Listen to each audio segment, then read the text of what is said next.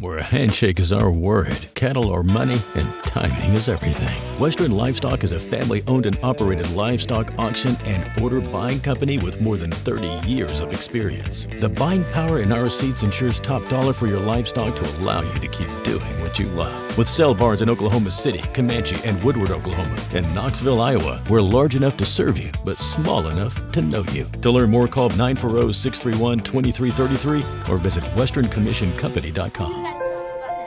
The innocence of youth. Is there anything any better? But soon they'll be in high school and facing all the same challenges you faced. How to make friends, how to fit in, how to be cool. We want our children to have everything they'll need to live fulfilling and productive lives.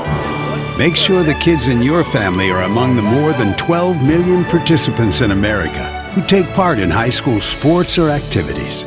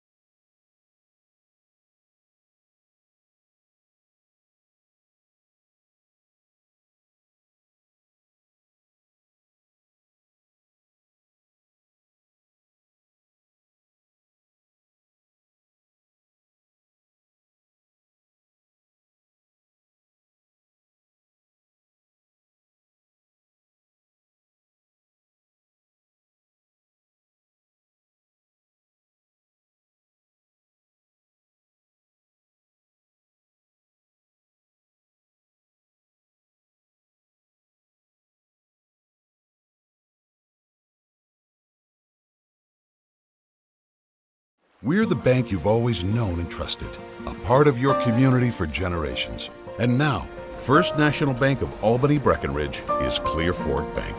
We're still privately owned and independent.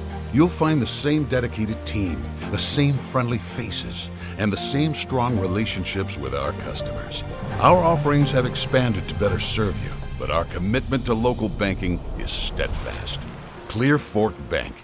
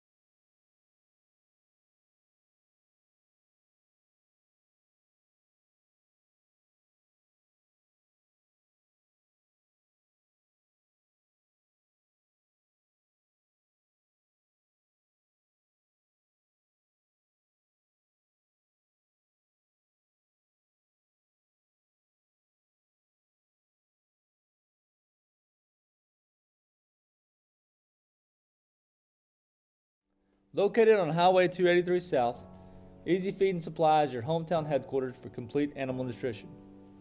We carry lawn and garden, hunting and fishing supplies, along with wildlife and pet feed. Let us load you up in our drive-through warehouse. Need something delivered? We can come to you with our blower buggy to fill your corn and protein feeders, along with delivery of sacked feed and round or square bales of hay. Not only does Easy Feed have all your farming and ranching supplies, it's now the proud home of Parsons Beef, where you can get your prime Wagyu and Angus beef straight from our Texas ranches. Easy Feed and Supply, proudly serving Albany since 2011.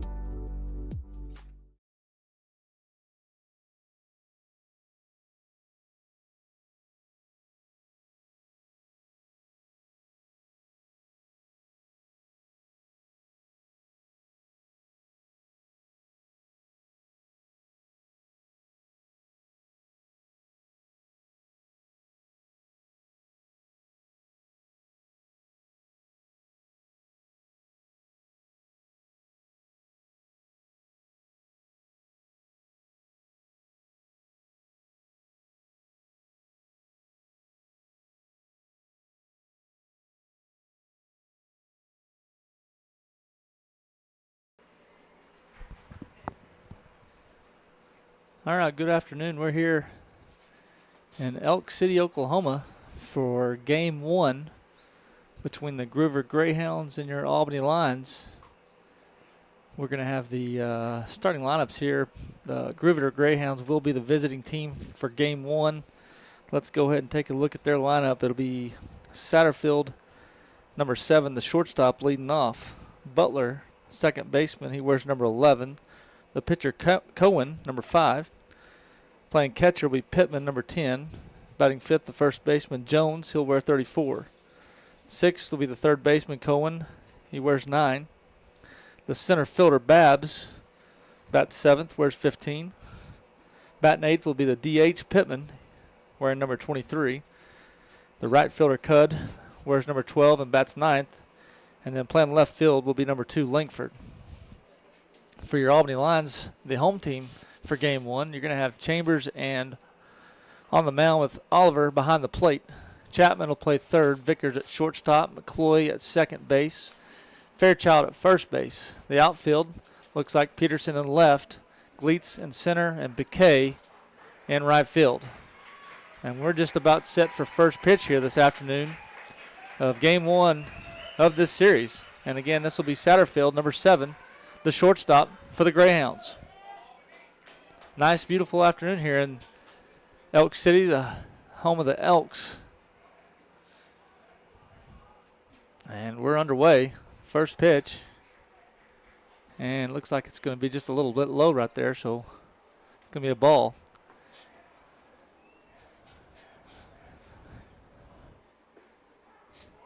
And called strike right there. 1-1 count here for Chambers. And the Lions coming off a 2-0 series win over the Wink Wildcats last week. Gruver was also swept Tahoka in their series. And that pitch is going to be flied away out to Gleitz, and the first out here this afternoon. And that'll bring up the second baseman, Butler.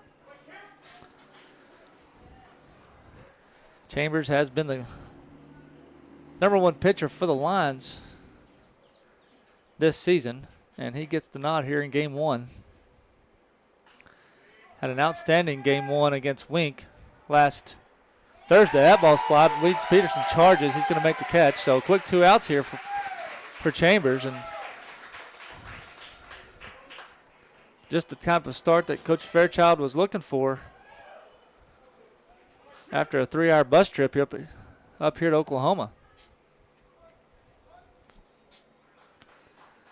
This is going to bring up Cohen, the pitcher for the Greyhounds. Swing and a miss, so strike 1 here to Cohen.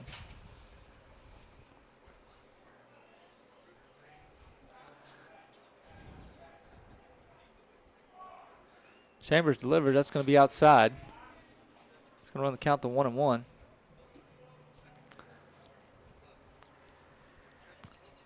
Again, Chambers was the winning pitcher of game 1 last week against Wink.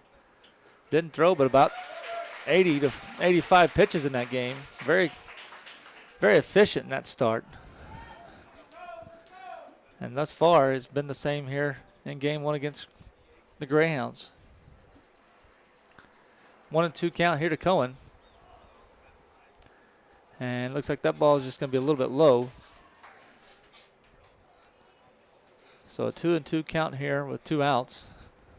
In the lines, wearing their traditional red top, white pants this afternoon.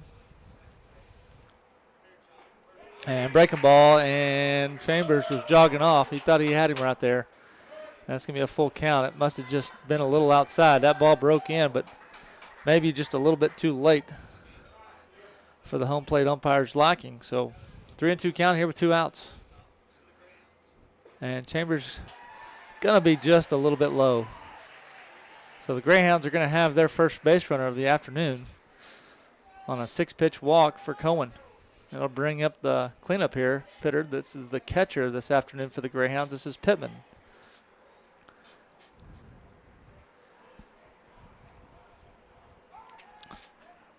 And Chambers is going to check the runner over there.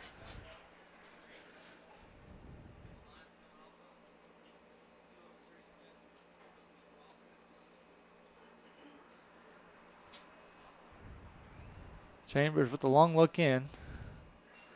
And that's going to be fouled away back to the backstop. So 0-1 here to Pittman.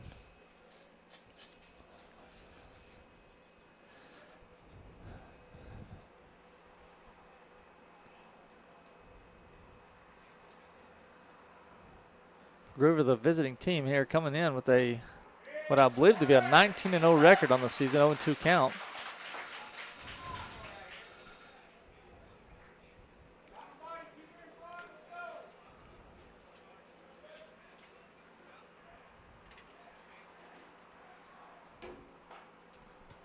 Chambers tries the corner right there and just missed. So 1-2 here to Pittman. 2 outs again, Cohen over at first base. Not getting too much of a lead with Chambers' left hand over there. That's easy pickoff right there. Chambers is going to get strike 3 call. So the Greyhounds are going to have no hits. They're going to get a walk. No runs. We're headed to the bottom of the first. Greyhound 0, Line 0. You're listening to Albany Line Baseball.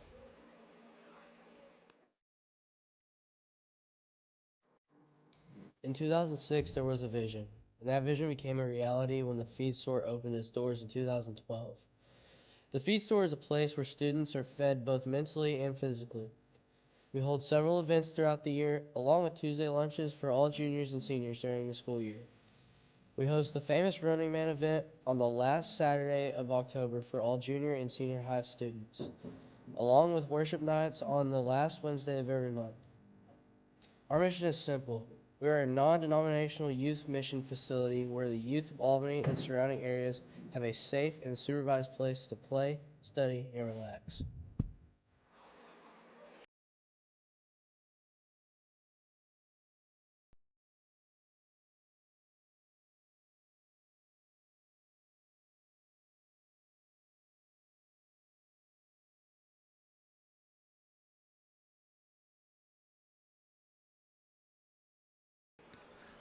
All right, we're back here from Elk City. And we're in the bottom of the first inning here. Let's take a look at the field for the Greyhounds. Again, the pitcher for game 1 will be Cohen. Catching will be Pittman. First base, Jones. Second base, Butler. The shortstop will be Satterfield. Third base, Cohen. Right field will be Cudd. Center field, Babs. And then left field will be Langford. Leading off for the Lions will be number 4, the shortstop, Aiden Vickers.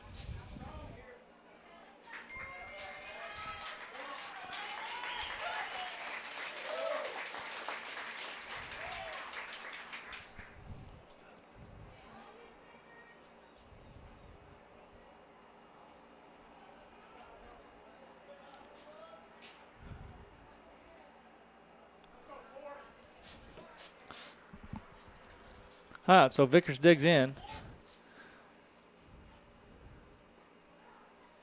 And going to get a called strike right there on the inside corner. Vickers, of course, freshman this year. He's come off a couple of good series. He's a very good contact hitter. Does a good job of putting the ball in play.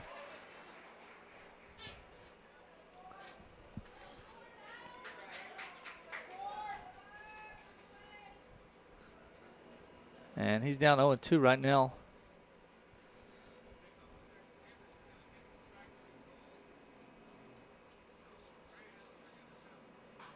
And that ball's hit over to the second baseman. It's going to pitch it over to the first baseman, and Vickers is going to be retired on a ground out. And that'll bring up the first baseman, number 1, Callum Fairchild.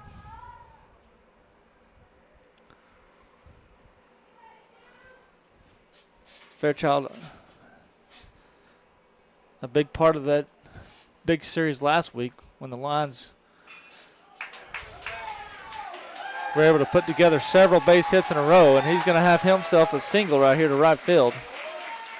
So one pitch, and he's over on the first base, and the Lions have their first hit and first base runner of the afternoon. And that's going to bring up the pitcher, number 12, Chambers. Of course, the Lions last week routed off 4 straight doubles en route to what would become a 5 or 6 run inning. Big difference in that game. First pitch to Chambers is going to be a called strike.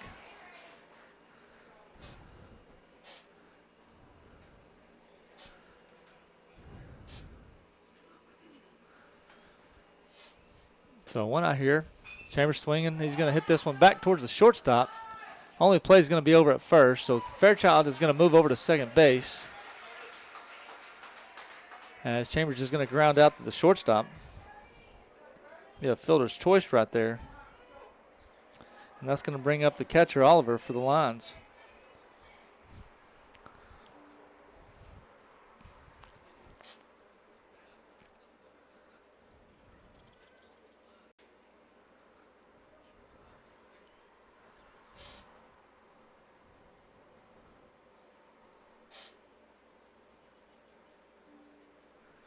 So Oliver stepping in. 2 outs here in the bottom of the first, and Cohen again delivers a first pitch strike. He's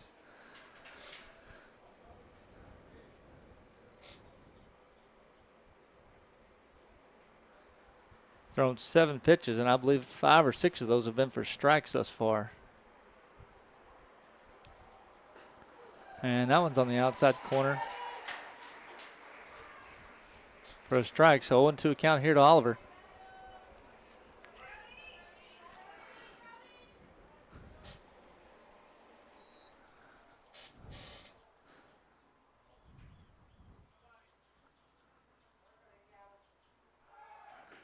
And that's going to be on the outside corner. Going down to throw down to third base, and Fairchild is going to steal third on an outside pitch that was called ball.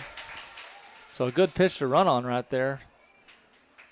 And Oliver right now just needs to put this one in play, and the Lions will have their first run of the afternoon.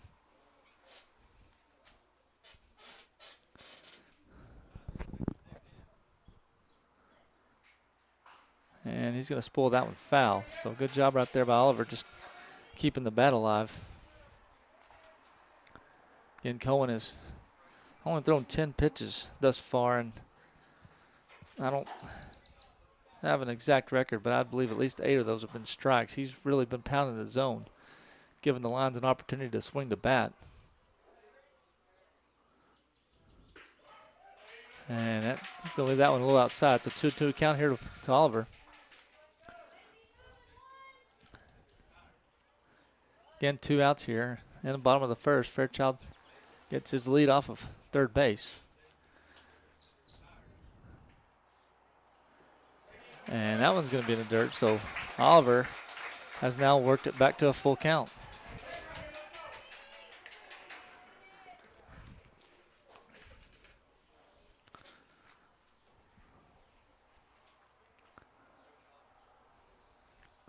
And that one's going to be inside. And Oliver's going to jog down to first base. Lions are going to have runners at the corner. That's going to bring up the third baseman, Clay Chapman.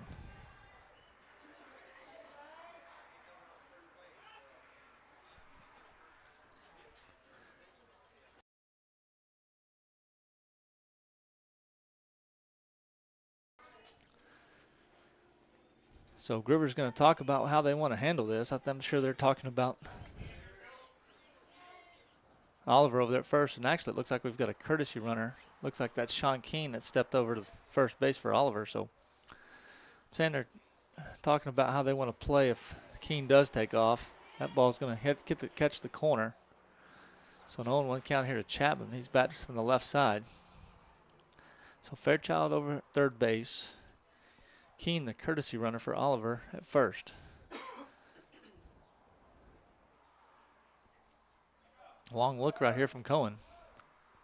And he's going to step back and reset.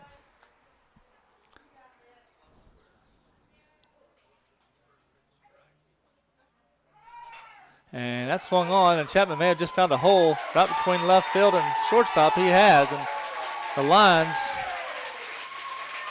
are going to have their first run of the afternoon. Clay Chapman's going to have an RBI single.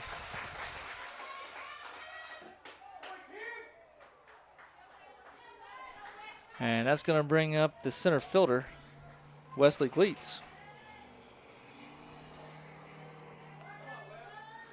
Sophomore stands in. Keene at second, Chapman over at first, and that ball's going to be a little outside for a ball.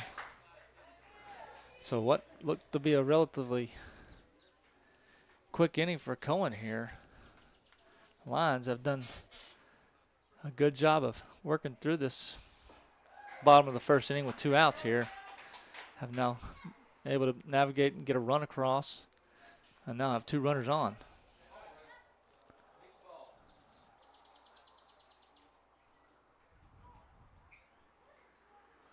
And Wesley's going to pull that one. That's up back behind us. So 1-2 count here for Gleets.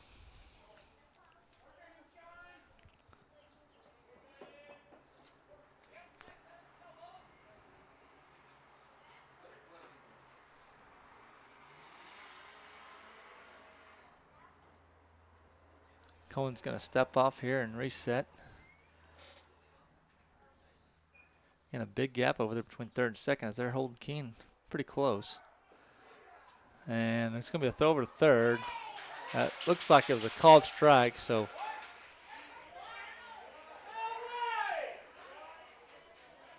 we're going to be headed to the top of the second. The Lions able to get 2 hits. They get a walk. They're going to get the first run of the afternoon. Lions lead 1-0. You're listening to Albany Lion Baseball on Albany Sports TX.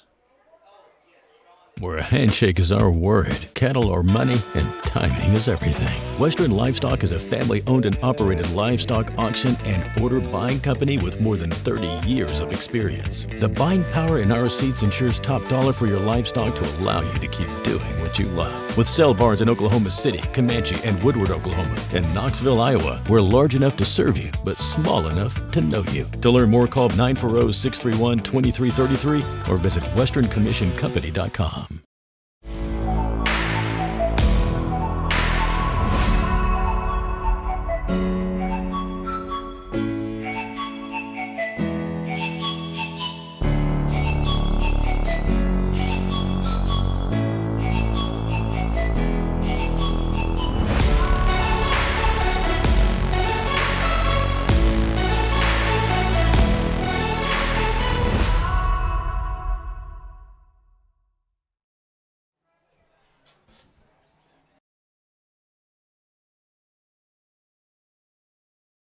All right, we're back here in the top of the second.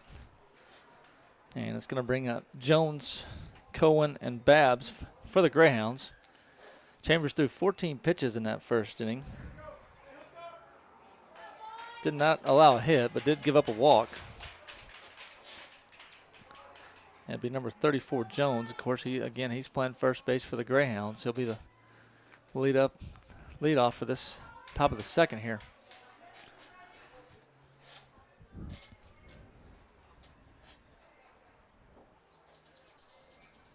Chambers working pretty quickly. That ball's going to be just a little outside. We're in the press box, but there doesn't seem to be much wind. Just a nice, pretty calm day here in Elk City. Swing and a miss right there. 1-1 count. Again, if you're tuning in today, it's probably because you weren't able to get here. Obviously, this is a series that was originally set up to be in Lubbock. And then due to the many events happening in Lubbock this weekend,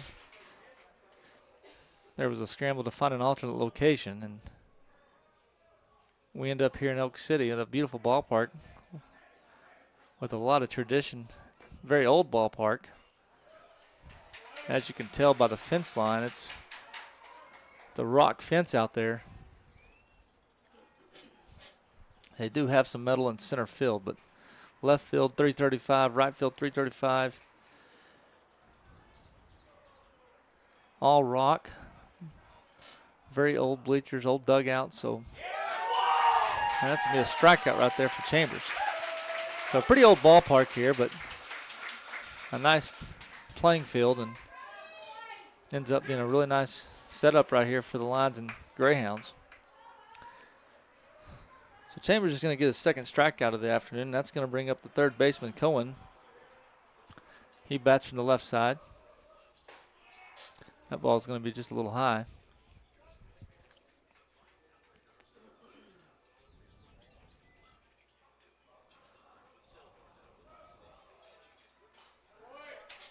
And that pitch is fouled away. Lions and Greyhounds, this is the third round.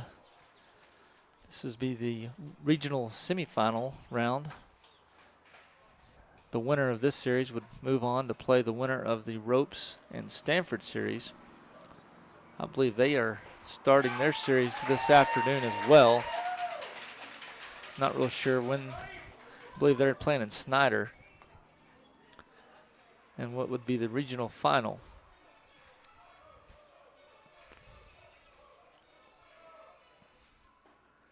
And that pitch is just going to be off the plate right there. So 2-2 count here for Chambers.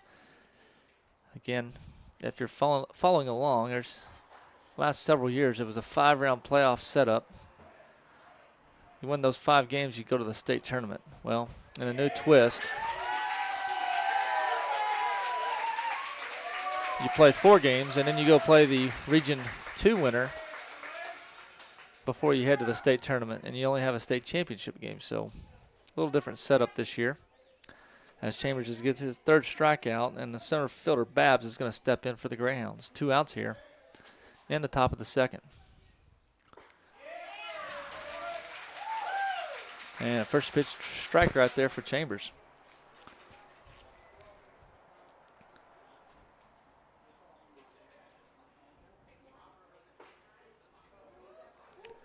And just a little bit low. We're a little bit high. Looked pretty good at the angle, but probably came in a little bit low right there. But 1-1 count. And swinging a miss right there. So 1-2 count here for Chambers. So he tries to work a quick inning right here.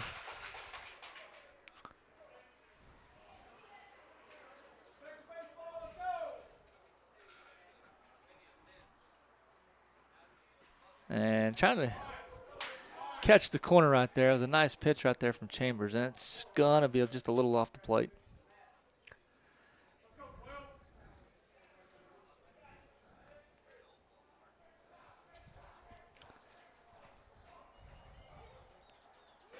And he's going to go to that breaking ball, and he does get the corner this time. So Chambers is going to strike out the side. We're headed to the bottom of the second. Your Lions leading 1-0. You're listening to Albany Lion Baseball on Albany Sports TX. We're the bank you've always known and trusted, a part of your community for generations. And now, First National Bank of Albany Breckenridge is Clear Fork Bank. We're still privately owned and independent. You'll find the same dedicated team, the same friendly faces, and the same strong relationships with our customers. Our offerings have expanded to better serve you, but our commitment to local banking is steadfast. Clear Fork Bank, serving Texans since 1883. What rhymes with great? Participate. Where does greatness start? Here, in the classroom. On the stage. In the pool. On the field. Where will your greatness take you? To better grades. To more friends. Yeah! Be great. Participate!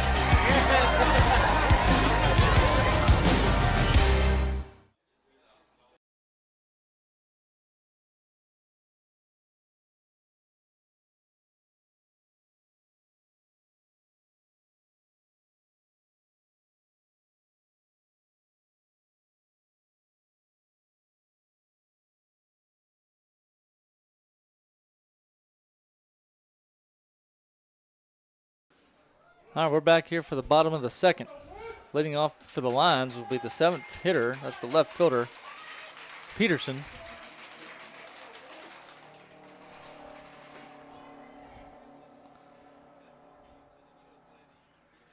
So Peterson going to step in. Cohen, of course, gave up the 1 run in the first inning. That ball's going to be thrown over. Peterson's going to be out at first base. So a good play right there by the shortstop.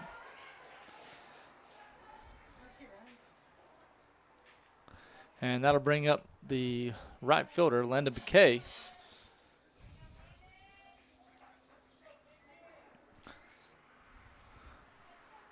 And just got a message in. It looks like Stanford is actually up 1-0. They started that series yesterday. I appreciate the information right there.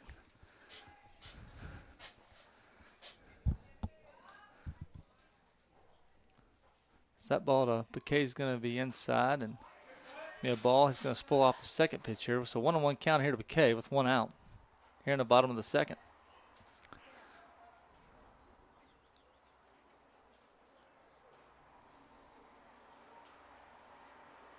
Pitch from Cohen, swing and a miss. So 1-2 count here to McKay.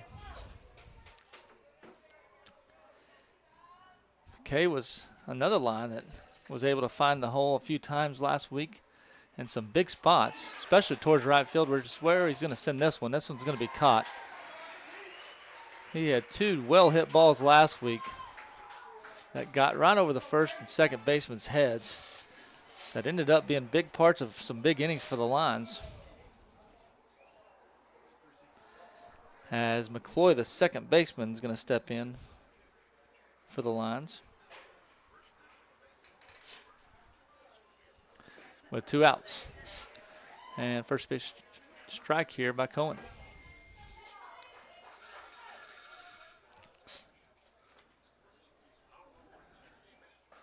And that ball is going to be a little bit high. So 1-1 count here to McCloy.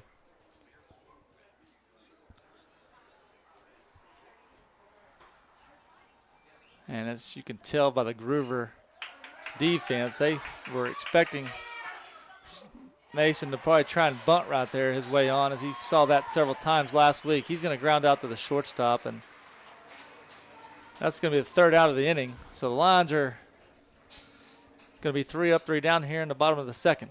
Lions lead 1-0. We're headed to the top of the 3rd. You're listening to Albany Line Baseball on Albany Sports TX. Located on Highway 283 South, Easy Feed and Supply is your hometown headquarters for complete animal nutrition. We carry lawn and garden, hunting and fishing supplies, along with wildlife and pet feed. Let us load you up in our drive-through warehouse. Need something delivered? We can come to you with our blower buggy to fill your corn and protein feeders, along with delivery of sacked feed and round or square bales of hay. Not only does Easy Feed have all your farming and ranching supplies, it's now the proud home of Parsons Beef, where you can get your prime Wagyu and Angus beef straight from our Texas ranches. Easy Feed and Supply, proudly serving Albany since 2011.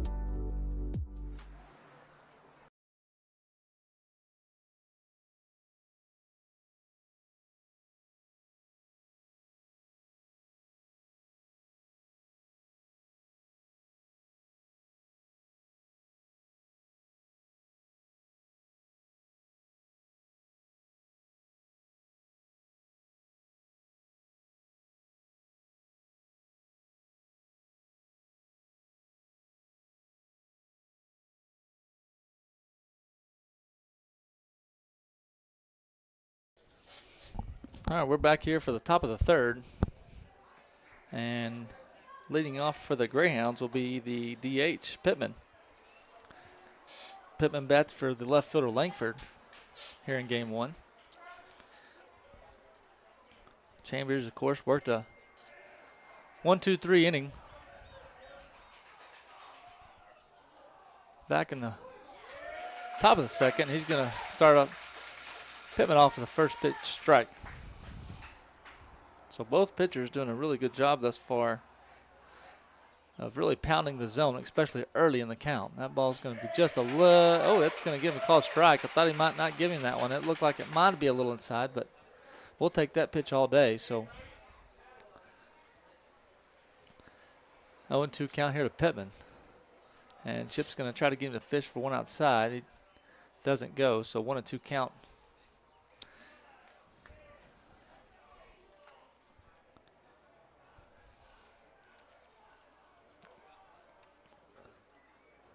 And a swinging strike right there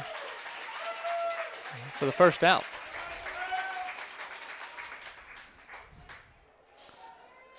And that'll bring up the right fielder, Cud, for the Greyhounds.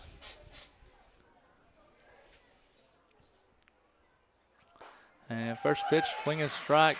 And again, Chip just doing a great job of working ahead. He's once again got an 0-1 count here to start the at-bat. Going to be a little off the plate there, 1-1.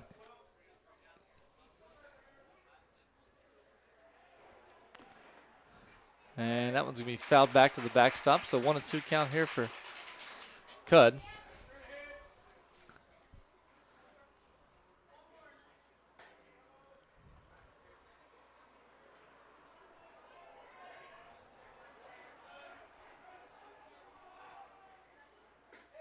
Chip trying the corner right there, just nearly got it.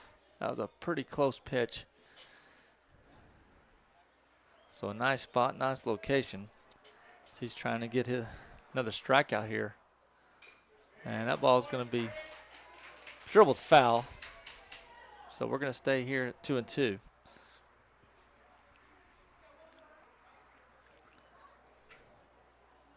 Chapman's going to jog over and relay a message to Chambers.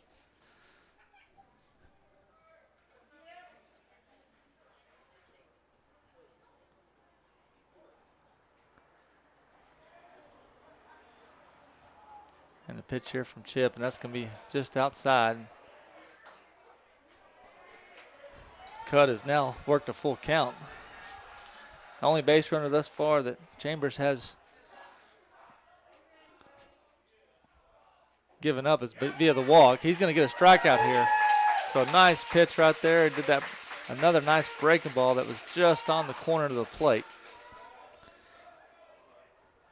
And that's going to bring up the leadoff hitter, Satterfield, who popped out back in the top of the first.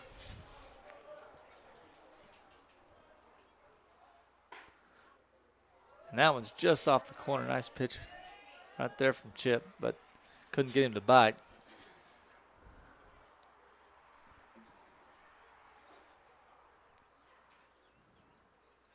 And swing and a miss right there. So 1-1 count here. And Satterfield, he very aggressive. The first two hitters for the Greyhounds came up swinging. I think Chip threw 4 pitches, got 2 outs back in the top of the first. So very aggressive approach right there by the Greyhounds to start the game. They've kind of backed off a little bit here towards the bottom of the top of the second and top of the third. 2-1 count.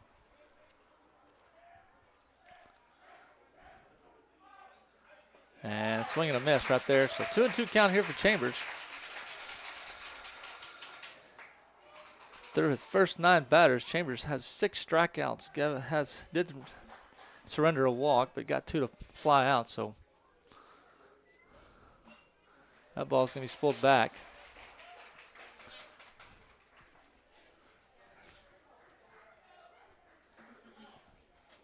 Looking at the scoreboard, looks like he's thrown right at 44 pitches through 2 2/3 here.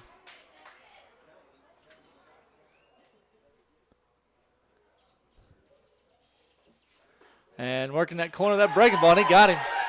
So another nice breaking ball from Chambers. He is going to strike out the side for the second consecutive inning. We're headed to the bottom of the third. You're listening to Albany Line Baseball on Albany Sports TX. Located on Highway 283 South, Easy Feed and Supply is your hometown headquarters for complete animal nutrition. We carry lawn and garden, hunting and fishing supplies, along with wildlife and pet feed. Let us load you up in our drive-through warehouse. Need something delivered? We can come to you with our blower buggy to fill your corn and protein feeders, along with delivery of sack feed and round or square bales of hay.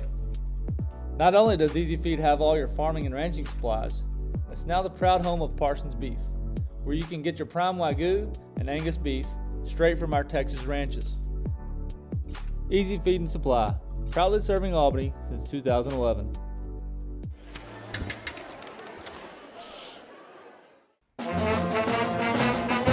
Hey, conductor, how about something new? You played this last year. Come on, get your head out of your sacks. Shh, we're trying to hear. Well, I'm sick and tired of hearing your kid play the wrong notes. Where's my kid solo? At least you can see your kid. Why is my kid stuck way in the back? The conductor only plays his favorites. My kid heard that solo! You see mine did? Yeah!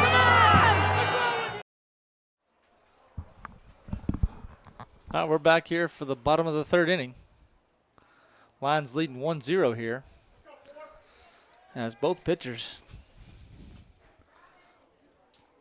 have been very efficient. The Lions had a pretty good first inning, sending 6 batters to the plate. Aiden just trying to work that one over the second baseman. Again, as we talked about his first at bat, he does a great job of putting the bat on the ball, and he tried to poke one over the second baseman's head, but second baseman did a great job of getting a quick read on that ball and was able to make the play. So quick out right here for the Lions is going to bring up Fairchild.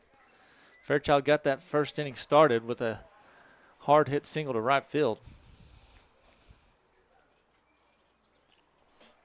Later, ended up still in second, still in third, and then scored on an RBI single from Chapman.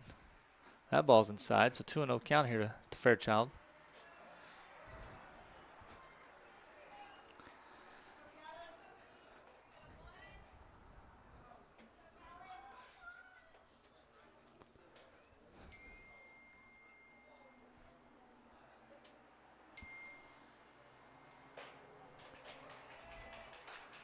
And that ball is going to be called a ball. So a 3-0 count here for Fairchild as he tries to reach base for the second time.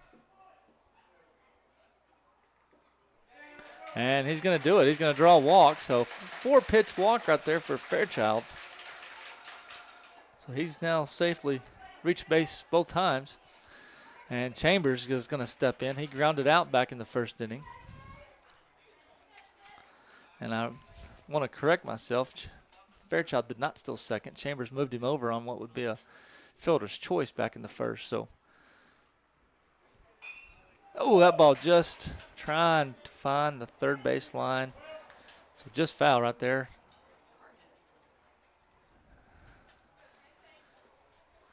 That ball, little bit outside the foul line, but man, if it could have found that line, Fairchild might have scored. They're going to throw over right there. Fairchild, check him back to the base here. So knowing he's got quite a bit of speed, they're going to try and keep him close to the bag because he will take off. He's done it again. Chambers is going to again trying to that third baseline. That's quite a bit further foul this time as Fairchild was off and running. So I don't know if that was a hit and run or if that was just a pitch that Chip liked, but Fairchild was off on the pitch there, so he'll go back over to first. So 0-2 count here to Chambers. Going to check him back over again.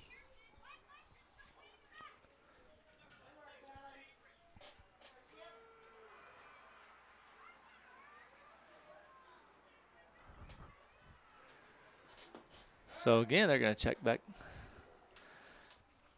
Definitely have a pretty good scouting report on Fairchild as he likes to run. That ball's going to be high and outside, so 1-2 count here for Chambers.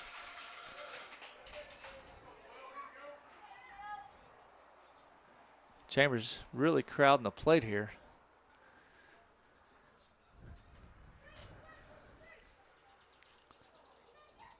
As Fairchild again is going to be, they're going to check him back over to first. He's definitely got the attention of the pitcher.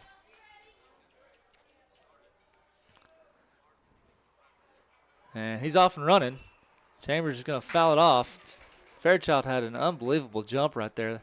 Pitcher hadn't even come to the plate whenever he was already off and running. So I don't know if he saw something, but he got a great jump over there. But unfortunately, ball was hit foul, and he's going to have to jog back over to first. So Fairchild again getting a good jump right there. That ball's inside. So 2-2 count here for Chip.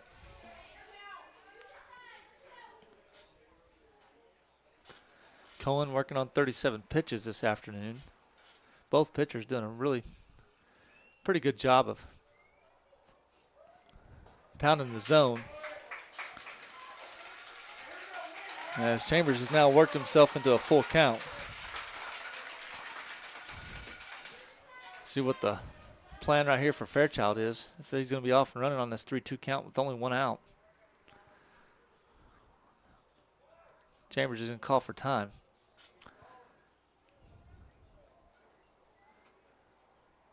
He's going to step back in. Again, here's one out here in the bottom of the third. Fairchild over at first. He's going to hold. Chambers is going to foul this one back over to the dugout area. And this might very well be the longest at bat that we've seen thus far from either side. Both, I mean, even though we've had a few walks, they've been 4-pitch walk from Fairchild. Oliver did have a pretty good walk at bat earlier. Saw several pitches. But this is going to qualify as the longest at bat thus far, as even if you throw in the fact he's thrown over to first base now 5 times. So Fairchild's going to stay. That ball's inside, and now we see the lines, 2 consecutive walks. So good at bat right there by Chip. And Fairchild's going to be at second. Chambers at first, and that's going to bring in the catcher, Oliver. Again, Oliver got down to 0-2 in his first plate appearance.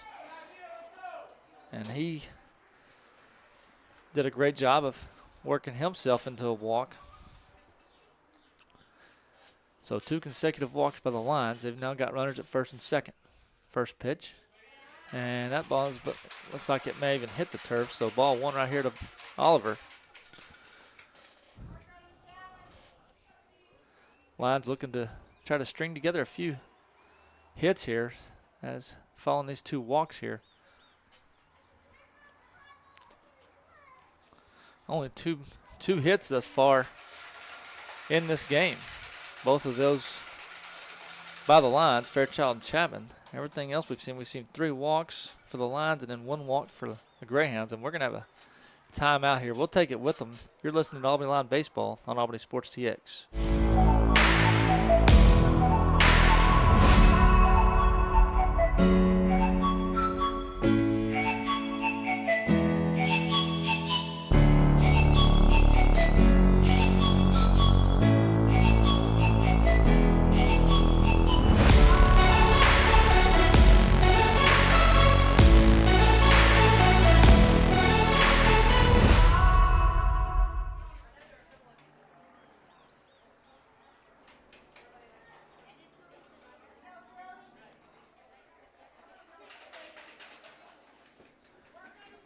All right, we're back here as Oliver steps in. 2-0 count here with 1 out. Of course, again, Fairchild at second.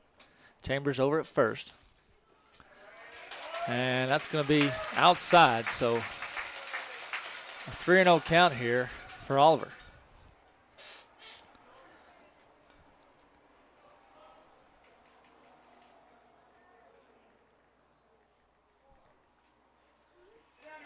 And Oliver's going to jog over to first. He's going to walk. So 3 consecutive walks right here for the Lions. And an inning that started off pretty quickly for the Greyhounds on a one-pitch out. The Lions have now 3 consecutive walks. Keene's going to jog out the first again. He'll courtesy run for Oliver. Chapman has driven in the only run this afternoon for the Lions, and he's going to step in with an opportunity to do more. And his first pitch, he's going to foul that one back to the backstop here. Chapman found a hole between shortstop and left field last time he was up at the plate with runners on the corner. And now he's got the bases loaded. That ball's going to be off the plate for a ball.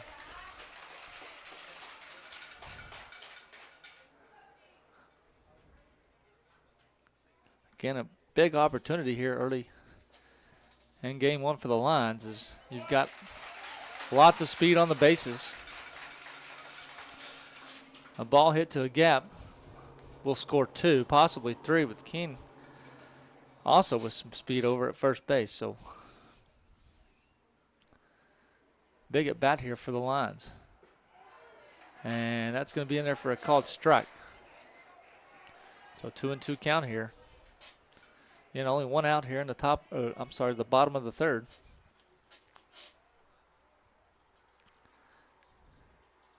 And that's going to be inside.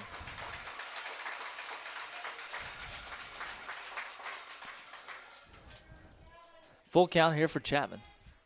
Fairchild gets his lead off third. Chambers off second. Keene off first. 3-2 count.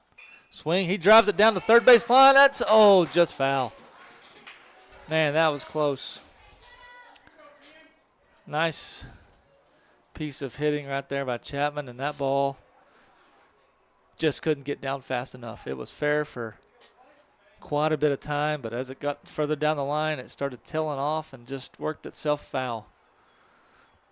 That's the kind of ball right there again that scores a minimum of 2 runs, possibly 3 with the way that was hit. That was going to get to the fence and probably to the far corner fence. So we'll do it again. 3-2 count here to Chapman.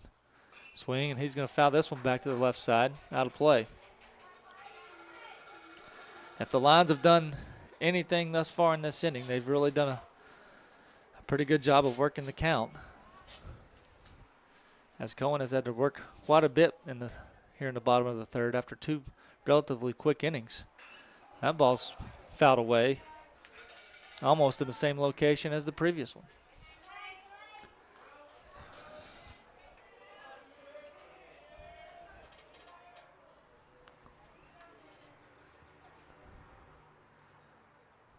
So full count here for Chapman.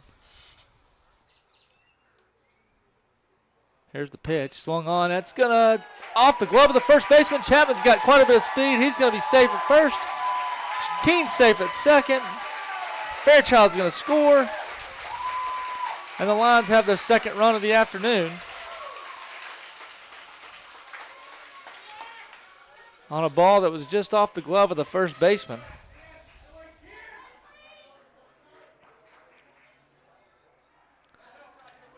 And Gleitz is going to step in.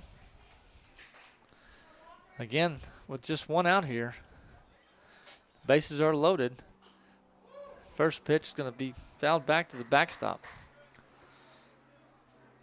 Gleitz 0 for 1 on the afternoon. Big opportunity. See if he can find a gap here for the Lions. And swinging a miss right there. So 0-2 count for Gleitz.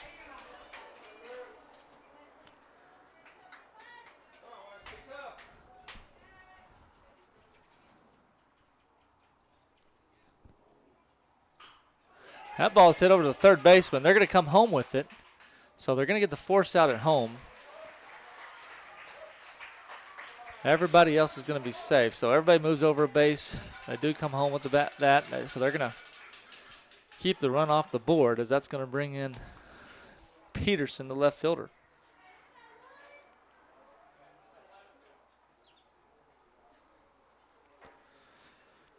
Peterson grounded out in the top of the second. And that ball is just going to find the corner for a first pitch strike. So Cohen trying to manage this inning. That's fouled back, so 0-2 count here for Peterson.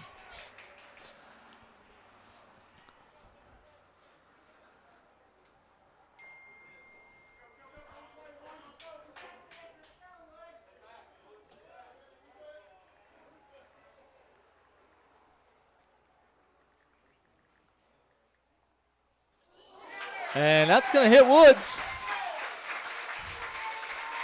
So the Lions are going to walk across a run right there.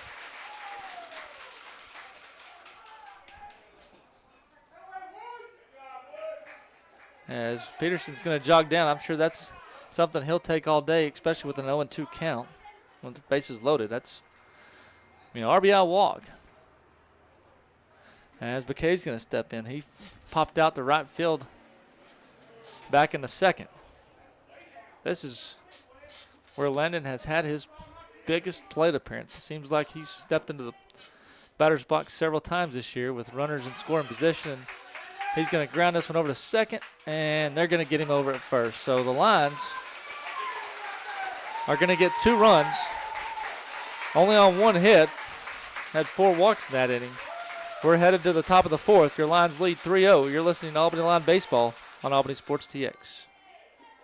Where a handshake is our word, cattle are money, and timing is everything. Western Livestock is a family-owned and operated livestock auction and order buying company with more than 30 years of experience. The buying power in our seats ensures top dollar for your livestock to allow you to keep doing what you love. With sale barns in Oklahoma City, Comanche, and Woodward, Oklahoma, and Knoxville, Iowa, we're large enough to serve you, but small enough to know you. To learn more, call 940-631-2333 or visit westerncommissioncompany.com.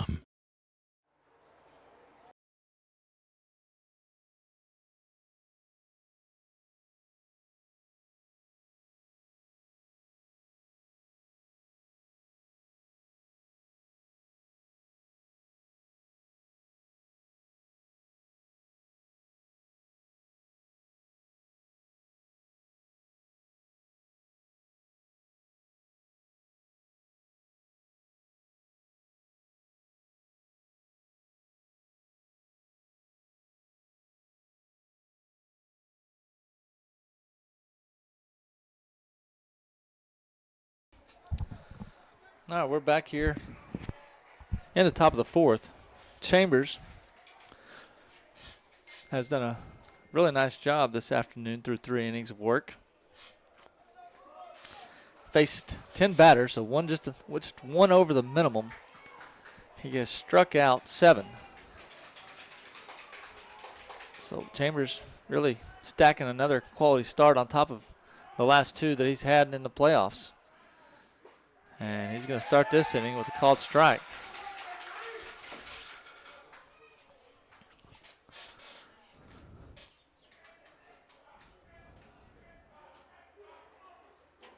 And swing and a miss right there, so 0-2 count here. As this is the second baseman, Butler. He popped out back in the first. He was, again, one of those, he's come out very aggressive back in the first. I think he was a first pitch pop out. That ball's going to be high.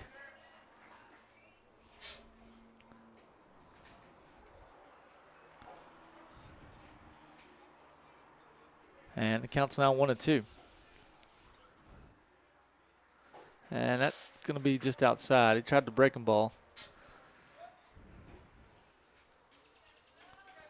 So 2-2 count here for Butler.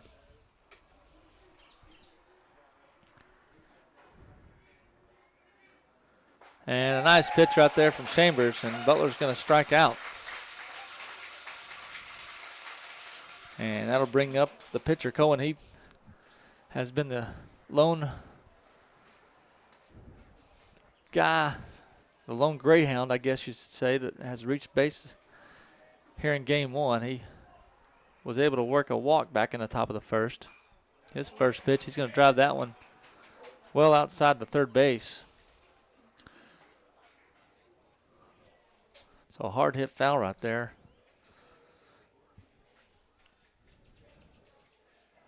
And an 0-1 count here for Chambers. And that ball had a lot of movement. That ball really looked like it was starting off in the middle of the plate and then worked its way out to the right. So pretty nasty pitch right there by Chambers. Unfortunately, it's going to be called a ball, but lots of movement. Tried to corner right there and just missed. 2-1 count here for Chambers. Comes back in on him out there, so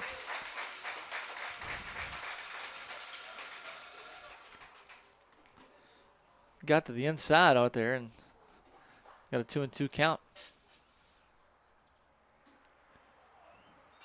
And that ball's going to be fouled back to the backstop.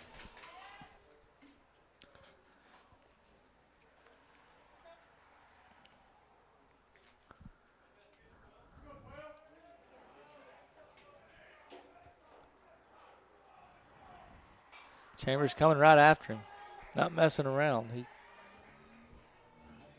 That ball's going to be fouled back maybe to the streets. Where come back, do it again, 2-2 count here with 1 out in the top of the 4th.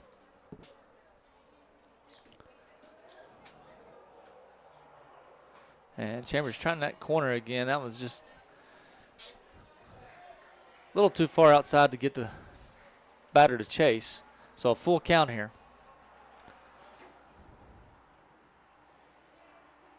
And that's going to be off the plate, and Cohen's going to have his second walk of the afternoon. Chambers, with that walk, he had struck out 8 in a row before that. So an impressive end to that streak. 8 strikeouts in a row by Chambers coming into that bat. As this is going to bring up the catcher, Pittman. Chambers is going to go back and pound the zone again, getting ahead 0-1.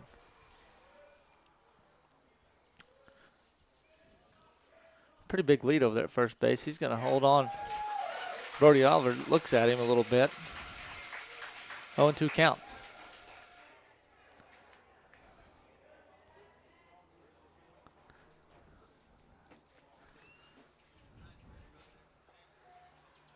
And that ball's high.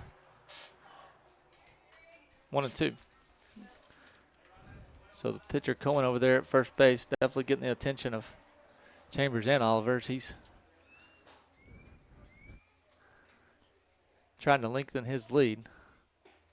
And that ball is just going to be just a bit outside.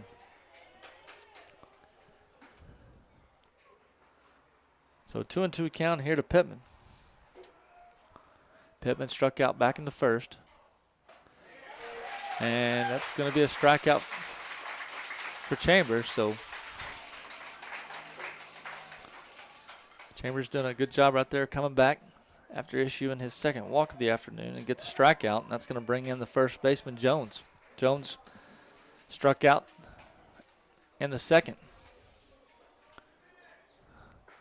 Chambers coming right after him right there. 0-1.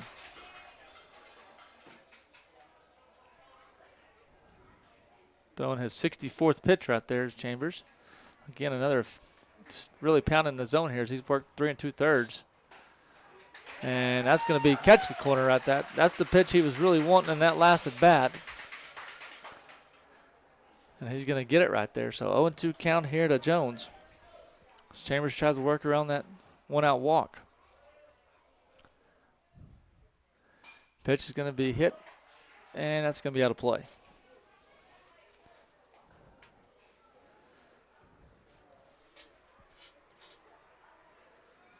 A pretty big foul area here compared to last week where you took 2 steps from the dugout and you were in the third base coaching box. Quite a bit more room here in Elk City. So fences are further off the line. This count's still 0-2 here to the first baseman, Jones. And that ball is going to be hit towards right field. I think McKay can get to this one, and just going to fall and hit the ground. as that ball stayed in play. But again, with all the room in foul territory, that was going to be a long run for Piquet. As that ball did stay in play, it got to the fence. That's quite the stretch for anyone.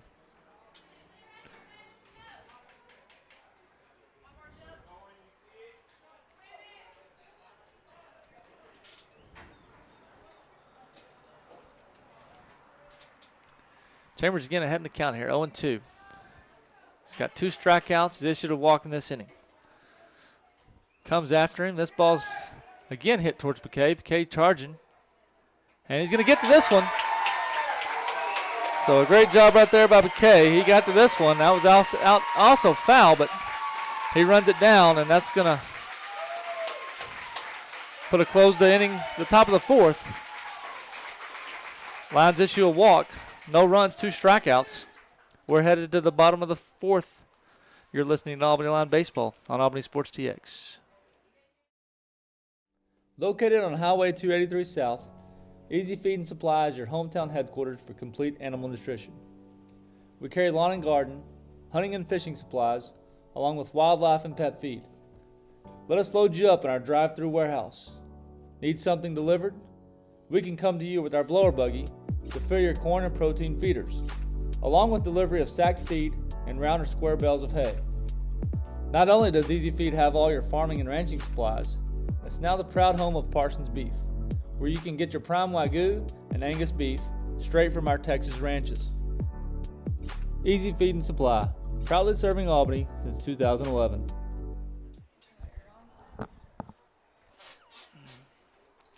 All right, we're back here for the bottom of the 4th. Before we get started here, just want to send a shout out to our tennis team. They wrapped up their season in San Antonio this morning. The Albany Line and Lady Line tennis team sent 2 mixed doubles teams to the state tournament. Jake and Abby Hell, they won their first round yesterday morning and then were knocked out in the round of 8 yesterday afternoon. The other mixed doubles team, Fairchild and Ivy, were able to get a win yesterday afternoon in what was a 2.5-hour, nearly 3-hour marathon, 3-set match, and came away with the victory. Battled back after losing the first set, and then they finished up their season this morning and came home with a 3rd place medal. So congratulations to both of those teams on a fantastic tennis season. McCloy's going to step in here to get us started here in the bottom of the 4th inning. He's going to send that pitch just foul. Yeah, McCloy, the 3rd baseman, plays well in. If they've seen anything on him, they know he likes to try to bunt his way on.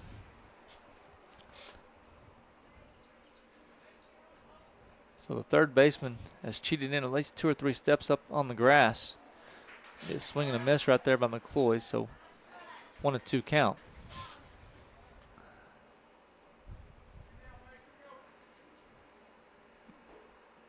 And that's going to hit McCloy in the back. One of those times where everybody in the stand says wear it. No one likes to wear it. Unfortunately, that got him right in the back, though, and he's going to jog over to first and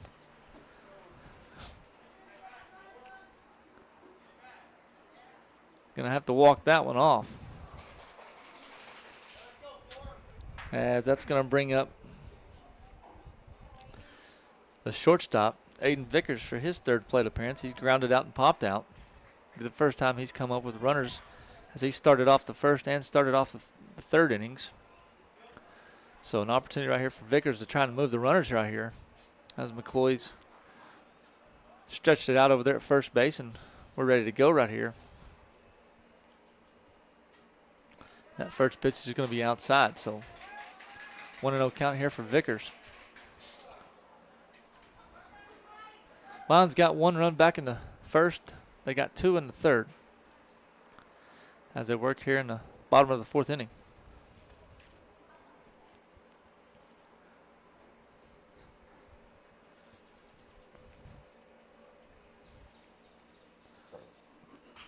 That's hit over to 3rd base. It's going to be off the bottom of his glove. It's going to get past him. And McCloy's going to be safe at second. Vickers is going to be safe at first. And that's going to bring up Fairchild. He has a single and a walk here in game one. He scored both times. He was our lone scorer. He's our lone run back in the first. He scored in the third. So he's been on base twice. He's scored twice. First pitch. He's going to send that one towards first base line. That's going to be, it's drifting foul. It's going to be foul. Right where you'd want to hit it with runners at first and second right there is that ball, unfortunately, was just telling foul the whole time.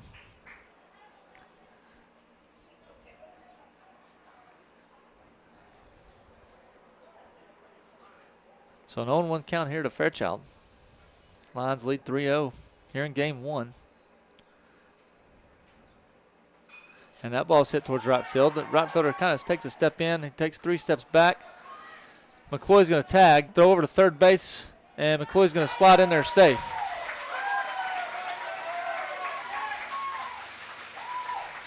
So Fairchild's going to pop out the right field, but he is going to move the runner over to third. And the Lions now have runners at first and third.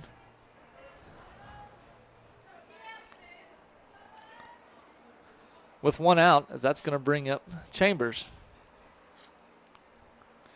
Chambers walked back in the third. He grounded out in the first. He's 0 for 1 on the afternoon. He also scored, as Peterson was hit by a pitch back in the third.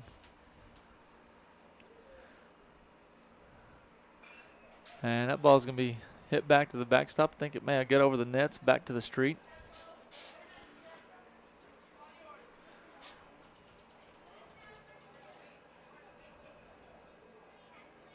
If you've never been to Ackley Park, you need to come visit. There's quite a bit of things that can go on here. There's a football field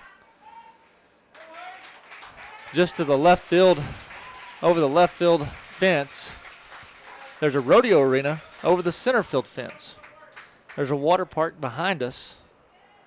And there's quite a bit of historic stuff on the other side of the road. So quite a bit of things to do here at Ackley Park in Oak City. Chambers 1-1 count here. And that's a breaking ball right there. That's maybe the first time I've really seen that pitch. Maybe it's the first time we've seen it coming at that speed, as that had a lot of break to it. Wasn't very fast, but it moved quite a bit. Vickers, who's now stole second, standing over at second. McCloy at third. Chambers is going to ground it over towards the second baseman. That's going to score at least 1 run. It gets by the second baseman. Fairchild's going to hold Vickers at third.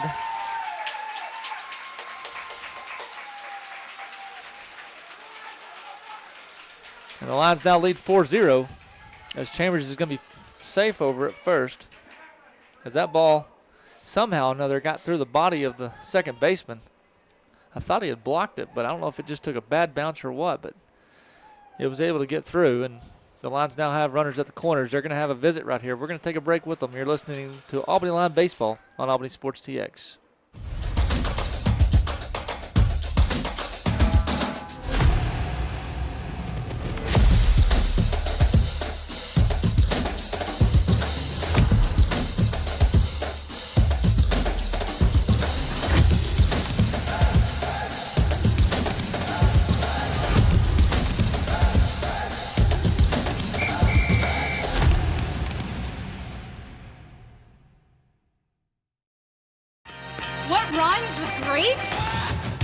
Participate. Where does greatness start? Here, in the classroom. On the stage. In the pool. On the field. Where will your greatness take you? To better grades. To more friends. Yeah! Be great. Participate!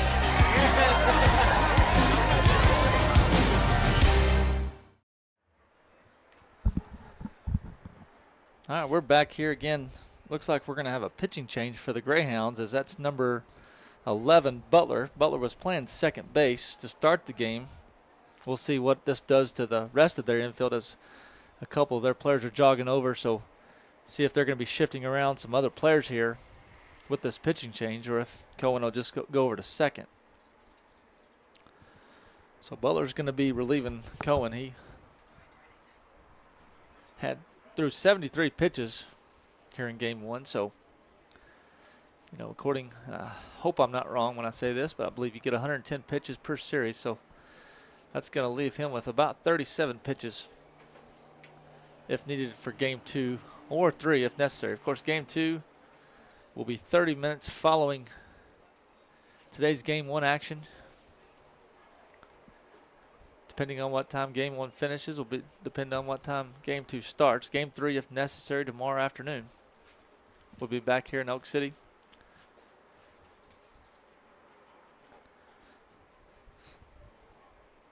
So the lines right now, having runners at the corners, Chambers will be at first, Vickers at third. As Oliver's going to be the hitter. Oliver's got 2 walks on the afternoon. So let's see what the lineup's going to look like here. It looks like there's going to be one change right there. Cohen's just going to go over to second. So not much shuffling here for the Greyhounds as Butler and Cohen just switch positions here. And Oliver's going to step in with the lines again, runners at the corners here with just 1 out.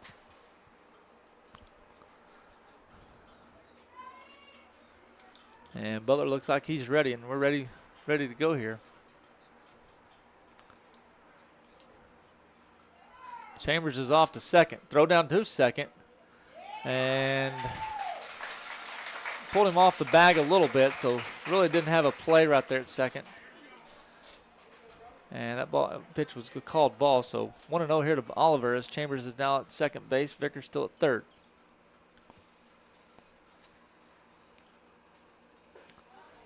And that's going to catch the top of the zone.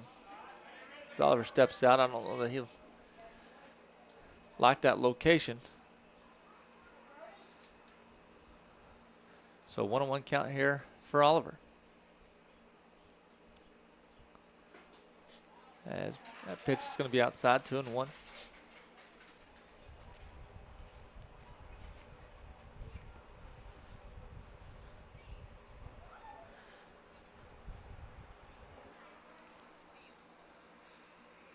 That pitch is going to be hit foul back behind the third base dugout, or first base dugout. Third time at the plate for Oliver. He's, again, 0 for 0. He's got 2 walks. He's been able to have 2 good at-bats for the Lions. That ball's going to be high, so 3-2 count again for Oliver. With an opportunity to walk for the 3rd consecutive time here. I'm sure he'd like to put the ball in play and score 2 runs, but we'll take the walk as well, and it's what we're going to get. Oliver's going to jog down to first base. Let's see if we have a courtesy runner here, as Keene has run both times for the Lions in place of Oliver. And it looks like we're going to do the same thing here as number 2, Sean Keene's going to jog out, take Oliver's place at first base. Chapman stepping in.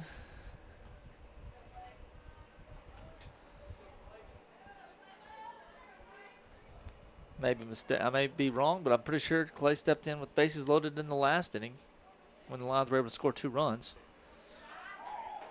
That pitch is going to be high. Chapman grounded out back into first. He walked and Chapman had an RBI single back into first and then had an RBI single in the third, so he's had 2 good at-bats for the Lions, driven in 2 runs. Swing and a miss right there.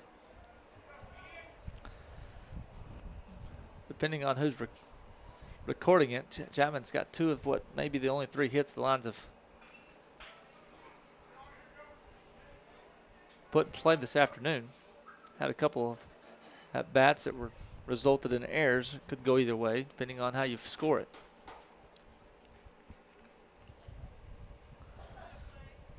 Clay looking for his third, maybe 4th RBI of the afternoon.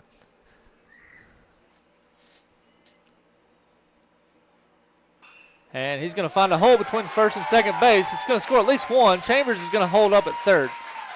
So another RBI single for Chapman. He is now 3 for 3 on the afternoon, with 3 RBI singles. And with just 1 out, Fairchild held up Chambers over there at third. And that's going to bring up Gleets. Gleets struck out in the first, had a fielder's choice in the third. He looks to square to bunt. That pitch is going to be high. Not seen Wesley bunt too many times, but may just be one of those that you show it, but never have any intentions to do it. But it has drawn in the third baseman. Let's see what they do here. The first baseman's also taking a few steps in. Suicide might be on here. He's going to square. He's going to bunt. Chambers is coming home. There's no play at the plate. There's no play at first base. The Lions are going to get an RBI single on a bunt by Wesley Gleets. Both the first baseman and pitcher charged the ball. Nobody covered first. The ball was well off the plate. They did not have a play at the plate for Chambers. Nobody covered first. The Lions now lead 6-0. And that's going to bring up Peterson. He was hit by a pitch. He's going to square around a bunt. That's going to be a bunt foul. Peterson, of course, back in the third on an 0-2 count with bases loaded, was hit by a pitch. So able to get him an RBI.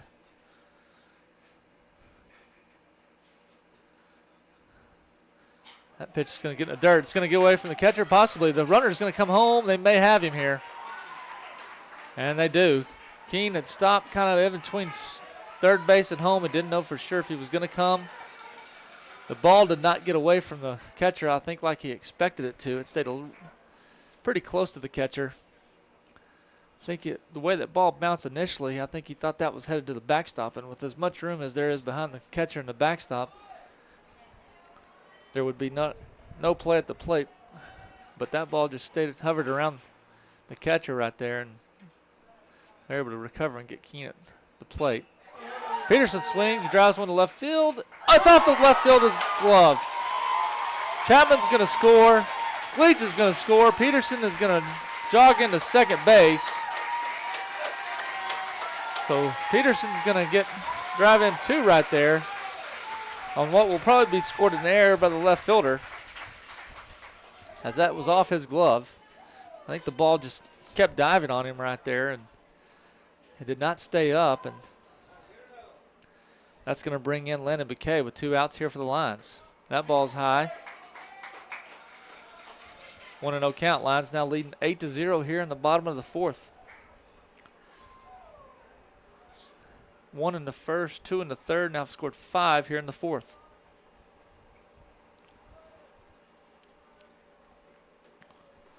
And that ball's in. Oh, going to get the corner right there. That's a pretty close pitch. Probably one of those that it's not a bad idea to look at when you don't have a strike against you. So 1-1 count here to McKay. He grounded out in his last plate appearance. Swing and a miss right there.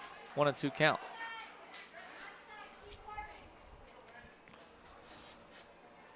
So McKay trying to find his first base hit of the afternoon, as he's 0 for 2.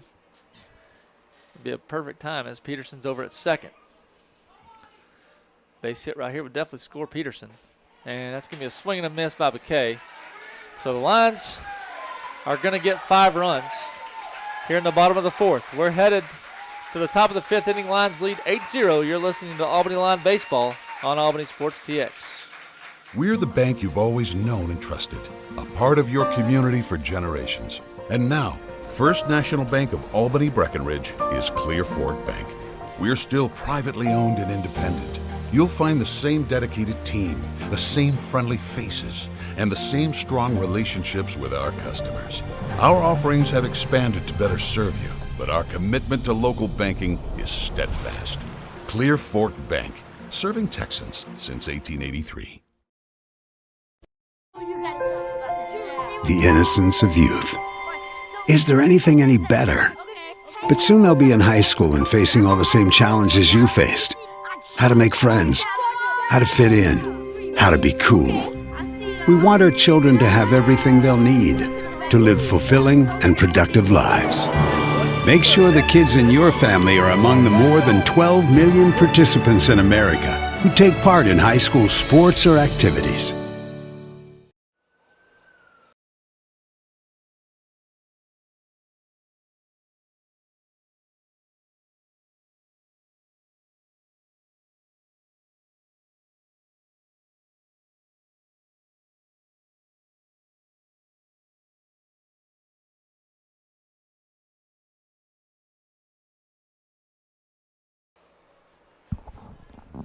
All right, we're back here in the bottom of the top of the fifth inning. Lions leading 8-0 again. Able to get 5 runs there in the bottom of the fourth. And for the Greyhounds, it's going to be the third baseman, Cohen. Cohen struck out back in the second. Chambers works quickly. That ball's grounded over to Vickers. Vickers with a strong throw over to first, and so we're going to have a 1 pitch, 1 out start here to the top of the fifth.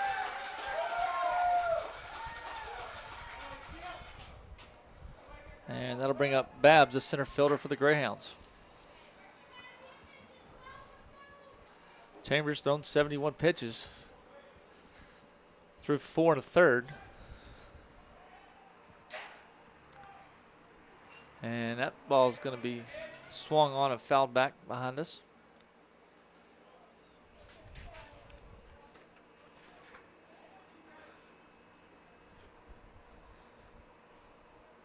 Chambers thus far has issued 2 walks. He's got 9 strikeouts. That ball's in the dirt for a ball, so 1-1 count for the Lions. For Chambers, he's again 9 strikeouts and had 2 walks. Thus far, he had 8 strikeouts in a row at one point. Done a very good job keeping the Greyhounds off the base. And even when he did have those 2 walks, he's done a good job of coming back and getting a strikeout to follow it. So 1-1 count here to Babs. And that ball's fouled away.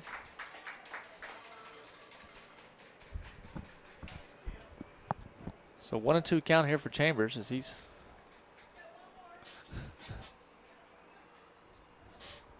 looking for his 10th strikeout on the afternoon. And that ball's just going to be a little bit low. 2-2 count. Again, a very nice afternoon here in Elk City. You really couldn't have asked for a better day.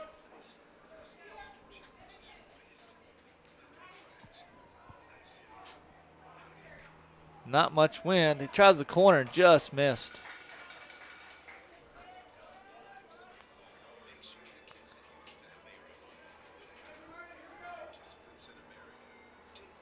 I think our crowd has kind of gotten a little bit fuller here as the game has gone on.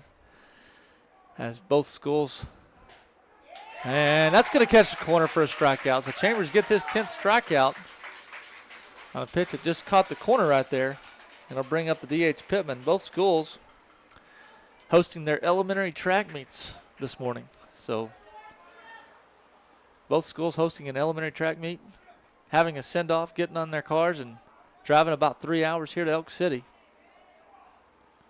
And swinging a miss right there. 0-1 count here for Chambers. He's got 2 outs here in the top half of the 5th inning. Coming right at him. Ball's going to be fouled back, out of play. 0-2.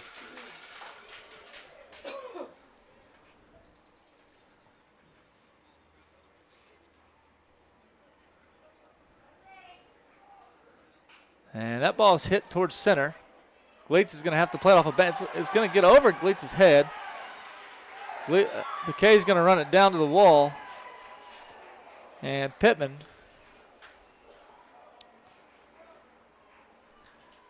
is going to stop at second right there. And that's going to be the first hit of the afternoon for Chambers that he has surrendered. So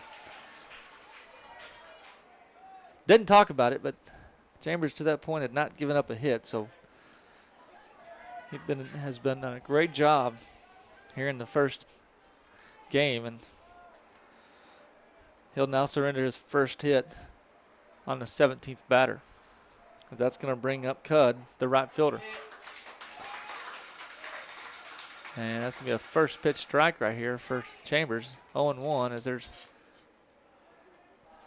the Greyhounds now have a runner at second base for the first time this afternoon. And breaking ball right there. Chambers coming right back, not letting the base runner bother him here.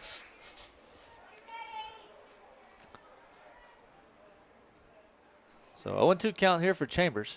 Coming right at him. That ball's just going to be just high.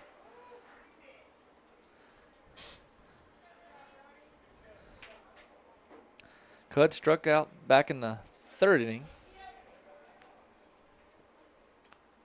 He's 0 for 1 on the afternoon. And breaking ball off to the side there. That's going to be off the plate, so 2-2 count.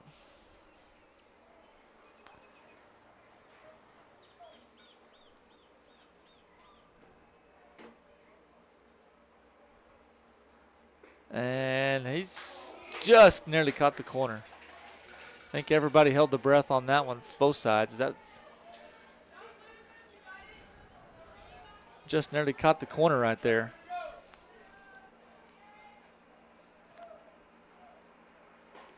And he's going to have his 11th strikeout on the afternoon. So Chambers doesn't let the double phase him.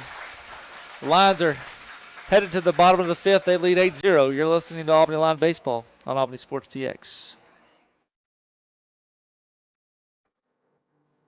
In 2006, there was a vision, and that vision became a reality when the feed store opened its doors in 2012. The feed store is a place where students are fed both mentally and physically. We hold several events throughout the year, along with Tuesday lunches for all juniors and seniors during the school year. We host the famous Running Man event on the last Saturday of October for all junior and senior high students, along with worship nights on the last Wednesday of every month. Our mission is simple. We are a non-denominational youth mission facility where the youth of Albany and surrounding areas have a safe and supervised place to play, study, and relax.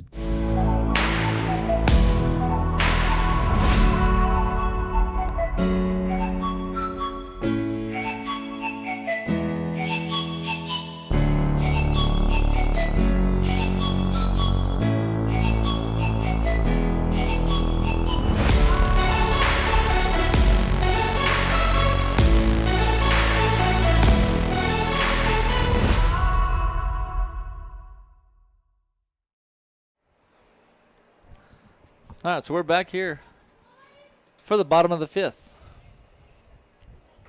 McCloy's going to step in. He actually he was the first batter back in the fourth. He was hit by a pitch right in the back, right on the number. He'll get us started here in the fifth. He grounded out in the second, so he's 0 for 1 with a walk. That pitch is going to be just high, so 1-0 count here to get him started. He's going to foul that one over the first base dugout. Lions will have McCloy, Vickers, and Fairchild.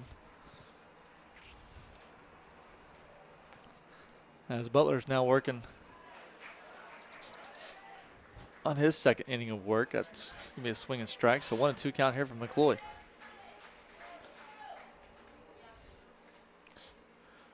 Butler came in relief in the last inning. That's a pretty nice breaking ball right there from Butler, and that froze McCloy. And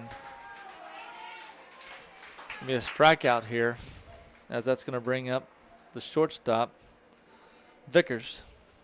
Vickers reached by air back in the fourth inning. He's also got a ground out and pop out. That's another nice breaking ball right there from Butler. He's starting to try to find the feel for that pitch. So 0-1 count here to Vickers. Comes back another with a breaking ball. That ball's skied to center field. Center field's going to settle under it.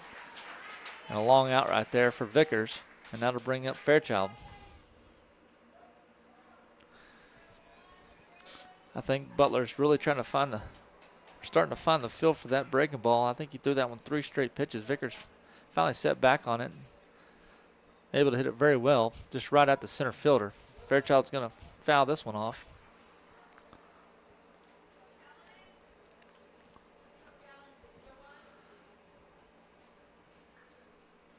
Again, if you're just tuning in, the Lions got 1 back in the first. They got 2 in the third, put up 5 in the fourth.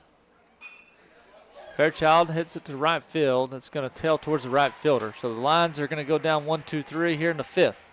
We're headed to the top of the sixth. Lions lead 8-0. You're listening to Albany Lion Baseball on Albany Sports TX. Where a handshake is our word, cattle are money, and timing is everything. Western Livestock is a family-owned and operated livestock auction and order buying company with more than 30 years of experience. The buying power in our seats ensures top dollar for your livestock to allow you to keep doing what you love. With sale barns in Oklahoma City, Comanche, and Woodward, Oklahoma, and Knoxville, Iowa, we're large enough to serve you, but small enough to know you. To learn more, call 940-631-2333 or visit westerncommissioncompany.com.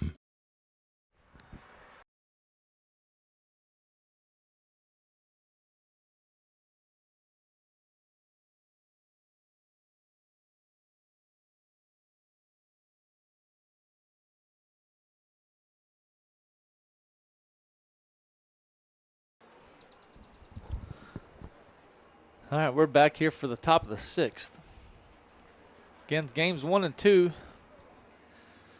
this afternoon here in Ackley Park in Elk City. Game 2 will be 30 minutes following the conclusion of Game 1. Game 3, if necessary, is tomorrow afternoon.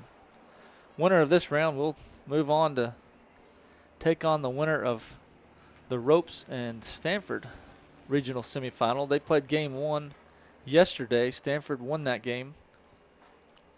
They are playing games 2 and 3 starting tomorrow at 11 a.m. They're in Snyder, back in Texas. So, won't officially know who the team will be till tomorrow.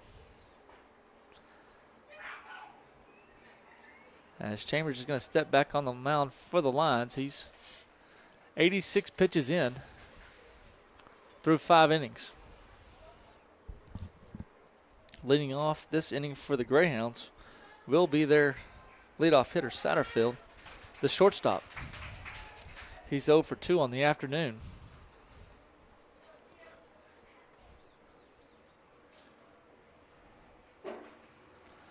First pitch is going to be fouled back over to the on-deck circle. Nice play right there by Butler. Barehanded that one. So 0-1 count here to get the 6th going. Second pitch grounded over to Chapman. Takes one step to his right. Throws over to Fairchild. He got him. Nice play right there by Clay Chapman.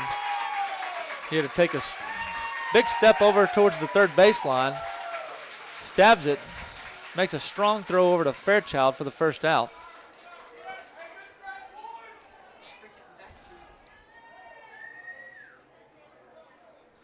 And that'll bring up Butler. He's 0 for 2 on the afternoon.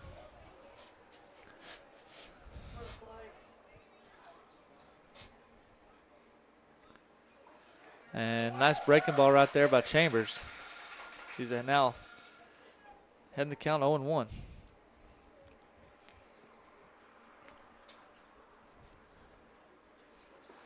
And a swinging strike right there. 0-2 to Butler.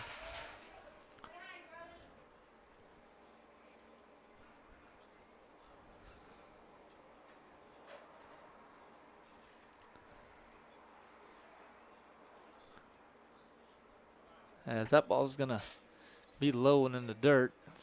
So 1-2 count here. Chambers 11 strikeouts so far through 5 1/3.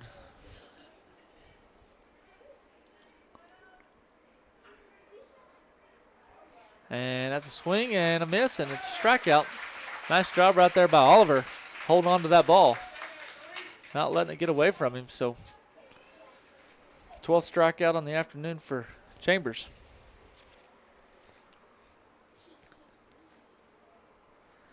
And that's going to bring up Cohen.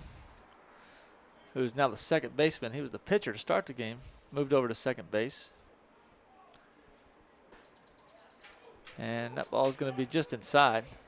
Nice location right there from Chambers. Cohen's got 2 walks on the afternoon. They've had 3 base runners. He's had 2. He's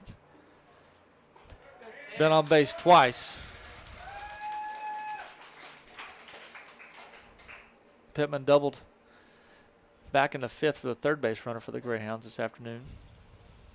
And that's going to be off the plate. So 2-1 count here for Chambers. 2 outs here in the top of the 6th.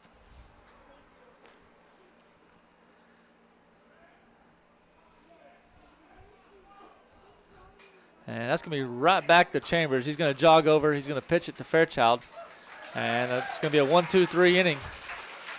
We're headed to the bottom of the 6th. Lions lead 8-0. You're listening to Albany Line Baseball on Albany Sports TX. Located on Highway 283 South, Easy Feed and Supply is your hometown headquarters for complete animal nutrition.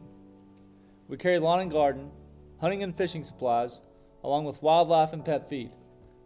Let us load you up in our drive-through warehouse. Need something delivered? We can come to you with our blower buggy to fill your corn and protein feeders, along with delivery of sacked feed and round or square bales of hay. Not only does Easy Feed have all your farming and ranching supplies, it's now the proud home of Parsons Beef, where you can get your prime Wagyu and Angus beef straight from our Texas ranches. Easy Feed and Supply, proudly serving Albany since 2011.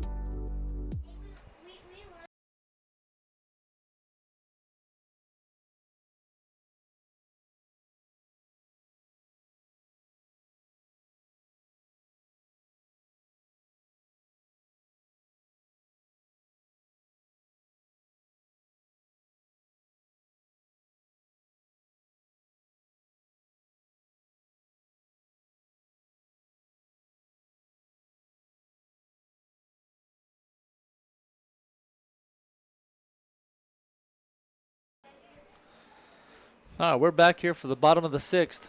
It's going to be Chambers, Oliver, and Chapman for the Lions, as Butler has headed back out to the mound for the Greyhounds.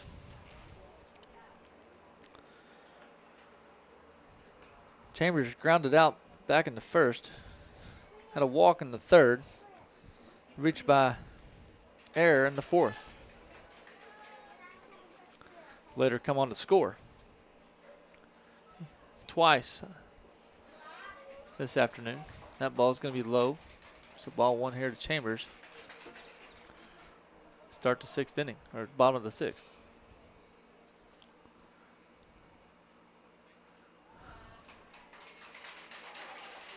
So 2-0 count here to Chambers. Butler really found control of his breaking ball in the last inning and used it quite a bit. We'll see if he goes back to it, as he's kind of stayed off the corner to Chambers here. So 3-0 to Chambers. Looks like he's just going to stare this one down, and he's going to have a 4-pitch walk here. He'll jog down to first base. And that'll bring up the catcher, Brody Oliver.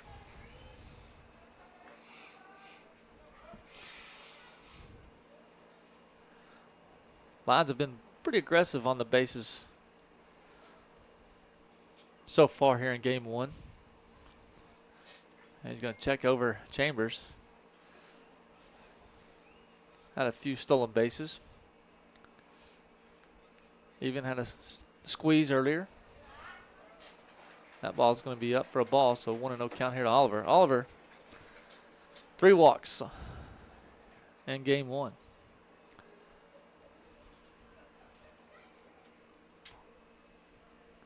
That ball's hit back to the pitcher.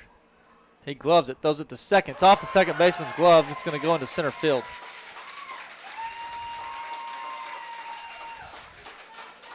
When he caught the ball, he was ready to throw, and there was nobody at second yet, so he kind of had to double pump.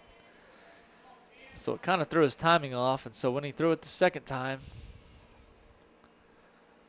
ball settled on him a little bit, and it was off the second baseman's glove, and Chambers is going to be safe over at second, and that's going to bring up Chapman.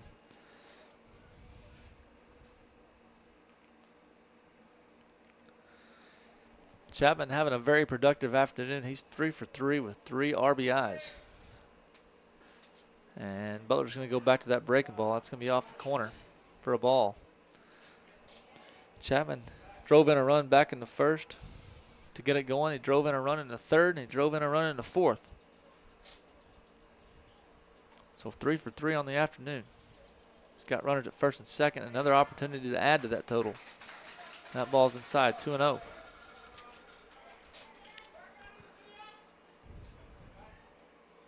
And it looks like, yep. So Keene has also stepped back in for Oliver over at first, as Chambers gets a big lead off second.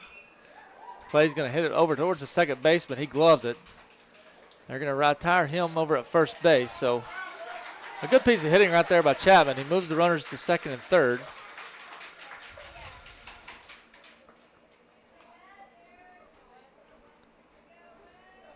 And that's going to bring up Gleitz. Gleitz, of course, he had a nice bunt back in the, back in the fourth, down the first baseline. Ended up reaching, plus he got the RBI. And that's a nice pitch right there from Butler, just on the corner for a strike. So 0-1 count here to Gleitz. Another opportunity right here, see if they try to get a tack on, scratch across another run right here, if they're going to let him swing the bat. He is going to swing. That ball's fouled back, so 0-2 count to Gleitz. Again, Keene at second, Chambers over at third.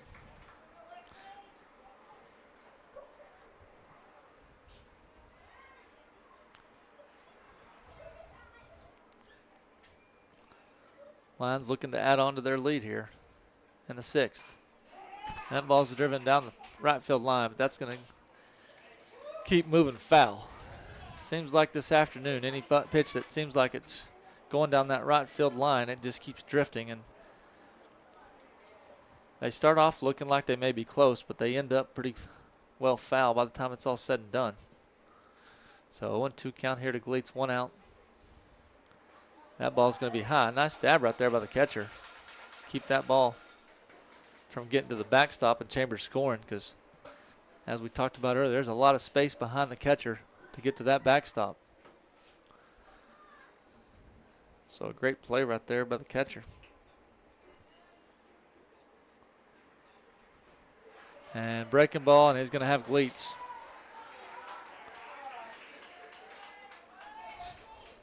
So that's going to bring up Peterson. Peterson grounded out in the second.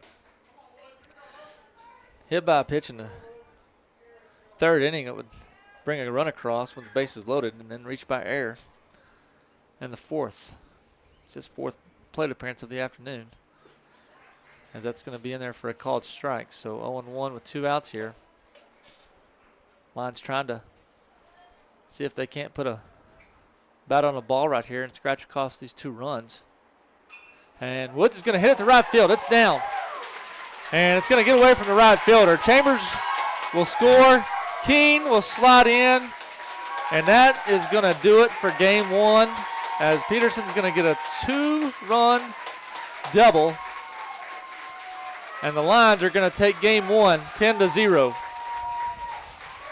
Nice piece of hitting right there by Woods Peterson, as that ball just did a great job of getting the bat on the ball, and it found a big hole right there beyond the first baseman. And the Lions are going to take this game 1 10-0. I don't have the official start time, but right now on my clock it's 5:37. I would predict that we're going to start game 2 around 6:05, 6:10. We're going to stay live. We'll be back for game 2. Thank you for tuning in to game 1. This has been a broadcast of Albany Line Baseball on Albany Sports TX. Located on Highway 283 South, Easy Feed and Supply is your hometown headquarters for complete animal nutrition. We carry lawn and garden, hunting and fishing supplies, along with wildlife and pet feed. Let us load you up in our drive-through warehouse. Need something delivered? We can come to you with our blower buggy to fill your corn and protein feeders, along with delivery of sacked feed and round or square bales of hay. Not only does Easy Feed have all your farming and ranching supplies, a It's now the proud home of Parsons Beef, where you can get your prime Wagyu and Angus beef straight from our Texas ranches. Easy Feed and Supply, proudly serving Albany since 2011.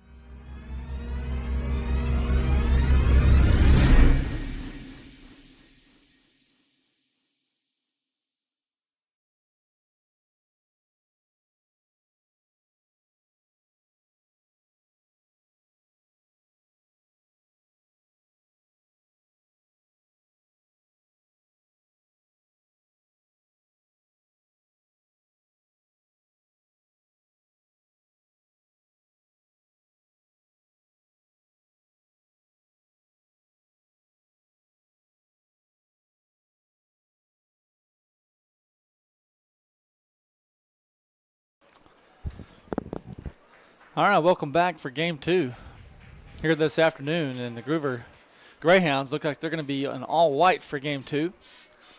They'll be the home team, and we'll try to get the battery to you as soon as possible. Looks like it's going to be number 7, I believe. That was Satterfield. He played shortstop back in game 1, so he's going to take over the pitching duties. Does not look like Pittman behind the plate. We'll try to get that number as well.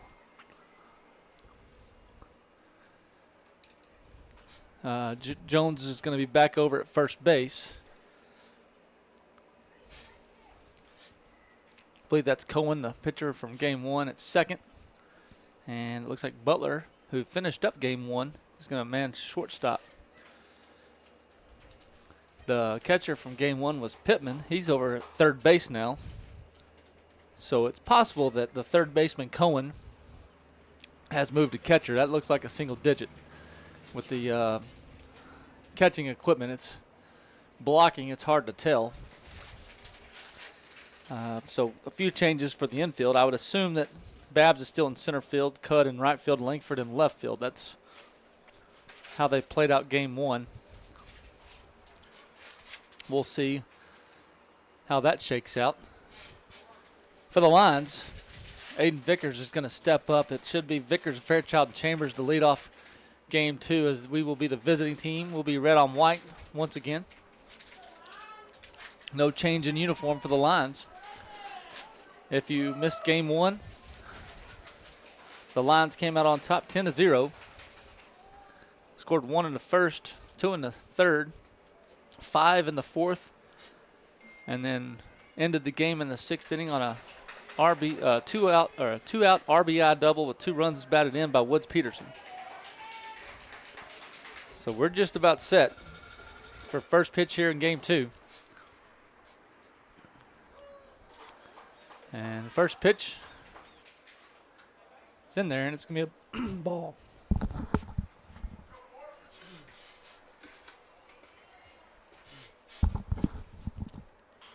And Aiden swinging. That's going to be outside of play, so 1-1 count here to get game 2 started.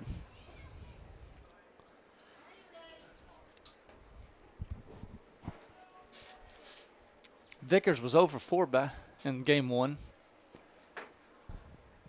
He did reach by air one time, popped out twice, and grounded out.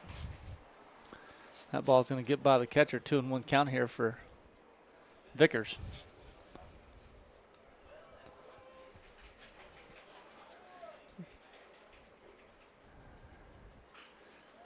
Shade's starting to get closer to the playing field. As you can see, as the day moves on, the sun's going down and starting to hide behind the bleachers here.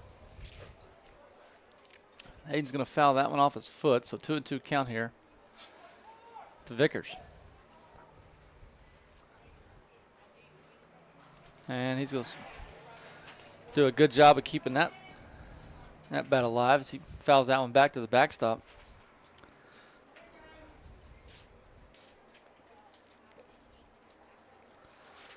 Lions got a great outing in game 1 from Chip Chambers. He pitched 7 innings, 1 hit, 12 strikeouts, 2 walks.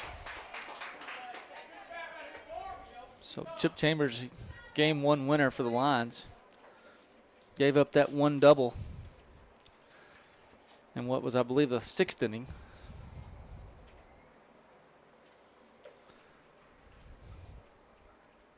Actually, the 5th inning, sorry. And Vickers is going to hit that one to right field. That's going to get down, so Vickers getting the game started off just like the Lions finished it off. Game 1 with a nice piece of hitting and drives it into right field. And you can see that sun is really difficult for the right fielder. He's got his hat in his hand trying to block the sun. So any ball hit to the right field right now is going to be a difficult play for the right fielder. Sun's just in a tough spot right now to get game 2 started. Fairchild steps in. Fairchild was 1 for 3 in game 1. Drew a walk.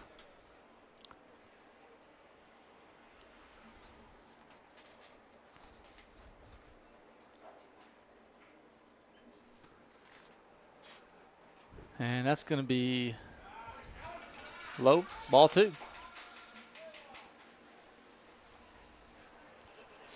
It looked low, but I think I heard somebody in the crowd say strike, so I thought he was waiting for him to signal that. But so 2-0 count here for Fairchild. And he's going to swing. He hits this one to right field. Right fielder's going to drift back. He's going to make the catch. Relay it in. Vickers will head back to first.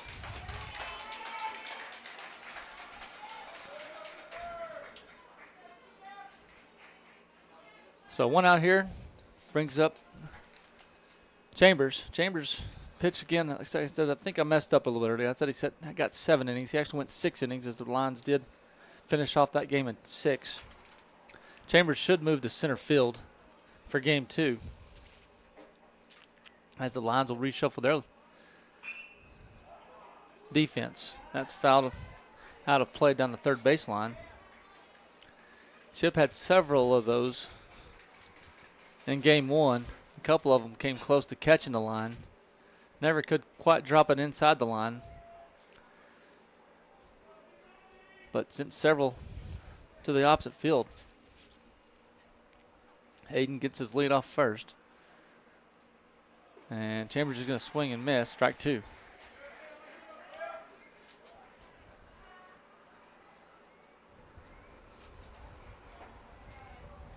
So 0-2 count here to Chambers. Again, Vickers over at first. He led off this inning with a single.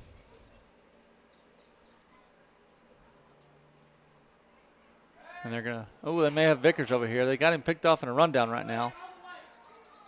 And looks like they're going to get him. So Vickers is going to be picked off first. And now the Lions now have 2 outs with 0-2 count to Chambers.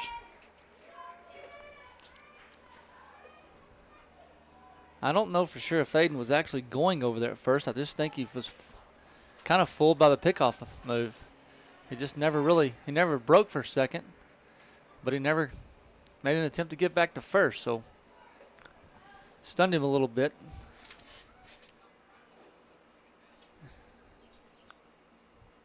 And they're going to have 2 outs now. And Chambers is going to hit it over to shortstop. Shortstop's going to get a glove on it, but that's well into the grass, and that was a really nice play by the shortstop, but with as much speed as Chip has, it was going to be a tough play either way. We're going to rule that a single for Chip, so Chip does a good job of going the opposite way, and he's going to be standing over there at first base with Oliver. Oliver was 0 for 1 in game 1 with 3 walks. First pitch, swinging, fouled out and back.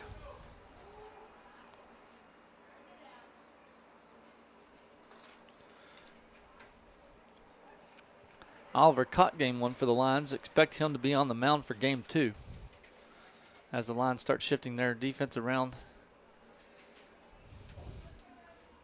He has had a couple of good outings to start the playoffs. He's now down 0-2 here. So 0-2 count here with 2 outs. Chambers still over at first. See if Coach Fairchild puts him on the move right here.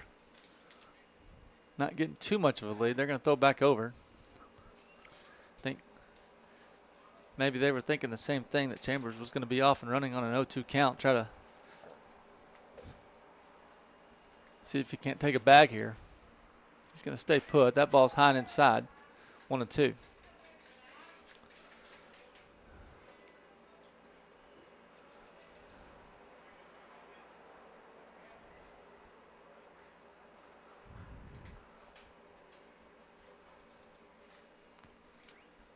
Oliver steps back in, and that's going to be off the plate.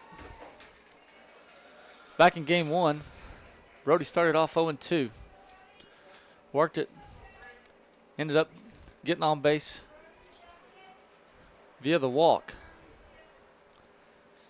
So a very disciplined hitter, even when he's in an 0-2 count. He's done a great job of not chasing a lot of pitches off the plate, as he's going to hit that one down the right field line, just foul. Again, another nice piece of hitting right there. He really just stayed back on that ball. Didn't try to do too much with it. Kept his bat alive, though. They'll come back and do it again. 2-2 count with 2 outs.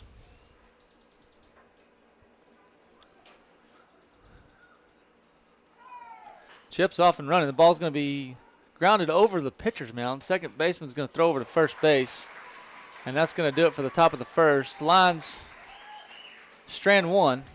We're off to the bottom of the first. You're listening to Albany Line Baseball on Albany Sports TX. Where a handshake is our word, cattle are money, and timing is everything. Western Livestock is a family-owned and operated livestock auction and order buying company with more than 30 years of experience. The buying power in our seats ensures top dollar for your livestock to allow you to keep doing what you love. With sale barns in Oklahoma City, Comanche, and Woodward, Oklahoma, and Knoxville, Iowa, we're large enough to serve you, but small enough to know you. To learn more, call 940-631-2333 or visit westerncommissioncompany.com.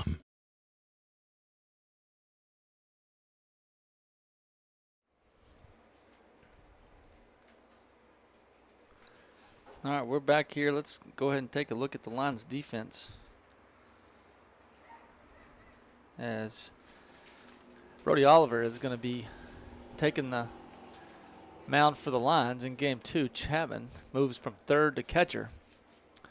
Gleets will move from center field to third base, and Chambers will take over center field. Peterson and McKay will stay in the corners.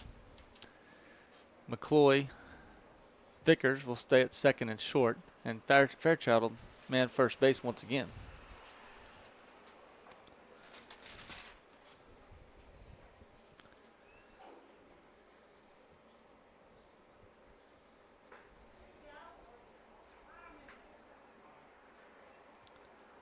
It looks like Satterfield's going to lead off once again for the Greyhounds. He's the pitcher for game 2 for the Greyhounds. I would expect him to be followed by Butler and Cohen.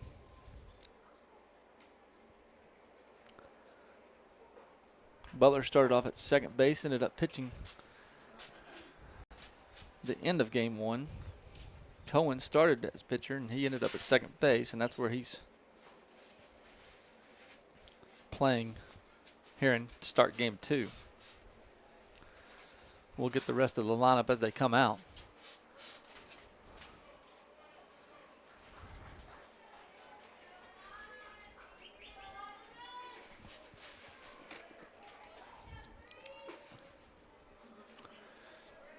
So Satterfield's going to step in. Satterfield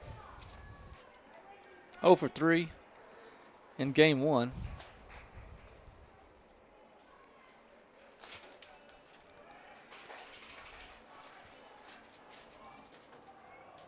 And first pitch from Oliver, he swung and fouled down the third baseline. The Greyhounds' first 2 hitters in game 1 came out swinging. Chip threw 4 pitches and got 2 outs. They were very aggressive at the plate early in the count,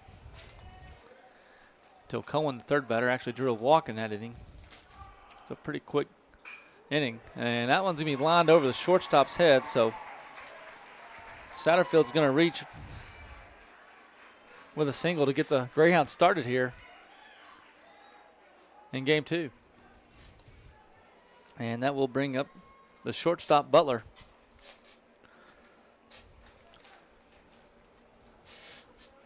Butler 0 for 3 in game 1.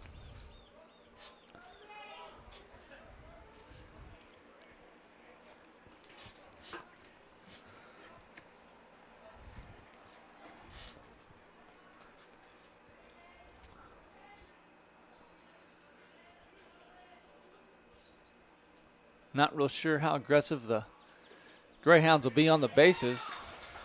First pitch strike right there. As Cohen, the third hitter on deck, he reached twice by walk, and then it was the DH Pittman who doubled. So Chip, one of the things he did a great job of in game one is anytime he walked a batter, which was twice, he followed it up with a strikeout.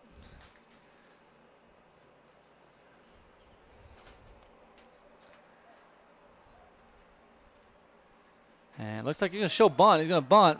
Brody was falling off to the right. Tough play, but makes it. So nice job right there. Fairchild's going to throw this into the left field. So he was trying to throw behind the runner. Peterson relays it back in, and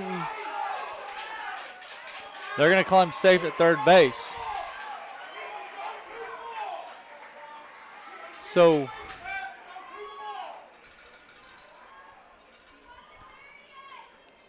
looks like we're going to have a check on that play. So they're talking about second base. Oliver was falling off to his right on the pitch. They bunt it down the first baseline. He does a great job of establishing his feet, getting back to the ball, fumbles it a little bit, pitches it to Fairchild to get the out. Fairchild then tries to throw behind the runner at second base as he had taken a wide turn. The ball ends up in left field. Peterson relays it in quick, but the tag came in just a little bit late. Either way, there's one out with the runner on third. And Cohen's going to hit this one towards center, and that's going to be down for a base hit. And the Greyhounds are going to have their first run of the afternoon here in game two with the single by, or RBI single by Cohen.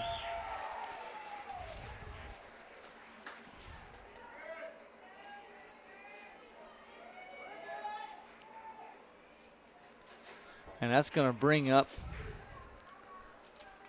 I believe that is Pittman. Pittman, he was a catcher in game one. He's playing third base here in game two for the Greyhounds. That ball's going to get away from Chapman. And Cohen's going to jog down to second base. So 1-0 count here to Pittman.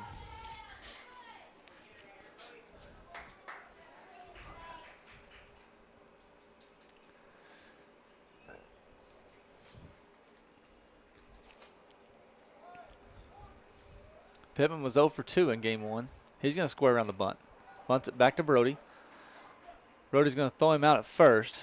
So Cohen's going to move over to third. They're just going to trade a base for an out. And the Lions will take that out as there's now 2 away here.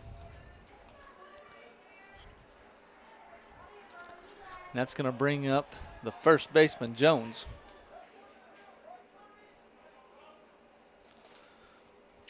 Jones was 0 for 2 in game one.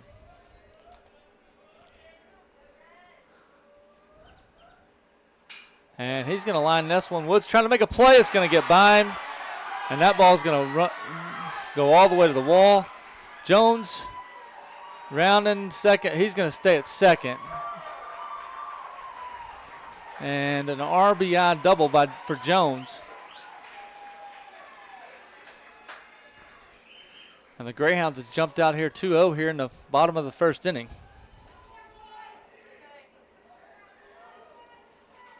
Woods trying to make a play on that ball, comes sliding in. Looked like it just got under his glove. He tried to make a play, trying to keep a run off the board. As that'll bring up number 9, Cohen, the catcher. Moves over from third base from game one. He was 0 for 2 in game one. Batting from the left side. Jones over at second. Not really holding the runner. And he's going to throw a breaking ball. That's going to get away from Chapman. That gets all the way to the backstop. Jones is going to move over to third base.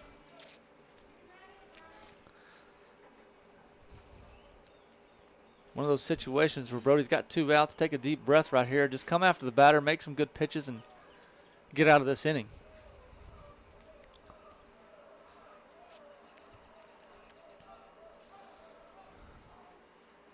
And that ball is going to be in the dirt. Scoots a little bit away from Chapman, but not far enough for Jones. Jones, not really what you would say is a big runner over there for third base with a lot of speed. The way that he probably could have had a triple off his hit, but you can tell he not a guy that has a lot of speed, and that's going to be a walk for Cohen.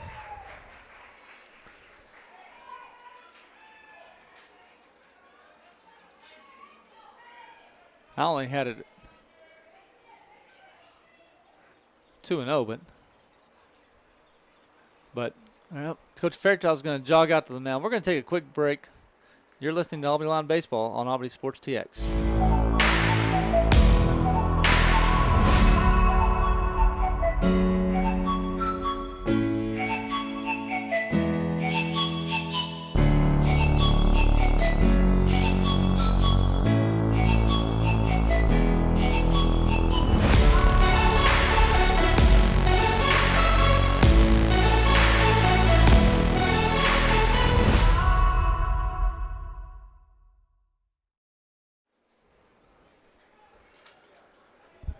All right, we're back here. Getting the lines. Trying to get the last out here of the bottom of the first. Surrender 2 runs as the Greyhounds have runners on the corners. And Babs, the center fielder, steps in. He was 0 for 2 back in game 1 with 2 strikeouts. So I'm sure Coach Fairchild just trying to get Brody to take a deep breath right here and come after the batter. He's going to step off, throw back to first.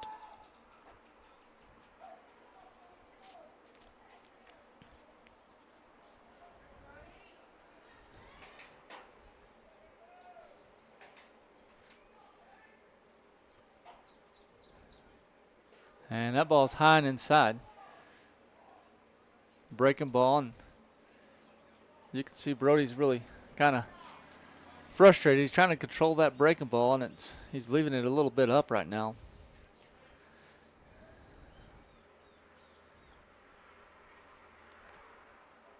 And we're going to have a timeout called by the batter here.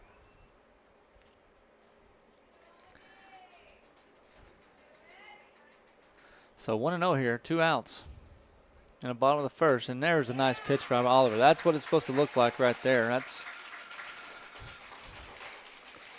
when he commands that breaking ball, it's very hard to hit, and that was a nice pitch by Oliver.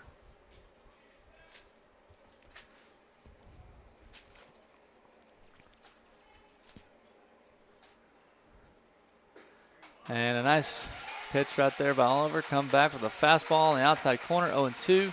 Just what you were looking for after that timeout. Regroup, take a deep breath, come back and get the batter. He's still got 2 outs, so. And he's going to get him. So nice job by Brody of coming back. The Greyhounds are going to get 2 runs. They're going to leave 2 stranded. We're headed to the top of the second. You're listening to Albany Line Baseball on Albany Sports TX. Where a handshake is our word, cattle are money, and timing is everything. Western Livestock is a family-owned and operated livestock auction and order buying company with more than 30 years of experience. The buying power in our seats ensures top dollar for your livestock to allow you to keep doing what you love. With sale barns in Oklahoma City, Comanche, and Woodward, Oklahoma, and Knoxville, Iowa, we're large enough to serve you, but small enough to know you. To learn more, call 940-631-2333 or visit westerncommissioncompany.com. The innocence of youth. Is there anything any better? But soon they'll be in high school and facing all the same challenges you faced. How to make friends, how to fit in, how to be cool. We want our children to have everything they'll need to live fulfilling and productive lives. Make sure the kids in your family are among the more than 12 million participants in America who take part in high school sports or activities.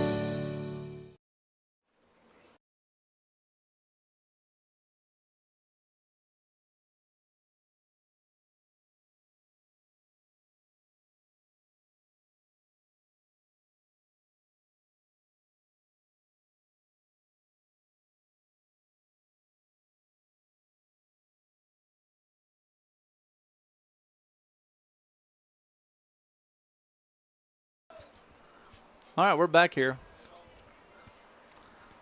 It's going to be Chapman, followed by Gleets. And then should be Peterson for the Lions. Chapman coming off a strong game one. He was 3 for 4, drove in 3 runs. And he's going to foul that first pitch back towards the third base dugout. It's going to hit the top of the dugout and bounce outside. Again, as we talked about in game one, there's quite a bit of room on the foul line. So the ball seemed to be drifting quite a bit, but there's a lot of room on both sides. So 0-1 count here, Chapman. That ball is going to be high and outside. Ball 1. Lions looking to try to get those runs back as they fell behind here 0-2 after 1. Swing and a miss by Chapman. So 1-2 count.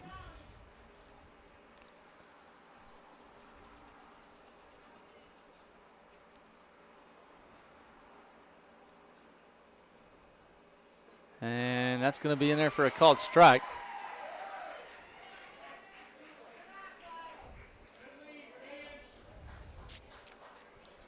And that's going to bring up the third baseman, Gleets.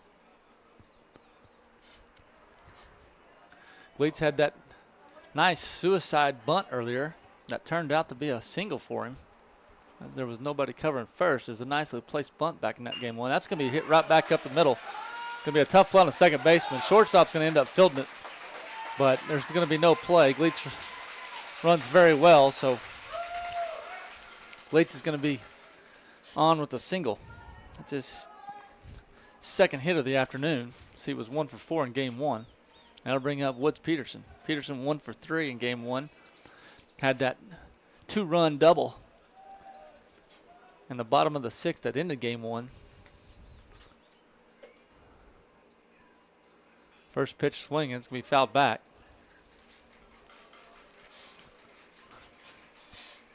McKay standing on deck for the Lions.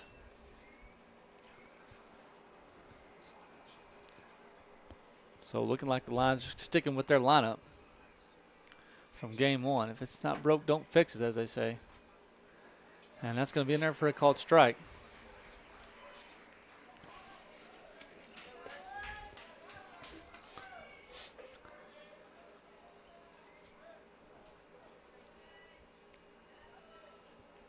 So 1-2 count here to Peterson. 1 out. Gleets over at first. They're going to check him back over. Again, one of the strengths of this line team is their speed. They run very well. As an opposing team, you got to do everything you can to keep them close to the bag. They've got several guys who can swab a bag real fast. That ball is going to be hit down the third or first baseline out of play. Still 0-2 here.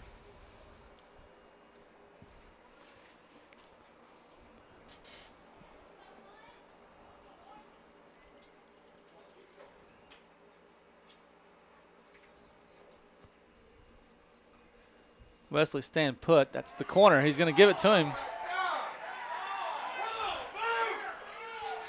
And that ball is just off the edge, and it looks like they're going to give him that outside corner here in game two. So a pitch that was rarely called a strike in game one. Looks like it could be in game two here with a different guy behind the plate here. That ball's fouled away. 0-1 to McKay. McKay plays right field for the Lions. He's over 3 in game one. Made a nice play out in right field to end the inning. Gleets still over at first. Swung on and missed. 0-2. So Satterfield doing a good job thus far, and you kind of wonder, not knowing a lot about these teams, in playoff series is sometimes a team may not pitch what could be their best pitcher in game one, so I don't know who would be called their top pitcher. But Satterfield throwing the ball very well here for the Greyhounds in game 2. 1-2 count here for Piquet.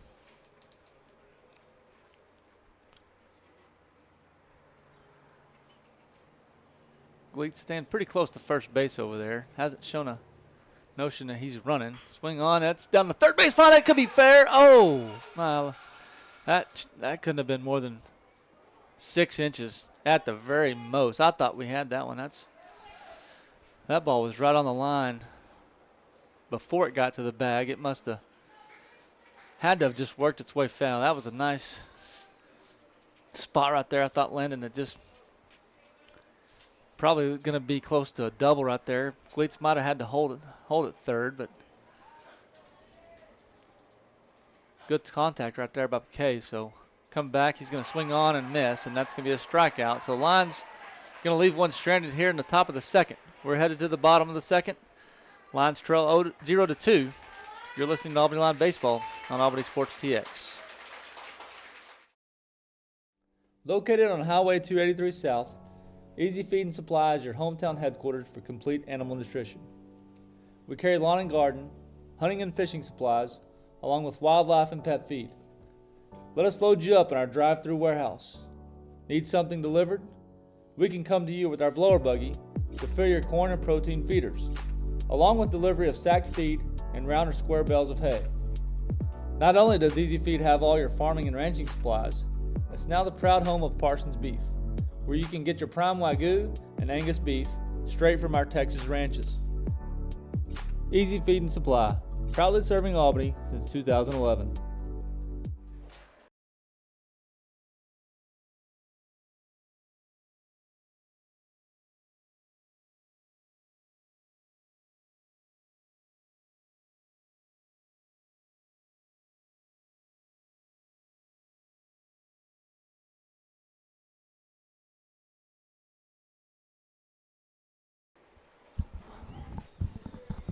Now we're back here for the bottom half of the second inning.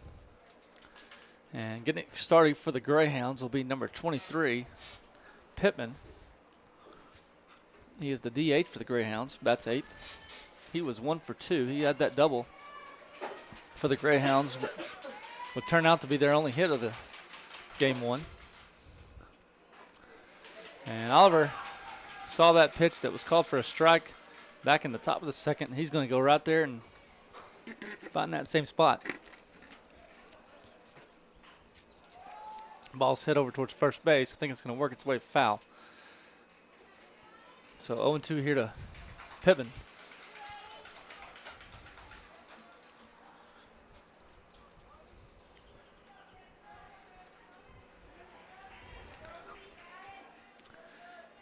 So the pitch we talked about earlier in the top of the second was just off the plate that was called for a strike. A lot of fans were grumbling a little bit, and so Oliver does a great job, comes out and attacks that same spot, gets the same call. So going to be consistently called a strike here in game 2. And Oliver's going to have a strikeout here of Pittman for the first out. And that's going to bring up the right fielder, Cudd. Cudd was 0 for 2 with 2 strikeouts in game 1.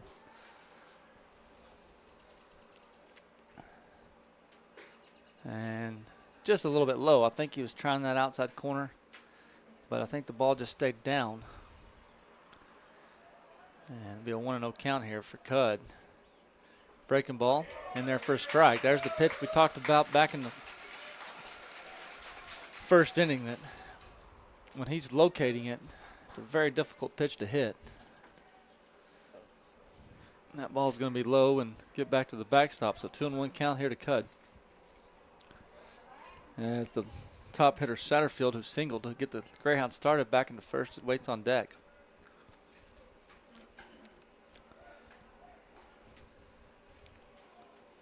Greyhounds sent 7 to the plate in the first inning. They were able to get 2 runs on 3 hits and a walk.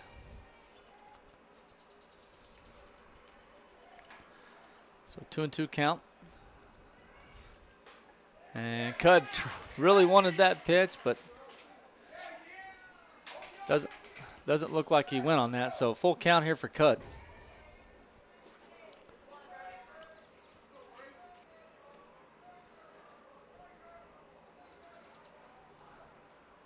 A nice breaking ball. Cud is able to drive it to center field, and that's going to find a hole in between Chambers and McKay. I thought Chambers was going to be able to get to it, but that ball just continued to drift away from Chambers, and he was kind of cheated towards left field. So he had to cover a long ways to try to get to that ball, and the way it was moving from left to right, it just kept moving away from him. So Cud's going to double. And Satterfield will be the batter. I guess he's 1 for 1 in this game too. He singled to lead this game off.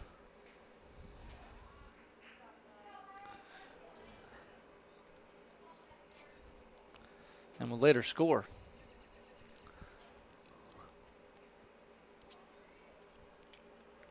Squares around a bunt. And it's going to be fouled back into the mid of Chapman, so be a 1-1 here.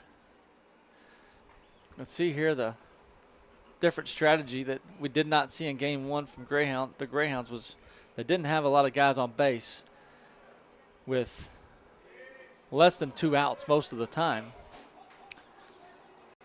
And so we didn't see much small ball from the Greyhounds, and they've come out in this game and been able to put some runners on base early in the inning, and showing that they may attempt to try to play a little small ball in game 2 here when they do have runners on base with less than 2 outs. So again, just something we didn't see in game 1 just because of the great pitching that Chip Chambers keeping them off the base pass. And that ball's going to be hit back to Mason. Mason's going to glove it, throw over to first base. They're going to have Cohen at first. Cud's going to move over to third.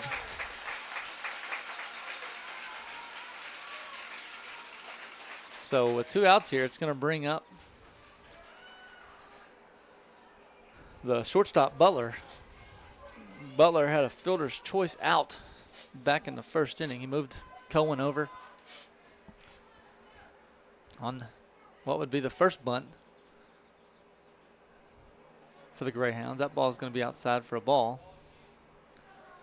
So as we talked about in the bottom of the first inning, this is another situation where Brody has 2 outs. Just take a deep breath, come get the batter out here. Don't worry about the runner at third. Just get the batter out here and get out of this inning. That ball's fouled back.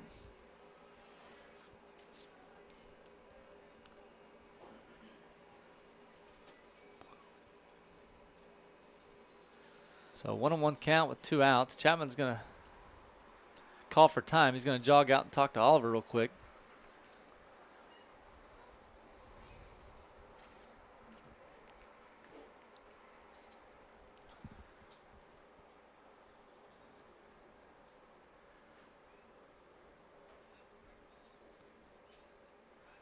And Chapman jogs back, and Butler's going to settle back in, and Brody steps back on the mound. 1-1 count, 2 outs. And a nice pitch right there from Oliver. I think Butler thought that ball was going to start breaking. It really didn't break very much, even though I think it was a breaking ball. It kind of stayed inside on him. Tried to fight it off. 1-2 count. Brody coming right after him. That ball's fouled back. Clay had set up on that outside corner. Be an area that I'm going to say that both teams start trying to attack. As Brody has slid well over on the pitcher's mound towards the first base side. That ball's inside, but he's going to strike him out. So nice job right there. Greyhounds strand 1.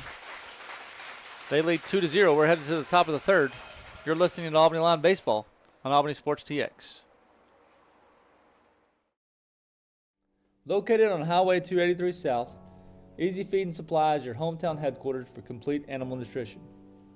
We carry lawn and garden, hunting and fishing supplies, along with wildlife and pet feed. Let us load you up in our drive-through warehouse. Need something delivered? We can come to you with our blower buggy to fill your corn and protein feeders, along with delivery of sack feed and round or square bales of hay. Not only does Easy Feed have all your farming and ranching supplies, it's now the proud home of Parsons Beef, where you can get your prime Wagyu and Angus beef straight from our Texas ranches. Easy Feed and Supply, proudly serving Albany since 2011.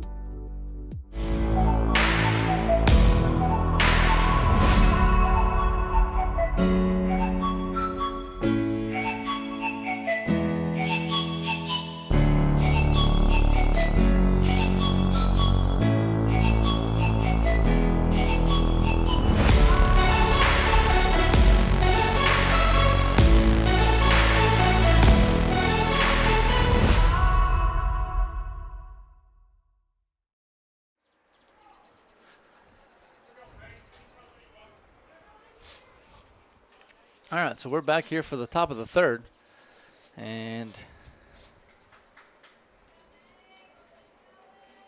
it's going to bring up McCloy.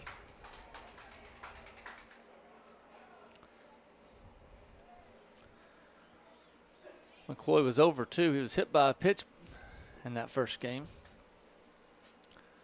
He stands in. That ball's going to be down low for a ball. It seemed like McCloy found himself leading off 2 different innings back in game 1. Guy that, as you can tell by the third base, likes to play a little small ball himself. Seen him bunt several times for base hits and to move runners. 1-1 count to McCloy. And he's going to spoil that one foul. Off that outside corner. So 1-2 count here for McCloy. Trying to get something started here in the top of the third for the Lions. They trail 2-0.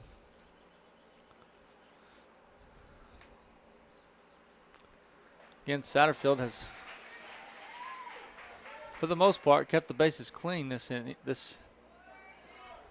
game, as that's going to be a strikeout of McCloy to start the top half of the third. He's given up 3 singles. He's able to pick off a runner back into first to help his case, as Vickers started off the game with a single. He was later picked off first base.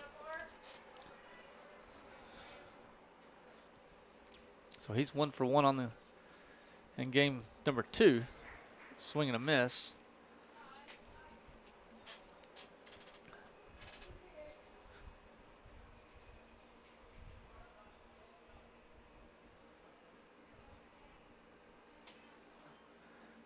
And that's going to be in there for a called strike.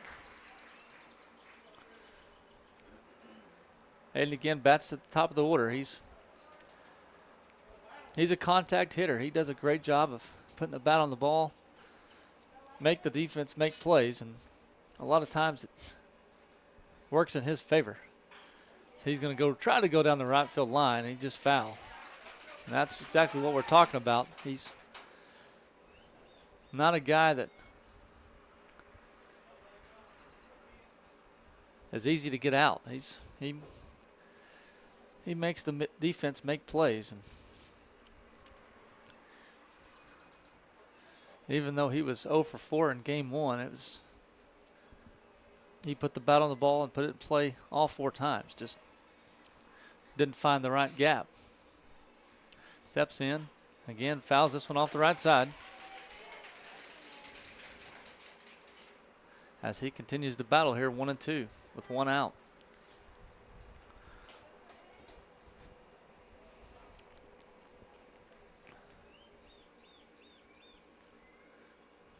Pitch. Same result. Probably not a pitch that would have been a call to strike, but close enough that you kind of had to, when you're down 1-2, you kind of got to go with it. And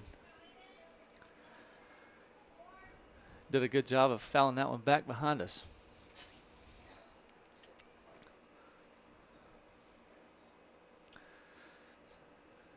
And that ball's hit towards third base.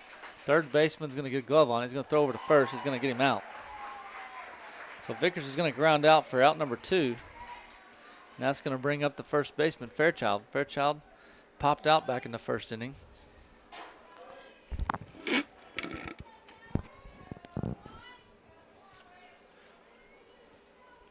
Lions trying to looking for their first base runner here in the top of the third. Satterfield thrown 44 pitches thus far through 2 2/3. Fairchild's going to foul that one back out of play.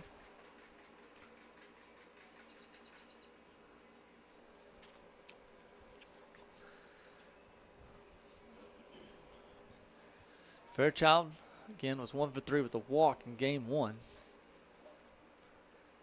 Scored a couple of times in that game. So that's going to down the hole right there. That's going to get down in front of the left fielder. Probably going to hold him to a single, but nice piece of hitting right there by Fairchild. And Lions trying to get something going here with 2 outs in the top of the third. And it's going to bring up the center fielder, Chip Chambers. Chambers singled back into first.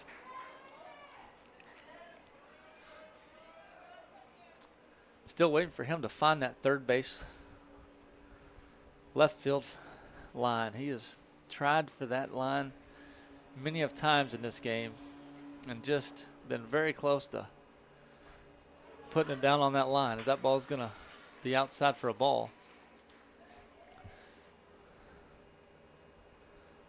Chambers doing a good job. He really squeezes the pitcher. He's very tight. The catcher's going to set up really pretty far inside on this pitch. That ball's fouled away down the left field line. So Chambers setting up almost on the line.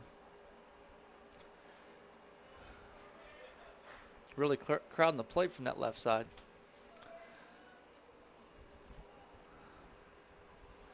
So 1-1 count here for Chambers. Fairchild over at first base. Fairchild likes to run. They're going to check him back. As soon as I say that, they throw it back over there. I think you can tell he's kind of getting that itch. He wants to go. The first game, he had a couple of times where he actually did go. He ended up fouling them off. They had really great jumps. See if he goes here. 1-1 count. He's going to stay. Chambers right back at the pitcher. It's off the pitcher's leg. It's going to be a close play. Chambers avoids the tag. He's safe at first base.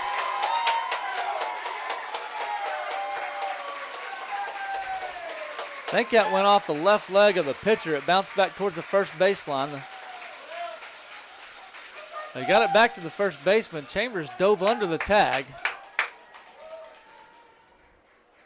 And he's going to keep this inning alive as Fairchild moves over to second base.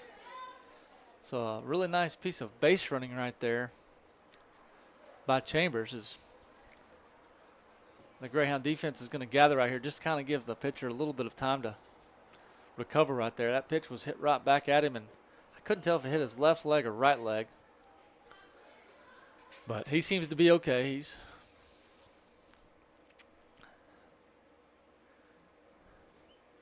think he's going to maybe throw a few warm-up pitches possibly here. I'm not sure. They're talking to the first base umpire. Maybe they're talking about the play first. I'm not sure. Looks like they're going to. Yep, that's probably what's going on. They're going to check with the home plate umpire. And even the second base umpires coming in. All 4 have now gathered right in front of the pitcher's mound. I think they're going to discuss whether or not he was outside the baseline. I don't think he was. But maybe just one of those times where you challenge a play to give your pitcher a little bit more time to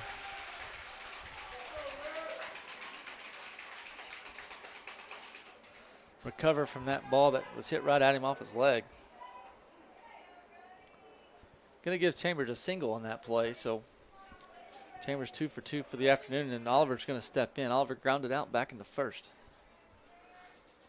Chambers off first, Fairchild off second.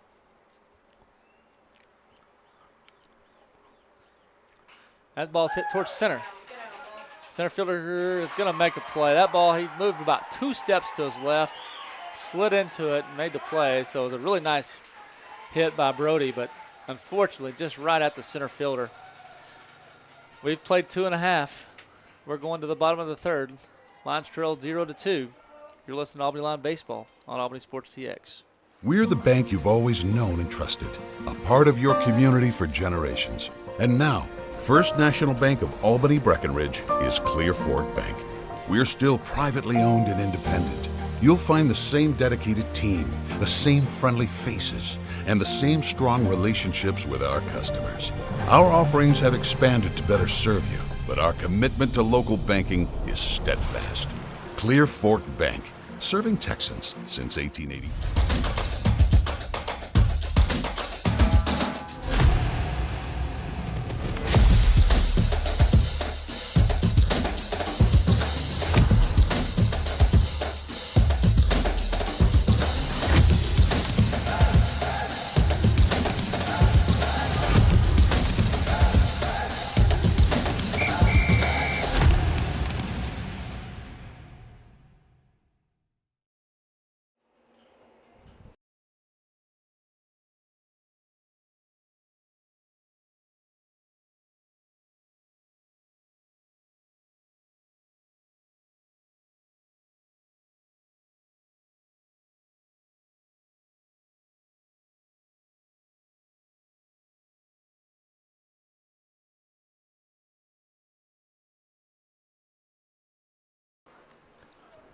All right, we're back here for the bottom half of the second inning.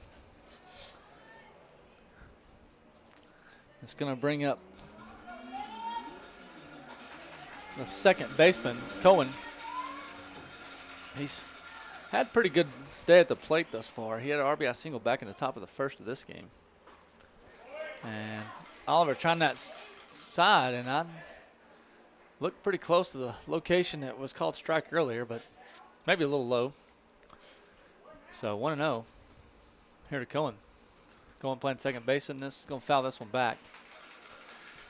Cohen, he had 2 walks in game 1 of his 3 at-bats. And then again had the RBI single in the first. And that ball is going to be fouled down the third baseline, just out of play.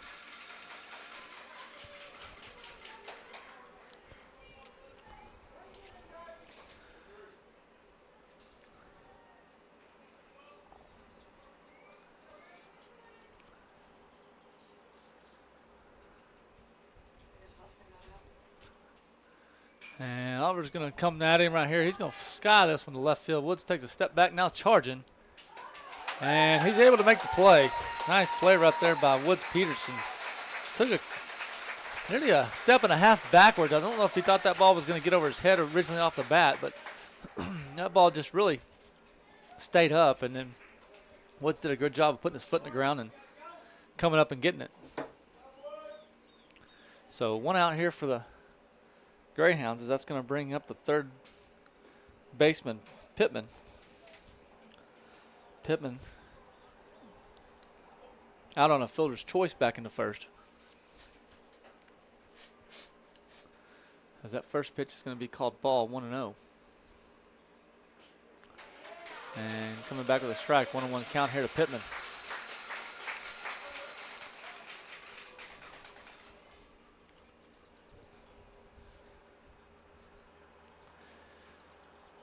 .44 pitches for Oliver through 2 1/3.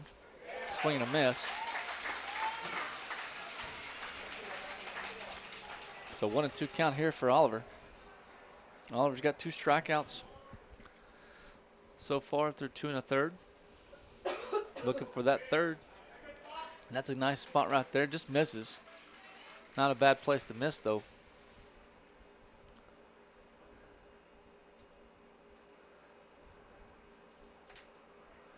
Oliver coming right at him. That pitch is fouled back.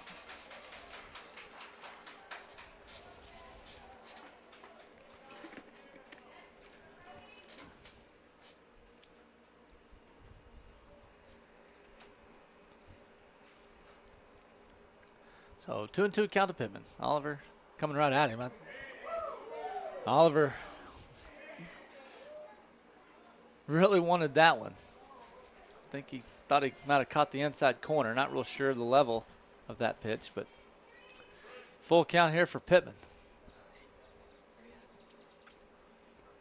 And that's going to be inside, so Pittman's going to jog down. He's going to walk.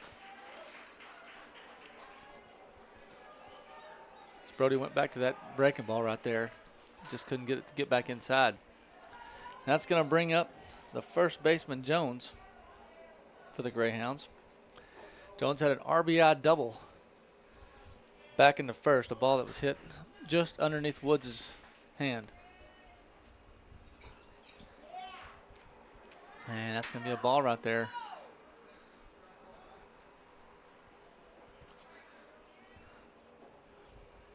So Pittman over at first.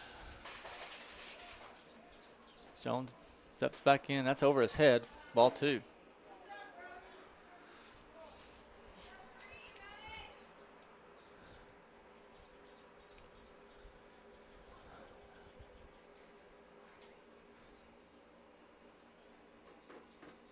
So 2-0 count here to Jones. That pitch is going to be off and outside, so 3-0.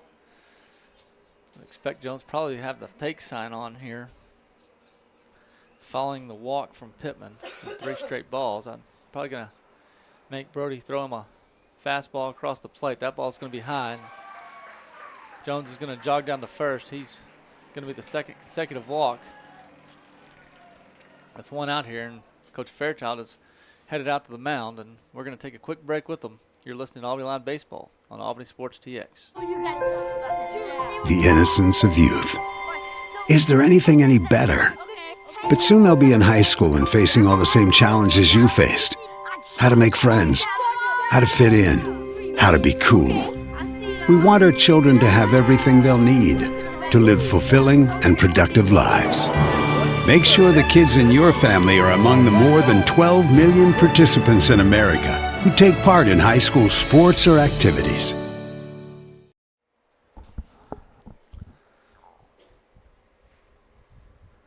All right, so no changes. Coach Fairchild just wanted to talk a little bit about situations here as the Greyhounds have 1 out. They have shown that they will bunt with 1 out with runners on. As number 9, the catcher Cohen, steps in. He walked back in the first. And first pitch is going to be in there for a ball, so Brody needing to take a deep breath right here. I know he looks showing some frustration right now on the mound. He's got to know this is a time to dig deep and come get some outs right here. And that's a nice pitch right there. That's exactly what you're needing.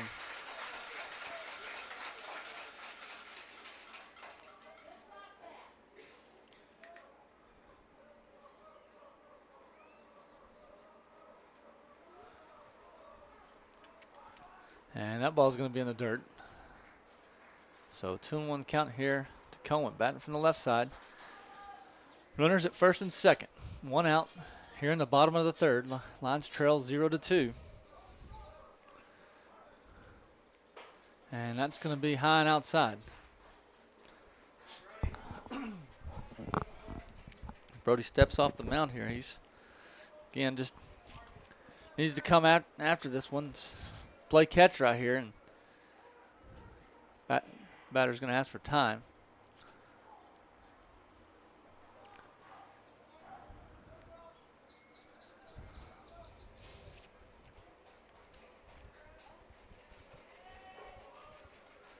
So 3-1 count, and that's going to be high and outside, and that's going to be a walk, a 3rd consecutive walk. And Coach Fairchild's headed back out to the mound. We're going to have a pitching change. We'll take a break. You're listening to Albany Line Baseball on Albany Sports TX. In 2006, there was a vision, and that vision became a reality when the feed store opened its doors in 2012. The feed store is a place where students are fed both mentally and physically. We hold several events throughout the year, along with Tuesday lunches for all juniors and seniors during the school year.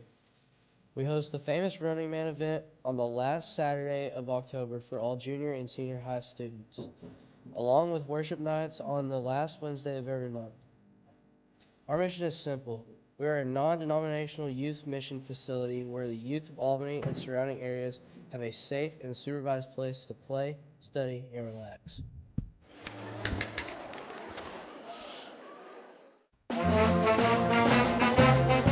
conductor, how about something new? You played this last year. Come on, get your head out of your sacks. Shh, we're trying to hear. Well, I'm sick and tired of hearing your kid play the wrong notes. Where's my kid solo? At least you can see your kid. Why is my kid stuck way in the back? The conductor only plays his favorites. My kid heard that solo! You saying I did?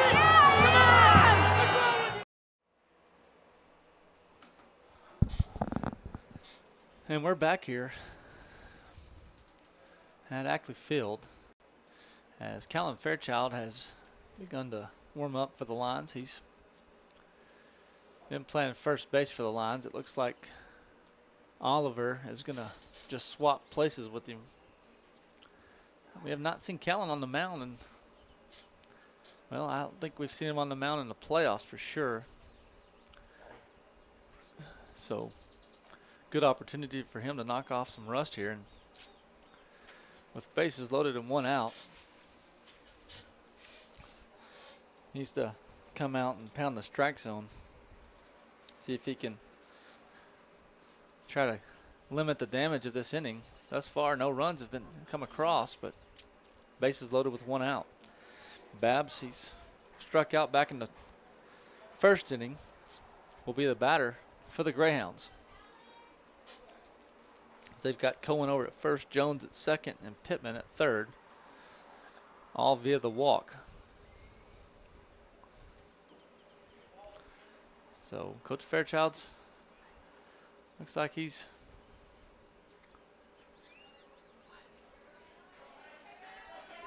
having a little discussion right there with Chapman, and I think they're making sure that they're all on the same page with pitch calls.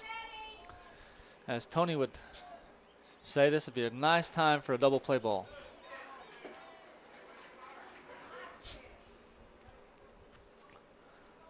That's going to be just a little high right there, so sure they were told to see a strike before they swing, and that's going to be hit right back up the middle. It's going to find a hole. It's going to score 2 runs as Jones is going to score from second.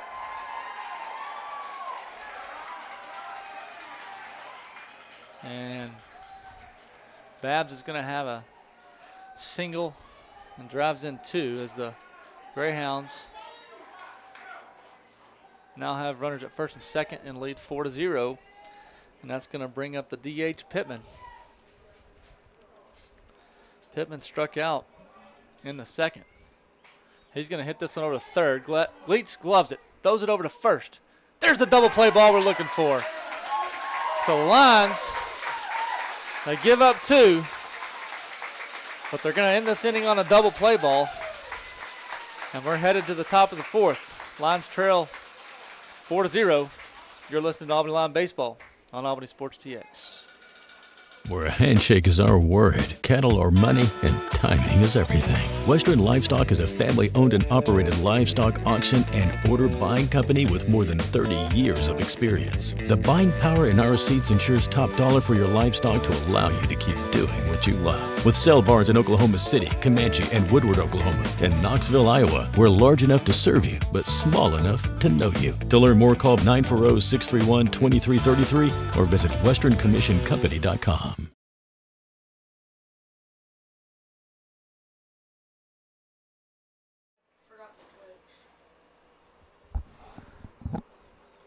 All right, we're back here for the top of the 4th inning.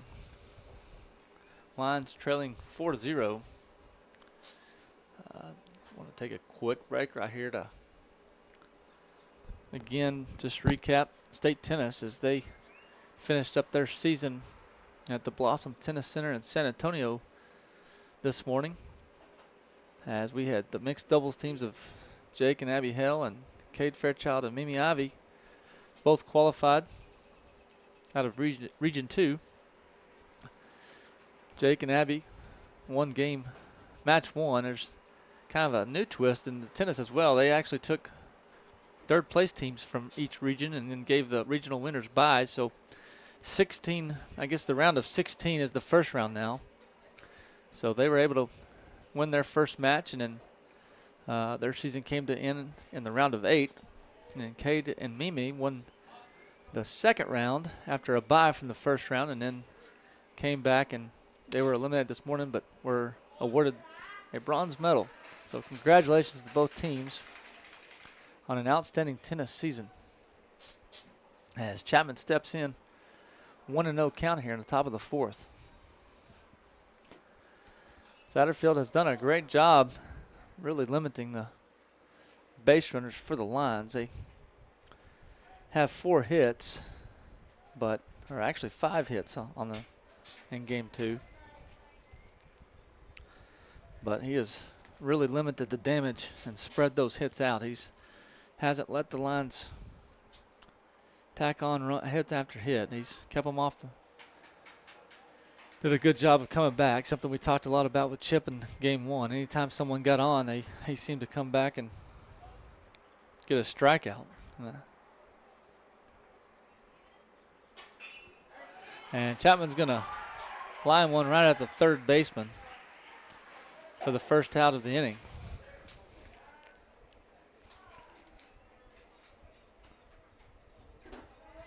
And that's going to bring up Gleets. He singled back in the second.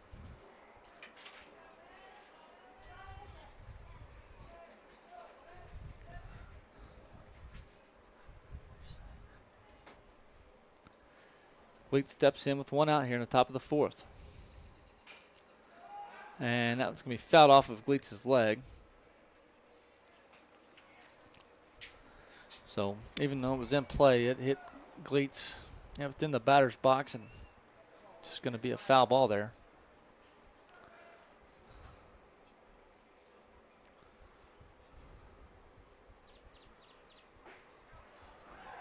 And that's going to be a called strike. So 0-2 count here to Gleets.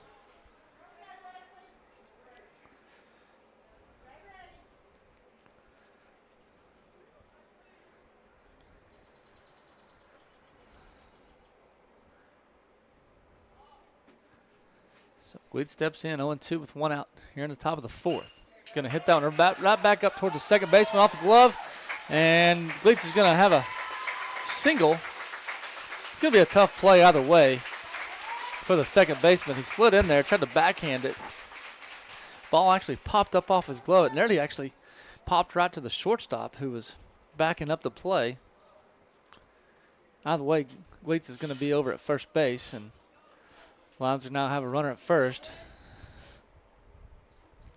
As Peterson's going to step in. He's 0 for 1 here in game 2. Again, Peterson had that big hit back in game 1. That would be the final at bat of the game as he drove in 2 runs as the Lions were able to get that win 10-0 and 6. There's the pitch. It's going to be outside. The throw down to first, trying to get Gleets. And that's going to be 2 and run the count to 2-0. I think that I don't know if that was a call, because that pitch was almost like it was off the plate on purpose. They were trying to see if they could pick Gleets off of first.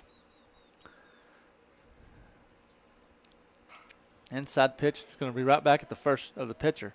Throw to second. He's going to drop the ball. He's safe. So, really, one of those situations the Lions need right now, and that's going to be an error on the second baseman.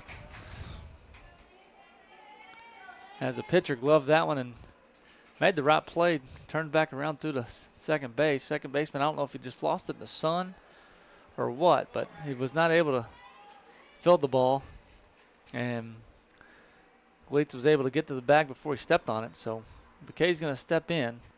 First baseman charging for a bunt right here. They're going to throw that one on the outside, see if they could catch the lines moving right there. So McKay pulls his bat back. It's just going to be a ball, and the runner stay put. First baseman playing very, very well in. He's stepped in about 5 or 6 big steps on the grass. They're expecting a bunt towards the right side from McKay. See how they play. Again, they're throwing it off the plate. I think they're trying to see if they can't set the lines up and get them running on an outside pitch that's unbuntable. See if they can't get a cheap out.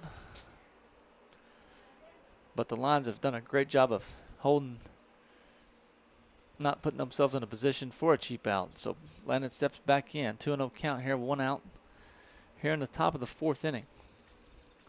And that ball's inside. It's going to get away from the catcher. It's going to get to the backstop. Runners are going to move to 2nd and 3rd.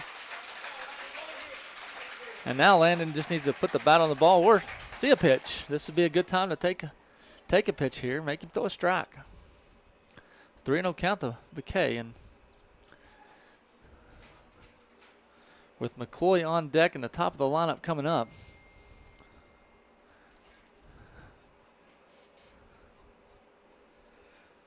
Lions trying to get a rally going here in the top of the 4th.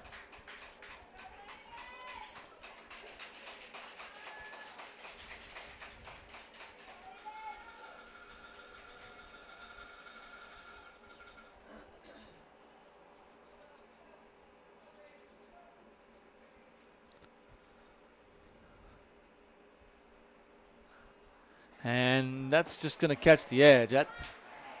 That's a good pitch to look at. That's one of those you just leave it out there. If it's called a strike, it's called a strike. But don't swing at it, because if it's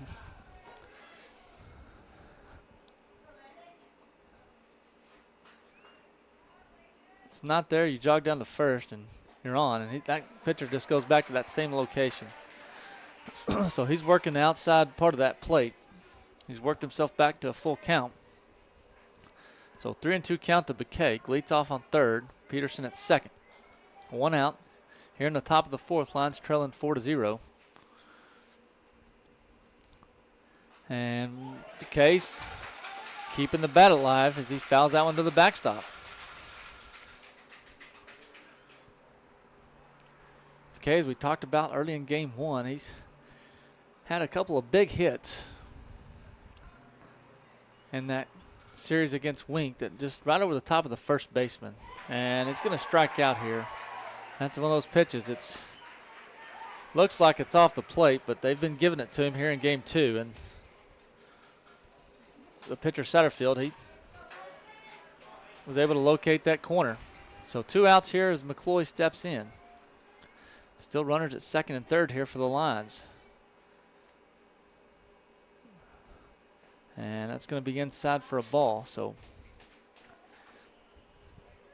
McCloy looking for that perfect pitch. If he can put it on the ground, he's very quick out of the box. Not an easy out. He's had several bunt singles on the year.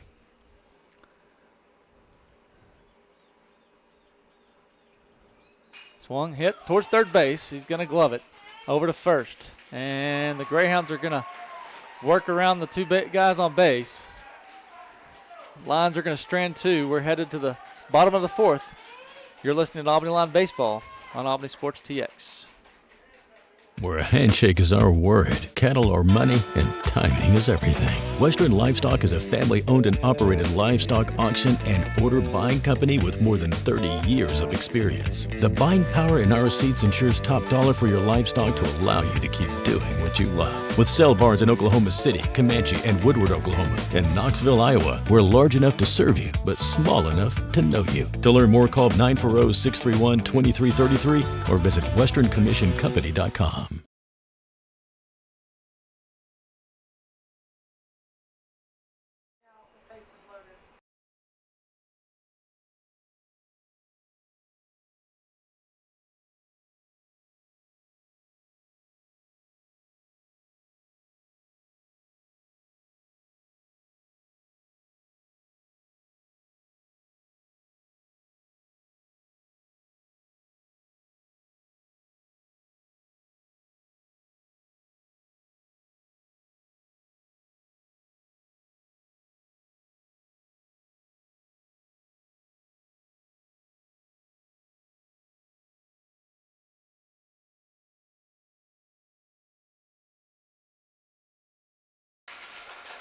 All right, we're back here in the bottom half of the 4th inning. Lions trailing 4-0.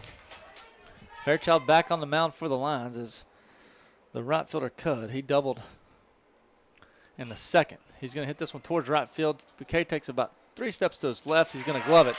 So a quick first out for the Lions, something we like to see. 1 pitch, 1 out. And that's going to bring up the top of the lineup at Satterfield. He's 1 for 2. He singled in the first, had a fielder's choice in the second. So 1 for 2 on the afternoon. Callan coming right at him. That fouled off his foot.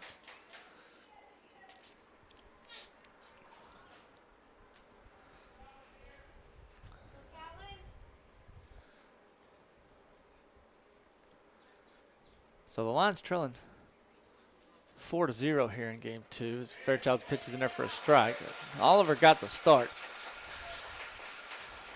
I don't have the official numbers. I think he threw about 58 to 60 pitches. So if for some reason there was a game 3, you've got your number 2 with a lot of pitching left. And that ball's grounded to Aiden Vickers. Vickers throws it over for an out. So 2 outs here quickly in the bottom half of the 4th. Lions, of course, not wanting to get to that game 3, but do have your number 2 starter that could pitch probably about 3.5, maybe 4 innings. It's going to bring up Butler.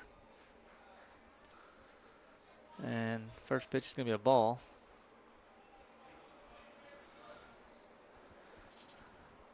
That pitch is just a little bit high. It looked pretty good from this angle, but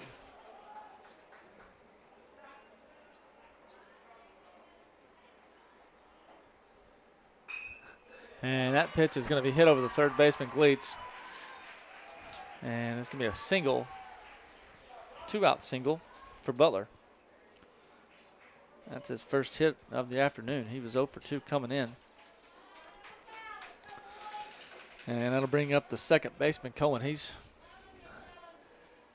had a pretty good day at the plate. He's walked twice in the first game.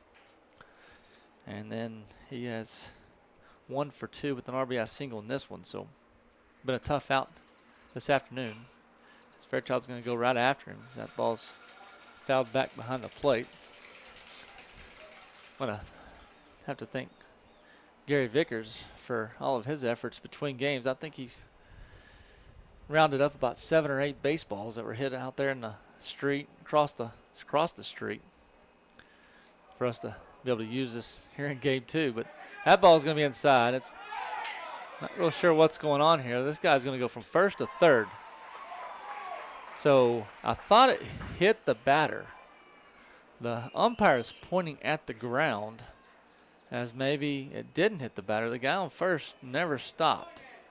He took it to second, then rounded second, went to third. The count right now, it shows 1-1. That's what the umpire's going to say. It's 1-1. I really thought it was a dead ball. That's kind of what everybody, I think that's what Clay thought as he was jogging back to get the ball. The guy at the plate even thought he had walked, been hit by a pitch. I think the only guy that didn't was the guy that was on first, who went from first to third. And what you would say is a pretty heads-up baseball move. Not slowing down. So with 2 outs, 2-2 count. Again, Cohen's the batter for the Greyhounds.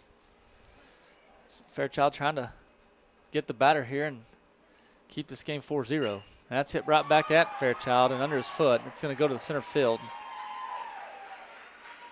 And the Greyhounds are going to tack on one more here in the 4th.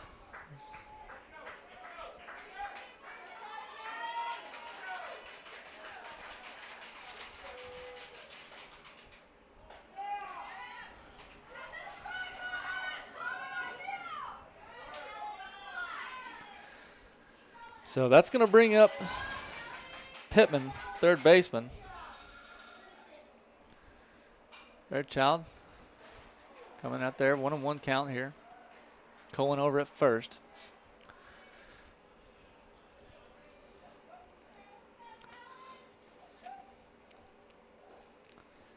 With 2 outs. And that ball's going to be off the plate for a ball.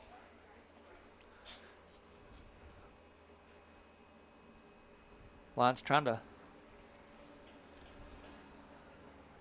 limit the damage here in this inning as that ball's headed towards right field. It's going to get out of play. Cade trying to make a play on it, but again, just too far down that line to get to. Too much ground to cover. So a 2-2 count here to the third baseman, Pittman. Pittman 0 for 1. He had a fielder's choice out back in the first. He walked in the third. And that ball, again, is hit down the right field line, but it'll be foul. Hayes nearly just got hit.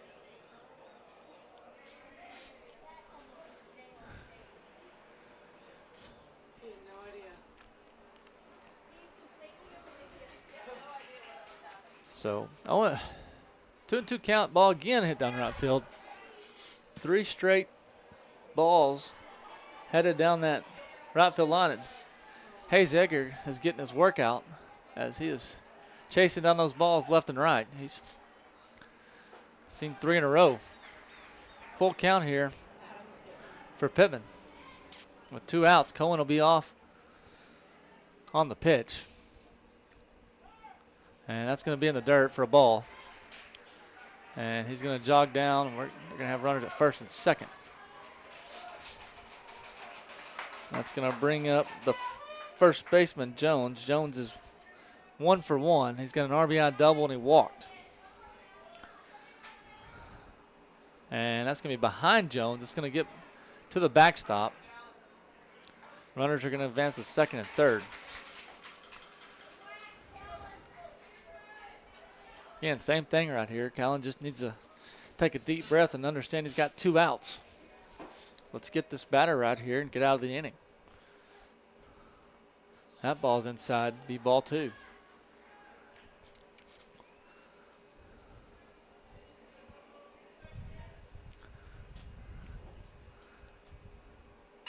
Ball's hit back down the middle, and it's off of McCloy's glove. They're going to send the runner from second.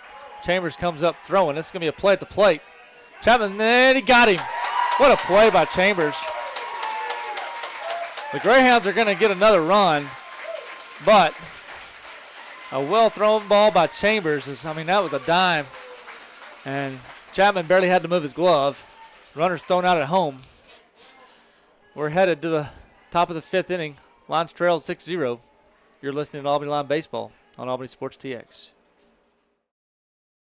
Located on Highway 283 South, Easy Feed and Supply is your hometown headquarters for complete animal nutrition. We carry lawn and garden, hunting and fishing supplies, along with wildlife and pet feed. Let us load you up in our drive-through warehouse. Need something delivered? We can come to you with our blower buggy to fill your corn and protein feeders, along with delivery of sacked feed and round or square bales of hay. Not only does Easy Feed have all your farming and ranching supplies, it's now the proud home of Parsons Beef, where you can get your prime Wagyu and Angus beef straight from our Texas ranches. Easy Feed and Supply, proudly serving Albany since 2011.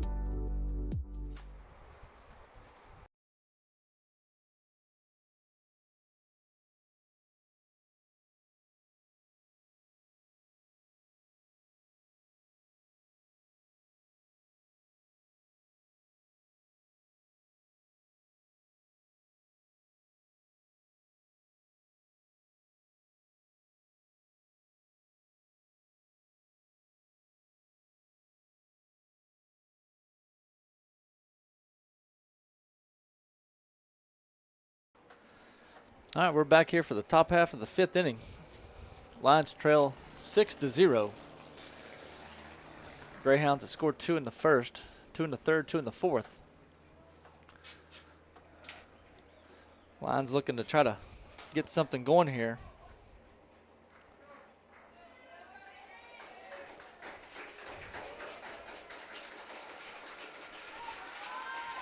As Aiden Vickers, the leadoff hitter for the Lions, steps in for his 3rd plate appearance of game 2. He's 1 for 2.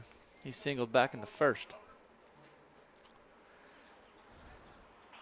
And he's going to foul this one back towards the street.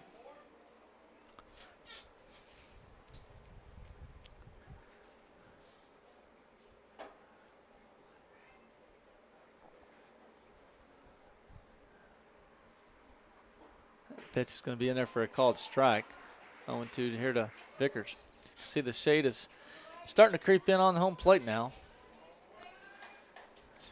Started this afternoon with very little shade on the field at all, and now we've got it all the way to home plate. That's going to be outside for a ball.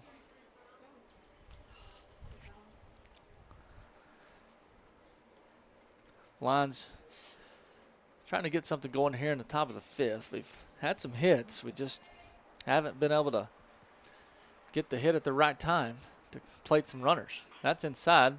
Aiden's going to foul it off. Fairchild makes a great play over in the third base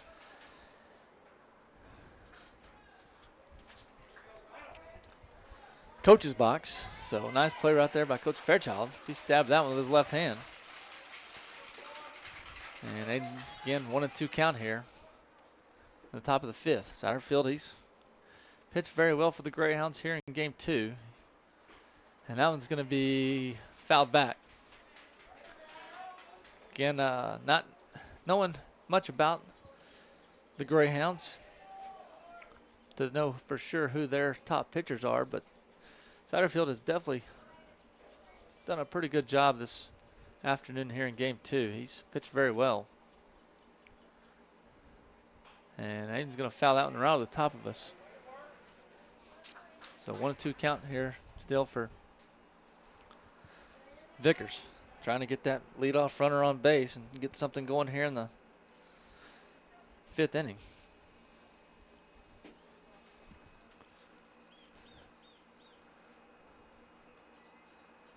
And that's going to be outside and be a ball for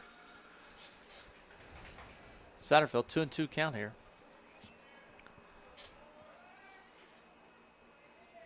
Satterfield 75 pitches thus far through 4 innings.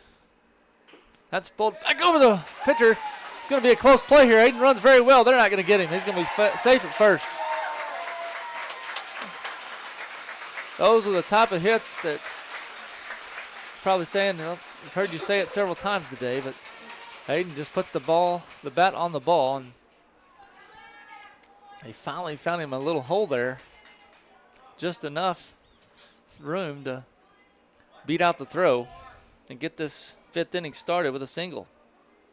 As Callum Fairchild steps in, he's 1 for 2 here in game 2. He singled in the 3rd. Comes out swinging, pops it up. Catcher and first baseman are headed over here, but that's going to get into the seats here.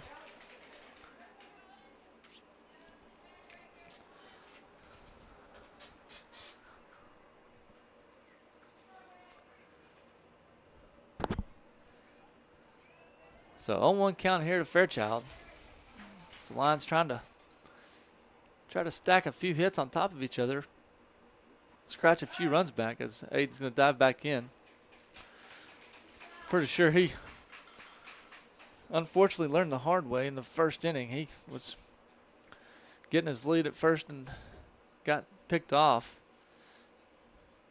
Inside pitch on Fairchild. He's going to foul that one down the 3rd baseline. 0-2 count.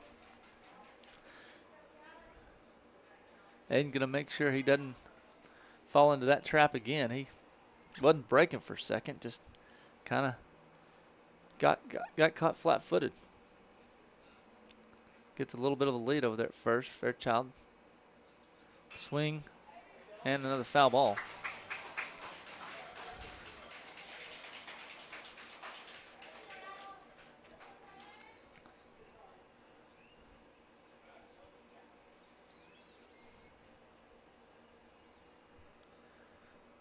So runner over at first, no outs here in the top of the 5th.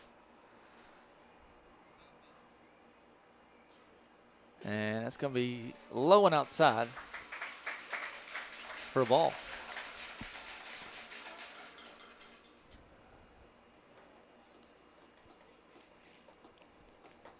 If you didn't tune in to game 1, it's a really pretty interesting park over here in Oak City. That ball's going to be fouled back behind us. We've got a rodeo arena just beyond center field. You can probably see it in the camera just a little bit there. We've got a football field just over left field. Trying to see what that's called. I can't really get a read on it. That's back at the shortstop. He has trouble with it. It's going to get to the center field. Had to hold my breath for a second there because I think they were thinking double play.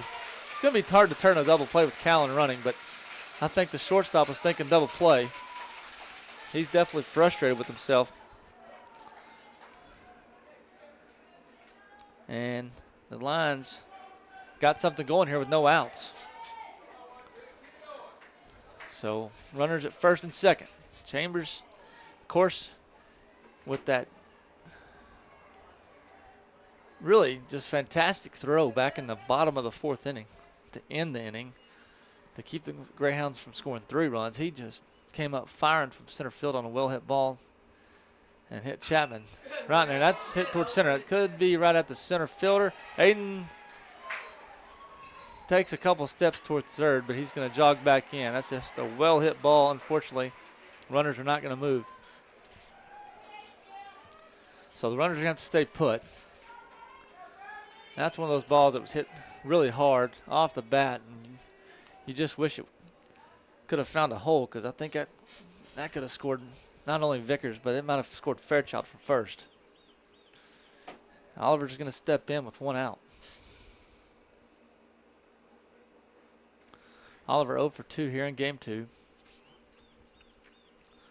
And that ball's going to get away from the catcher. He has not been able to locate it. Both runners are going to move forward. And Brody Oliver, the game 2 starter, now has an opportunity to get some runs for the Lions with only 1 out and runners at second and third. This is one of those opportunities the Lions really need to take advantage of. They've had very few of them here in game 2. See if we can find a hole right here and scratch off a few runs. That ball's going to be in there for a called strike, 1-1 count.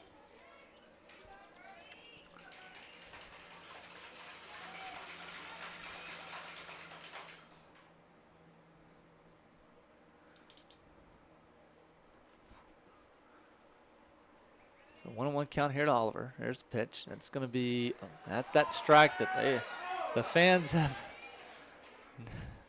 not liked this whole game. And it's been just off the plate, but it's consistently been called a strike. And one of those adjustments you got to make as a hitter, try to either foul it off or make an adjustment.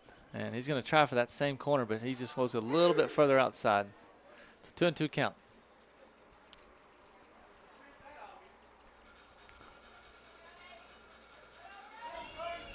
So 2-2 here to Oliver. He steps back in with 1 out. Runners again at second and third. Base hit scores 2 right here.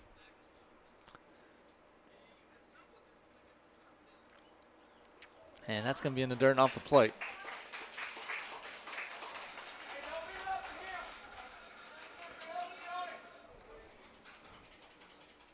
Oliver did walk 3 times in game 1, as the catcher Cohen's going to walk out to Satterfield there and talk about the pitch here. This is a big pitch right here for both teams. 3-2 count with 1 out. This is a chance for the Lions to load the bases or scratch across a few runs. On the flip side, it's a big at bat could be the second out for the Greyhounds. So big pitch right here for both teams here in game 2. Swung on, hit right back over the pitcher. It's going to get down, and that's going to be an infield single. And they've got Fairchild took a wide turn at third. We're going to be in a rundown. He's going to get back to third, and he's tagged. Oliver's going to move over to second. I don't think Fairchild was expecting them to throw behind him. I don't know that he was going to make the turn to actually go home. I think he was just rounding the base, and the guy at second never even thought about going to first base with the ball. Instead, he throws it to third base, and they got Fairchild off the bag, and Lions will score a run there. But unfortunately, they're going to get kind of picked off for their second out. Oliver's over at second. He did a good job of getting over to second. Chapman swings at the first pitch. He pops it up. Shortstop's going to take about 6 or 7 steps back. He's going to glove it. And that's going to end the inning. Lions are going to strand one. They get one. Lions trail 6-1. We're headed to the bottom of the 5th inning. You're listening to Albany Line Baseball on Albany Sports TX. Located on Highway 283 South, Easy Feed and Supply is your hometown headquarters for complete animal nutrition. We carry lawn and garden, hunting and fishing supplies, along with wildlife and pet feed. Let us load you up in our drive-through warehouse. Need something delivered? We can come to you with our blower buggy to fill your corn and protein feeders, along with delivery of sacked feed and round or square bales of hay. Not only does Easy Feed have all your farming and ranching supplies, it's now the proud home of Parsons Beef, where you can get your prime Wagyu and Angus beef straight from our Texas ranches. Easy Feed and Supply, proudly serving Albany since 2011. What rhymes with great? Participate. Where does greatness start?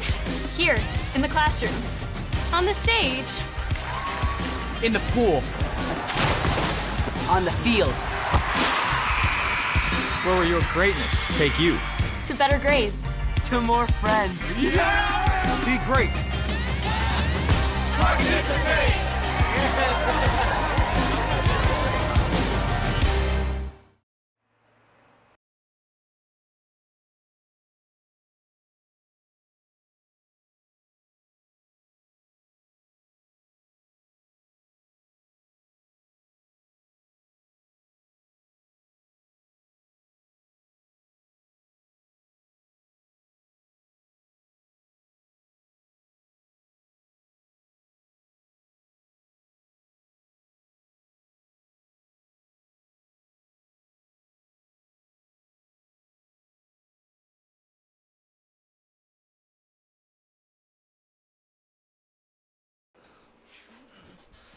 All right, we're back here for the bottom half of this 5th inning.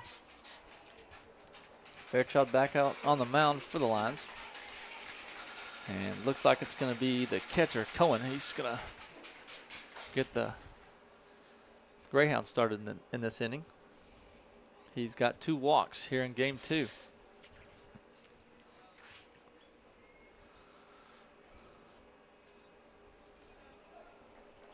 So the Lions able to get 1 run here back in the top of the 5th as they try to inch closer here in game 2. Lions took game 1 10-0.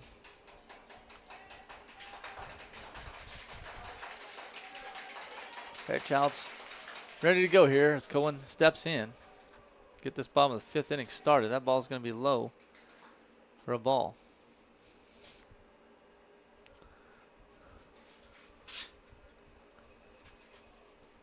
And swing, and he's going to hit that one back over our heads.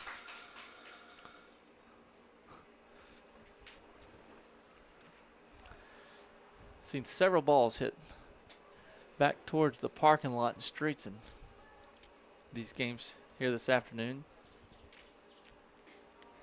And that ball's just going to be a little bit low. It's pretty close. As the Lions looks like they have made a few defensive changes in this inning. That ball's hit between first and second. It's going to get out to McKay, and he'll throw it back in, and that'll be a single for Cohen. So Oliver is back behind the plate for the Lions. Woods Peterson has headed over to first base.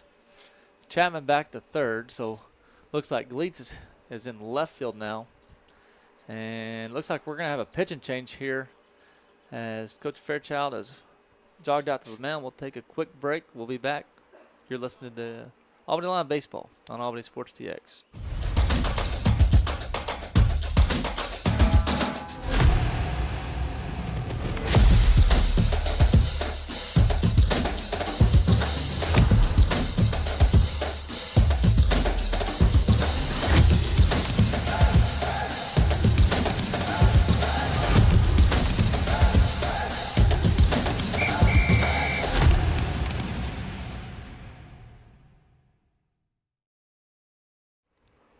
All right, so that'll wrap up the day for Fairchild. He only threw 30 pitches here in game 2. As Aiden Vickers, the freshman, is now on the mound, getting warmed up here. Gleets, who was in left field for one batter, he's now back. He'll come back to third base. Fairchild will take his spot back over at first.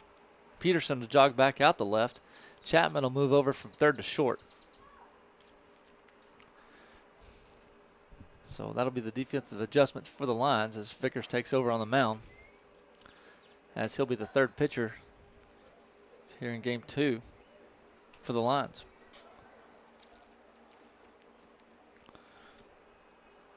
Vickers is going to face off against the center fielder Babs. Babs 1 for 2 in game 2. Had a 2-run single in the second. Or I'm sorry, in the third. 2 runs they got there in the third. They scored 2 in the first, 2 in the third, 2 in the fourth. So Babs bats 7th for the Greyhounds. Cohen over at first base. He singled to lead off this inning. And that pitch is going to be fouled back behind us. And that's the first time I feel like I've heard a car or something. So nice loud sound there. First time I think I've seen Vickers in the playoff on the mound. So it's like Fairchild. It's been a while since we've seen him on the mound.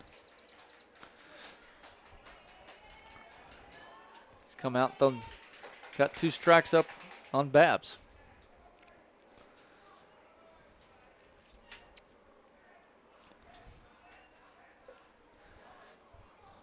Vickers, one of the many arms that Coach Fairchild has used throughout the season before the playoff. That's a breaking ball, and that's a nice pitch.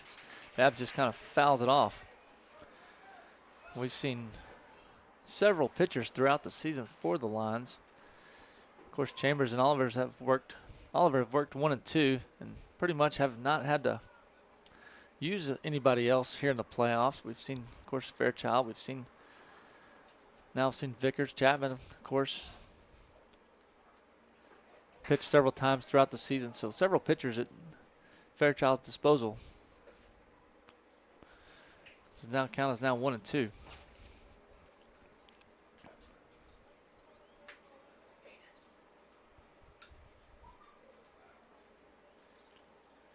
And that's going to be in the dirt. It's going to get away from Oliver. The runner's going to move over to second base.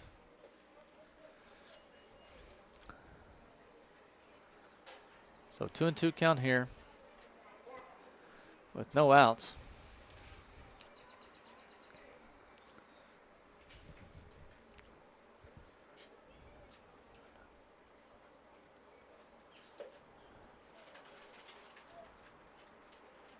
Pitch from Vickers, and going to be hit over towards first base. I don't think that Babs knew that was in play, so he stayed in the batter's box. I don't think they ever actually saw that ball off the bat. Fairchild's going to glove it. He's going to run over and step on first for the out. It's going to move the runner over from second to third. So looks like we may have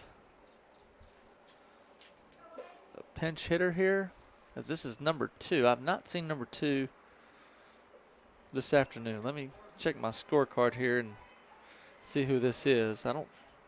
Oh, this is actually the right fielder, Langford. He's been DH for by Pittman, so Langford, who is the starting outfielder for the Greyhounds, is actually going to bat here. Pittman, he's been the DH, is not going to bat, so Langford will actually bat for himself here. So 1 out, runner over at third, as Langford steps in.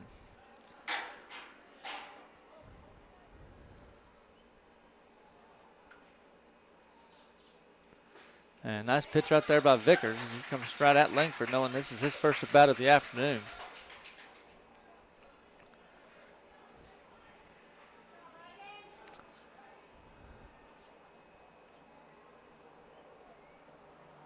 And trying that outside corner, but I think that ball was just a little bit low. I'm sure they have had some conversations in the dugout. That outside corner has been the place to attack in this game too. And that's going to be high. Oliver's going to throw down to third. Runner will get back.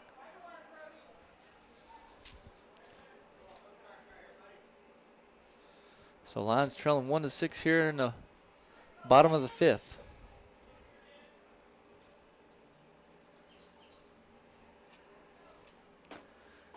And that's going to be a called strike. There's the corner we talked about. And Aiden was able to locate it.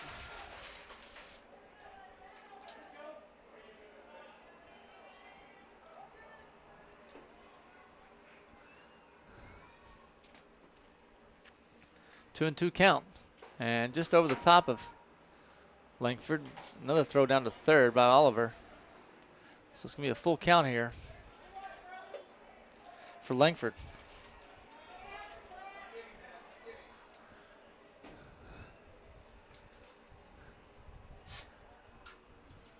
And coming right after him, he's going to get a strikeout. Oliver's going to glove that pitch. So a nice pitch right there from Vickers as he's going to strike out Langford. And the Lions have 2 outs here as they try to strand that runner over at third, as that's going to bring up Cudd. He is 1 for 2 in game 2. He had a double back in the second. Working out outside corner. I think that's just a little outside.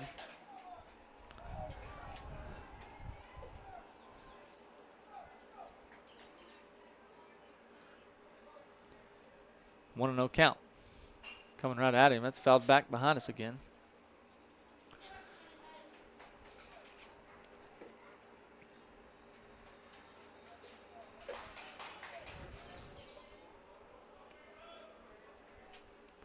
So 1-1 count with 2 outs. Cohen over at third base.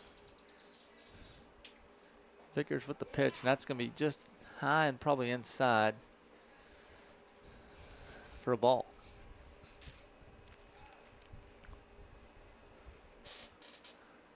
So 2-1 count, and that ball's high. So 3-1 count. The Lions right now just looking for that, get the pitch across the plate. If he does hit it, try to make a play on it with 2 outs here. Try to keep that runner at third from scoring. And a nice pitch right there from Aiden. 3-2. So full count here to Cudd with the leadoff hitter on deck. Lions trying to work out of this inning without giving up any runs. And that's a nice pitch, but it's going to be low. So Cudd's going to jog down with a walk. And that's going to bring up Satterfield, the pitcher. He's 1 for 3 here in game number 2. He kind of got it started in the first. He was one of the guys that singled and then later on scored in the first. First pitch is going to be high and outside for a ball.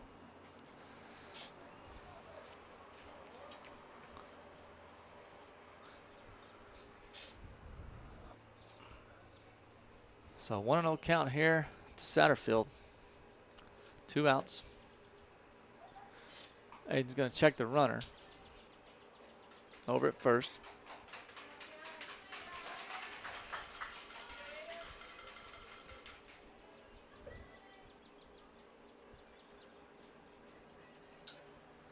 Lions trying to keep this thing manageable here in game 2. That ball's going to be off the plate, outside, ball 2. Tried the corner and missed.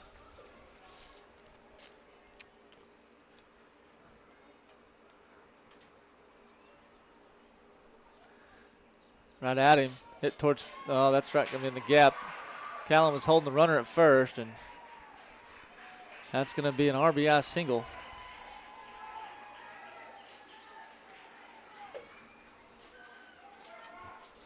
There was a big gap between first base and second base.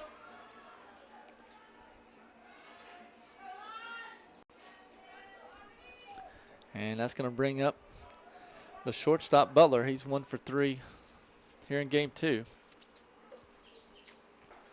And first pitch is going to be a called strike. Lions now trail 7-1. Trying to limit the damage here of the 5th as the Greyhounds have gotten that run back. The Lions had gotten in the top half of this inning.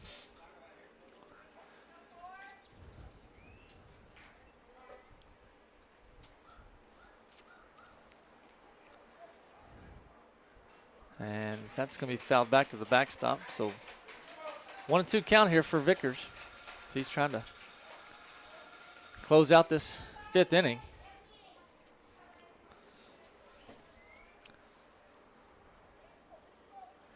With the top half of the Greyhound lineup up right now. It's 1-2 count. Runners are off. Swing and a miss, strike 3, and so Vickers is going to strike out Butler to end the inning. Greyhounds are going to score 1, they live 2. We're headed to the top of the 6th. Lions trail 7-1. You're listening to Albany Line Baseball on Albany Sports TX. We're the bank you've always known and trusted, a part of your community for generations. And now, First National Bank of Albany Breckenridge is Clear Fork Bank. We're still privately owned and independent. You'll find the same dedicated team, the same friendly faces, and the same strong relationships with our customers. Our offerings have expanded to better serve you, but our commitment to local banking is steadfast. Clear Fork Bank, serving Texans since 1883.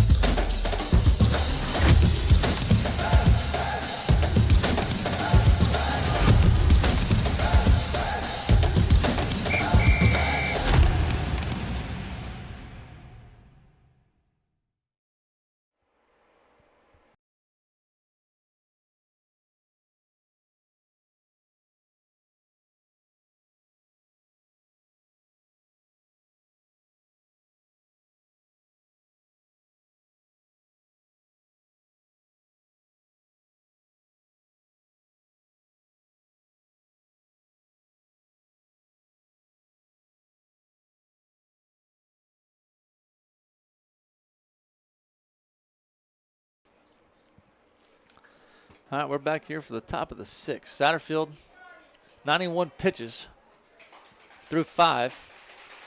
Again, 110 is the max for playoff baseball. So,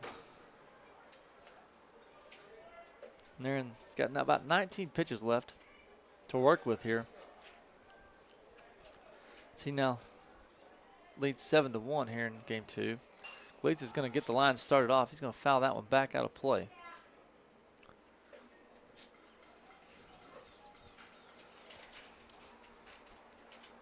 Gleitz bats 6 for the Lions. He's 2 for 2 here in game 2. He singled both times at the plate. That ball's going to be off the plate for a ball. So 1-1 count here to Gleitz. Pretty strong afternoon thus far overall for Gleitz. He's 3 for 6 on the afternoon with a run batted in. Count goes to 2-1.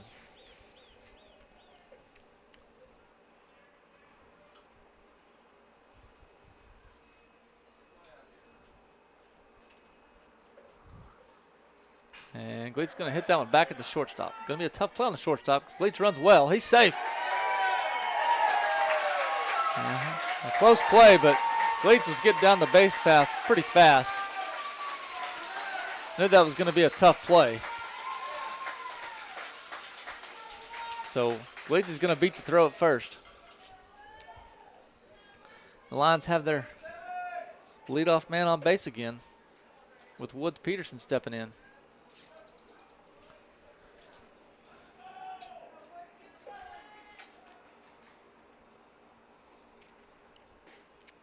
Woods over 2, did reach by air.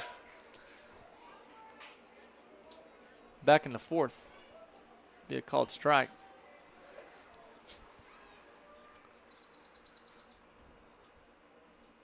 And he's going to fight that one off. The pitcher may have a play on that one. He does. He's going to catch it in the air, so Gleitz is going to have to hold up first.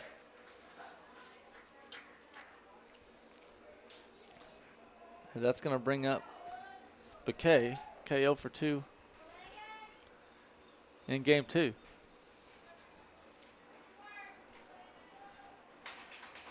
So Lions trying to get back into this game. Got Gleets over at first.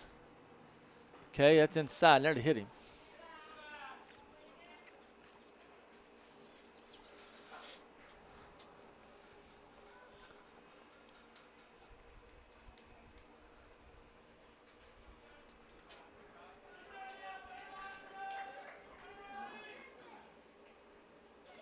Again, Satterfield nearing the end of his day. He's sure that's what the catcher and him are kind of talking about, trying to pound the zone here, not waste a bunch of pitches. Kay's going to kind of hit that one towards right field, and right field's going to take about 2 steps to his right. He'll glove it for the second out.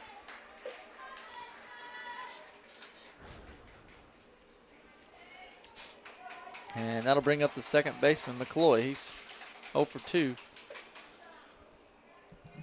here in game 2.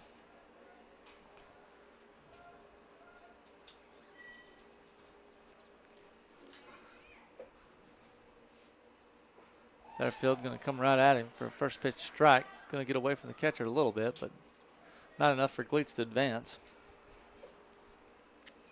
Lions down. Got 4 outs left here in game 2 to try to get back into this thing.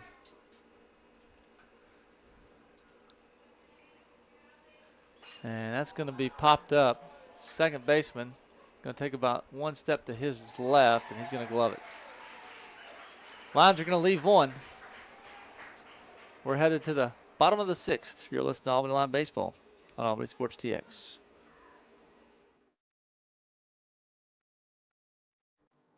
In 2006, there was a vision, and that vision became a reality when the feed store opened its doors in 2012.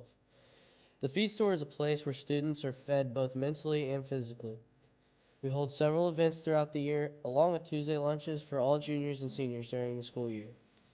We host the famous Running Man event on the last Saturday of October for all junior and senior high students, along with worship nights on the last Wednesday of every month.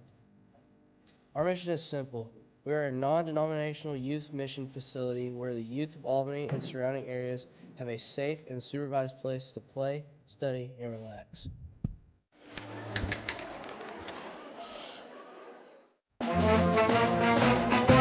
Hey, conductor, how about something new? You played this last year.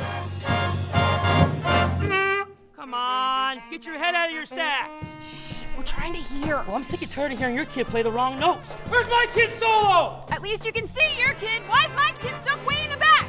The conductor only plays his favorite. My kid heard that solo! You saying I did?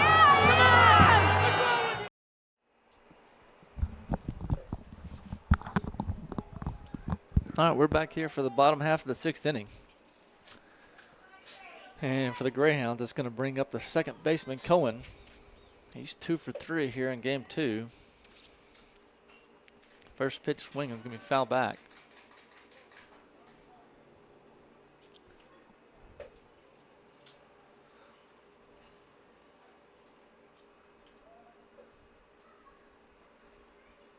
And that's going to be just low. 1-1 count here. Vickers getting out back out on the mound. He's going to throw that one just inside.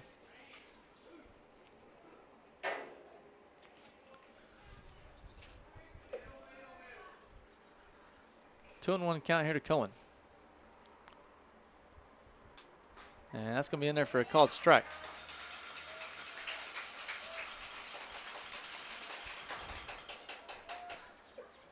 So it seems like the Greyhound hitters have really relaxed a little bit on first pitch swing, and that ball's hit. Chambers running back. That's going to get over his head. Deeper counts as the game has moved on, just like they did in game 1. That ball's going to be over Chambers. It's going to be a triple for Cohen. That ball just kept carrying.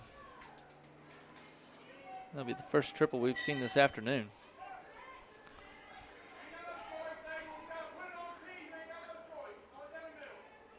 That's going to bring up the third baseman, Pittman.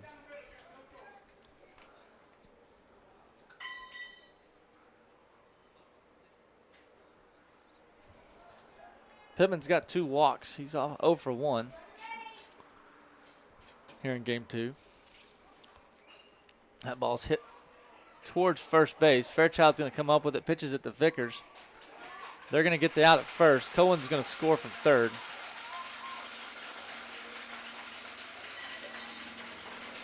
And the Greyhounds now lead 8-1 here in game 2.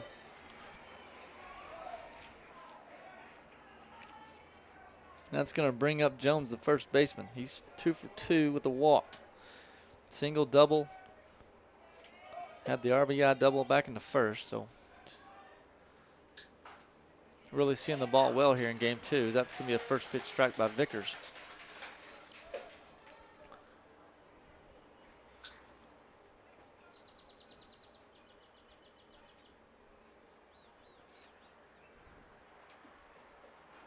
And swinging a miss, so Vickers working ahead in the count here, 0-2.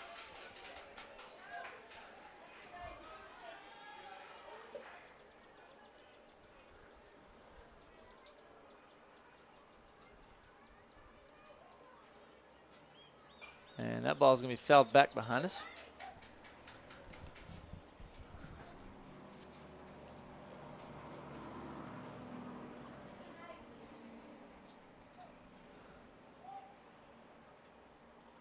So 0-2 count here to Jones. Vickers' 35th pitch of the afternoon here. That ball's hit towards the right field line. It's going to get foul. Okay, trying to get to it, but that ball is just going to continue to work its way away from him. So just a long foul ball there.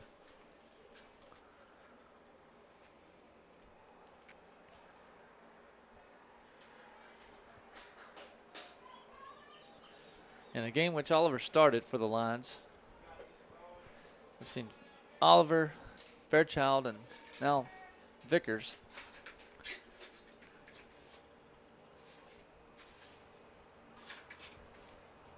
Working here in game 2.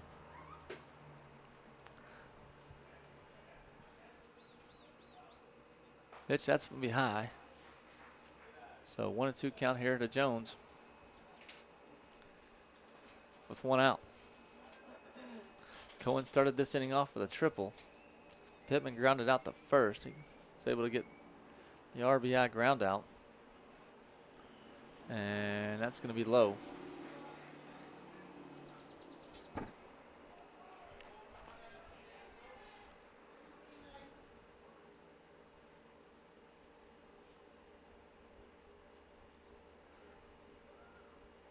And that ball's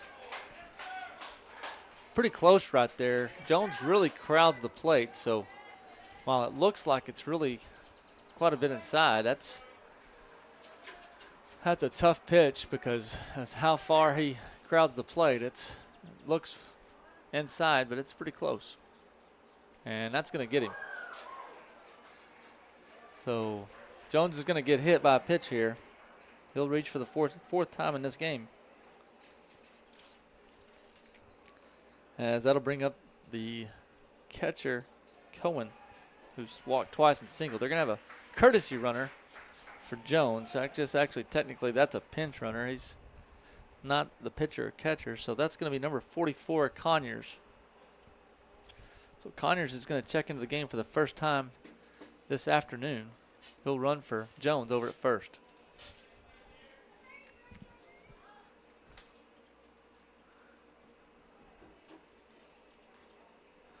And that's going to bring up the catcher again. That's just Cohen. He's walked twice and singled.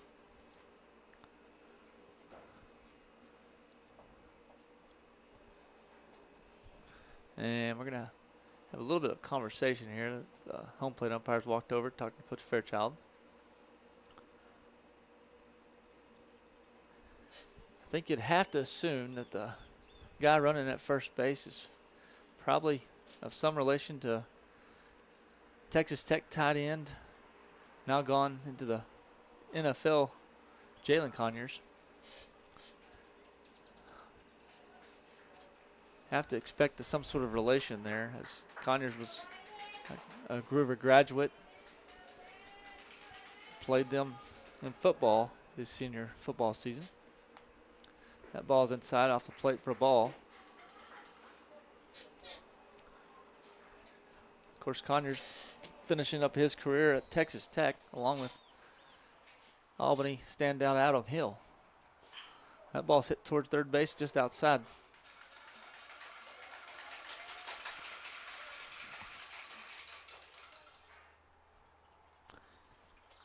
So 1-1 count here.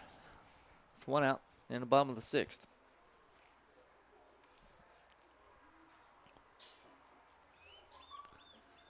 And that's just going to be inside for the ball. So 2-1 count here.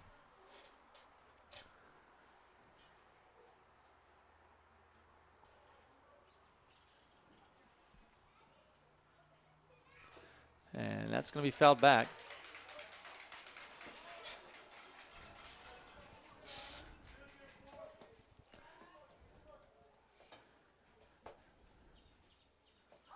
So 2-2 count here for Vickers. So he works from the stretch with Conyers over at first. And that's hit right at Chapman. Double play ball. Over to McCloy. Over to first base. Not going to be in time. Good out right there for the Lions. No damage is done right there. They get the out at second. Cohen at first. And that's going to bring up the center fielder Babs. He 1 for 3 here in game 2. He had a 2-run single in the 3rd inning. And that's going to be skied. It's going to be a play. Callan trying to make a play on it. And it hits right in front of the dugout. That was kind of a tough play right there for Fairchild.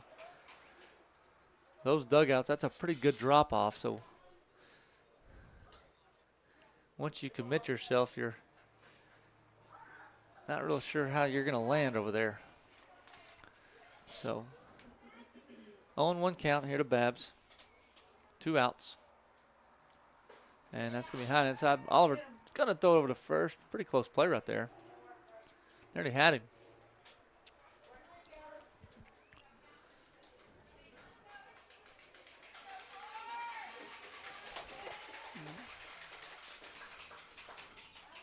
So 1-1 count here to Babs. Aiden throw over to first. Nearly got him right there. Nice move right there by Vickers. Got a little groan from the crowd there. They thought it was pretty close.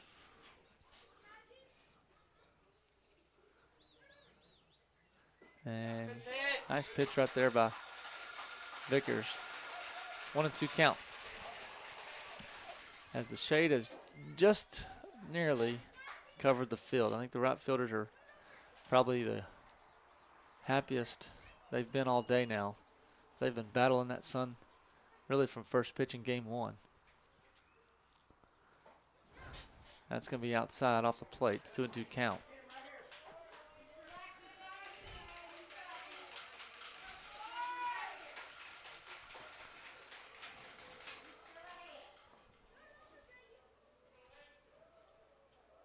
Two and two count to Vickers, and they're going to be hit towards second base. McCloy rushes it, throws it over to first. It's going to have the out. That's going to end the inning. Greyhounds are going to strand 1. They score 1. We're headed to the top of the 7th. Lions trail 8-1. You're listening to Albany Line Baseball on Albany Sports TX. We're the bank you've always known and trusted, a part of your community for generations. And now, First National Bank of Albany Breckenridge is Clear Fork Bank. We're still privately owned and independent. You'll find the same dedicated team, the same friendly faces, and the same strong relationships with our customers. Our offerings have expanded to better serve you, but our commitment to local banking is steadfast. Clear Fork Bank, serving Texans since 1883. Where a handshake is our word, cattle are money, and timing is everything. Western Livestock is a family-owned and operated livestock auction and order buying company with more than 30 years of experience. The buying power in our seats ensures top dollar for your livestock to allow you to keep doing what you love. With sale barns in Oklahoma City, Comanche, and Woodward, Oklahoma, and Knoxville, Iowa, we're large enough to serve you, but small enough to know you. To learn more, call 940-631-2333 or visit westerncommissioncompany.com.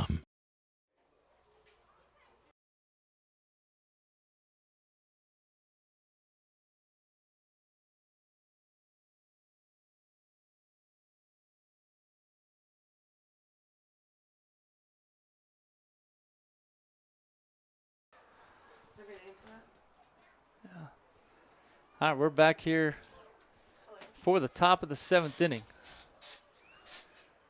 Lions trailing 8-1.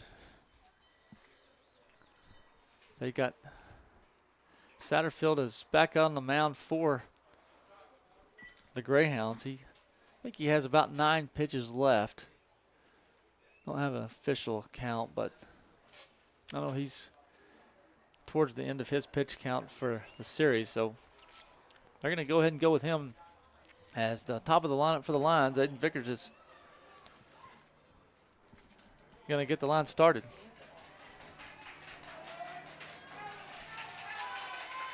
Lions trying to put a rally out here. I don't have a hat to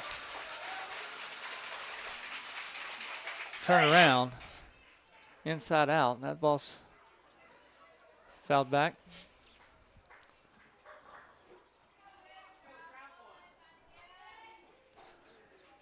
Of course, the winner of this series will take on the winner of the Ropes and Stanford series. Stanford leading that series 1-0. I want to send a shout out to Adam Faith for helping me out with that one. He spot on, giving us some information.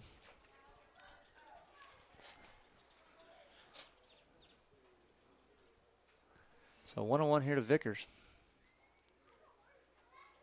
And he's going to hit that one towards second or shortstop. And throw over to first. They're going to have him at first base for the first out.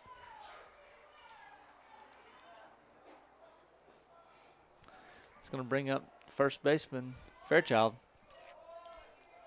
Fairchild 1 for 3. He did reach by error.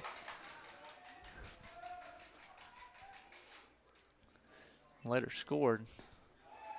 Or no, actually he did not score. I think it was Vickers that scored in that inning. Lone run of this game. First pitch, swing and strike. Fairchild.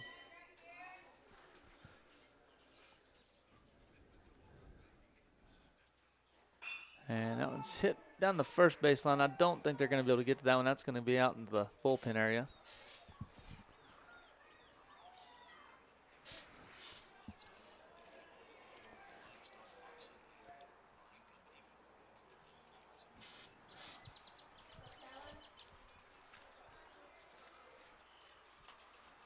So 0-2 count here to Fairchild. And that's going to be high. Again, Satterfield working. He's got 3 pitches left in this game. So if he starts in a bat, I believe he can finish. As long as he's below that cutoff. That's going to be flied towards center. Moves over about 4 or 5 steps to his right. He's going to make the play for the second out of this inning. So Satterfield's going to have an opportunity here to finish this game.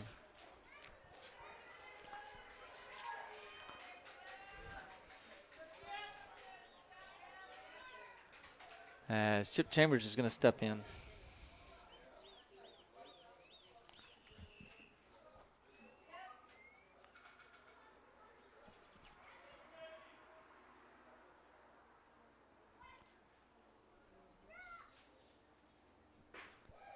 And that first pitch is going to be called a ball.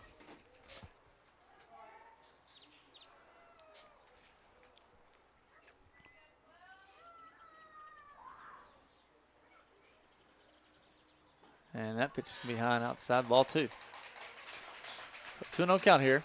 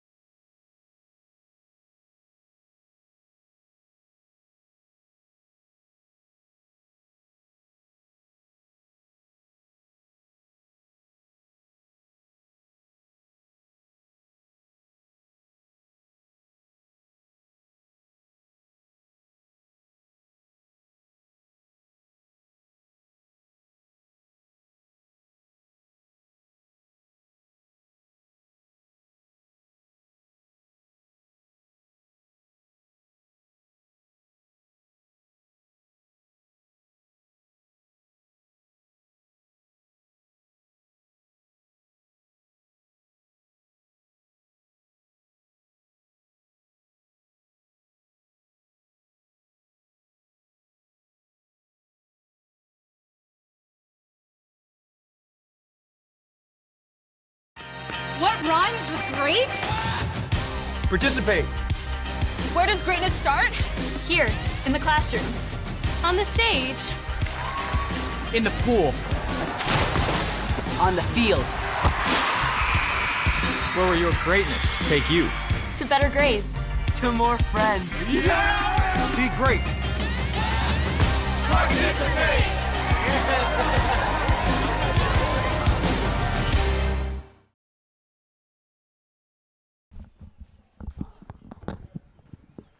All right, so the Greyhounds are going to make a pitching change. They're going to go back to Butler. Butler,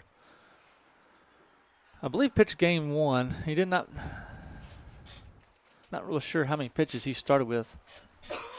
Try to see where that number is.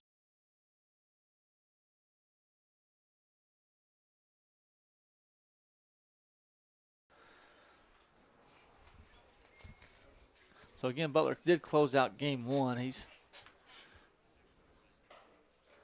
going to step in here, needing to get one out for the Greyhounds. See what other kind of adjustments they make. It looks like he was playing shortstop, so looks like Satterfield will take his go back to his original spot from game one. He played shortstop game one the whole time. Butler filled in for him here in game two. He started at second base when Cohen took the mound for game one. And Brody Oliver is going to be the line batter as they look to rally here in the top of the seventh, trailing 7-1 or 8-1. Chambers got a big lead. They're not holding him over at first. He's going to go ahead and take second. No throw. That ball was high and inside.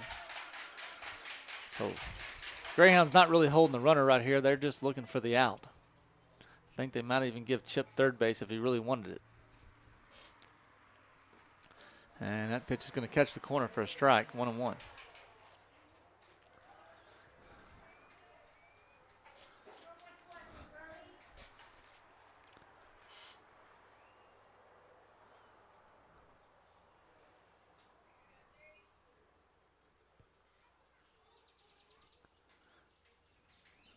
There's the pitch. Chambers is off on the pitch. He's going to take third. Well, it's called ball. So Chip is over at third. Oliver has a 2-1 count.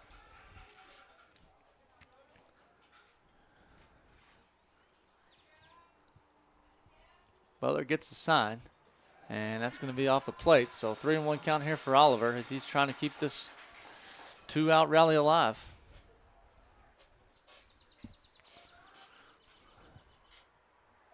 Chapman standing on deck.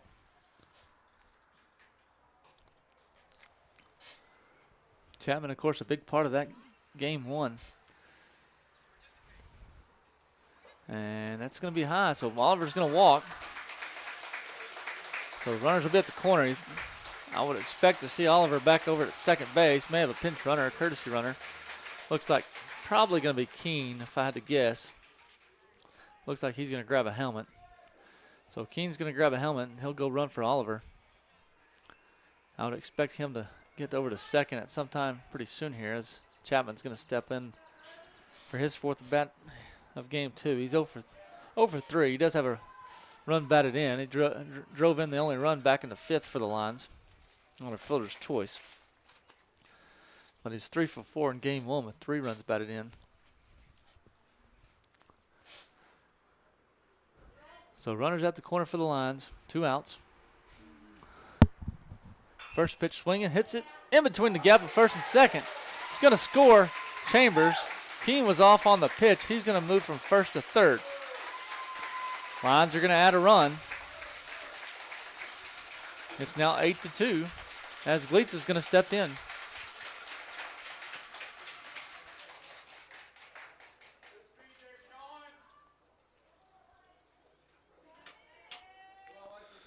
And that's going to bring up third baseman Gleitz. He is 3 for 3 in game two.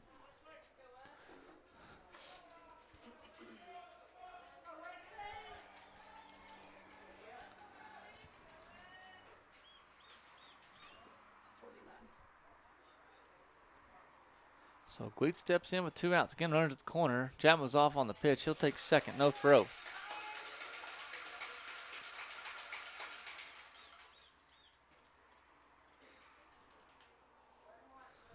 So now you got runners at second and third. Base hit will score 2. And he's going to foul this one back behind us.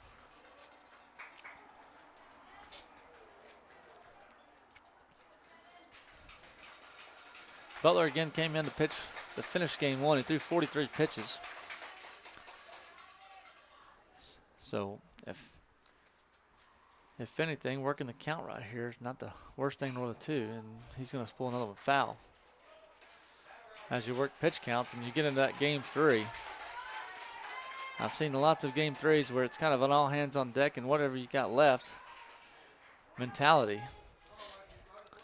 Be interesting to see what both teams how they'll approach that, if that's where this heads.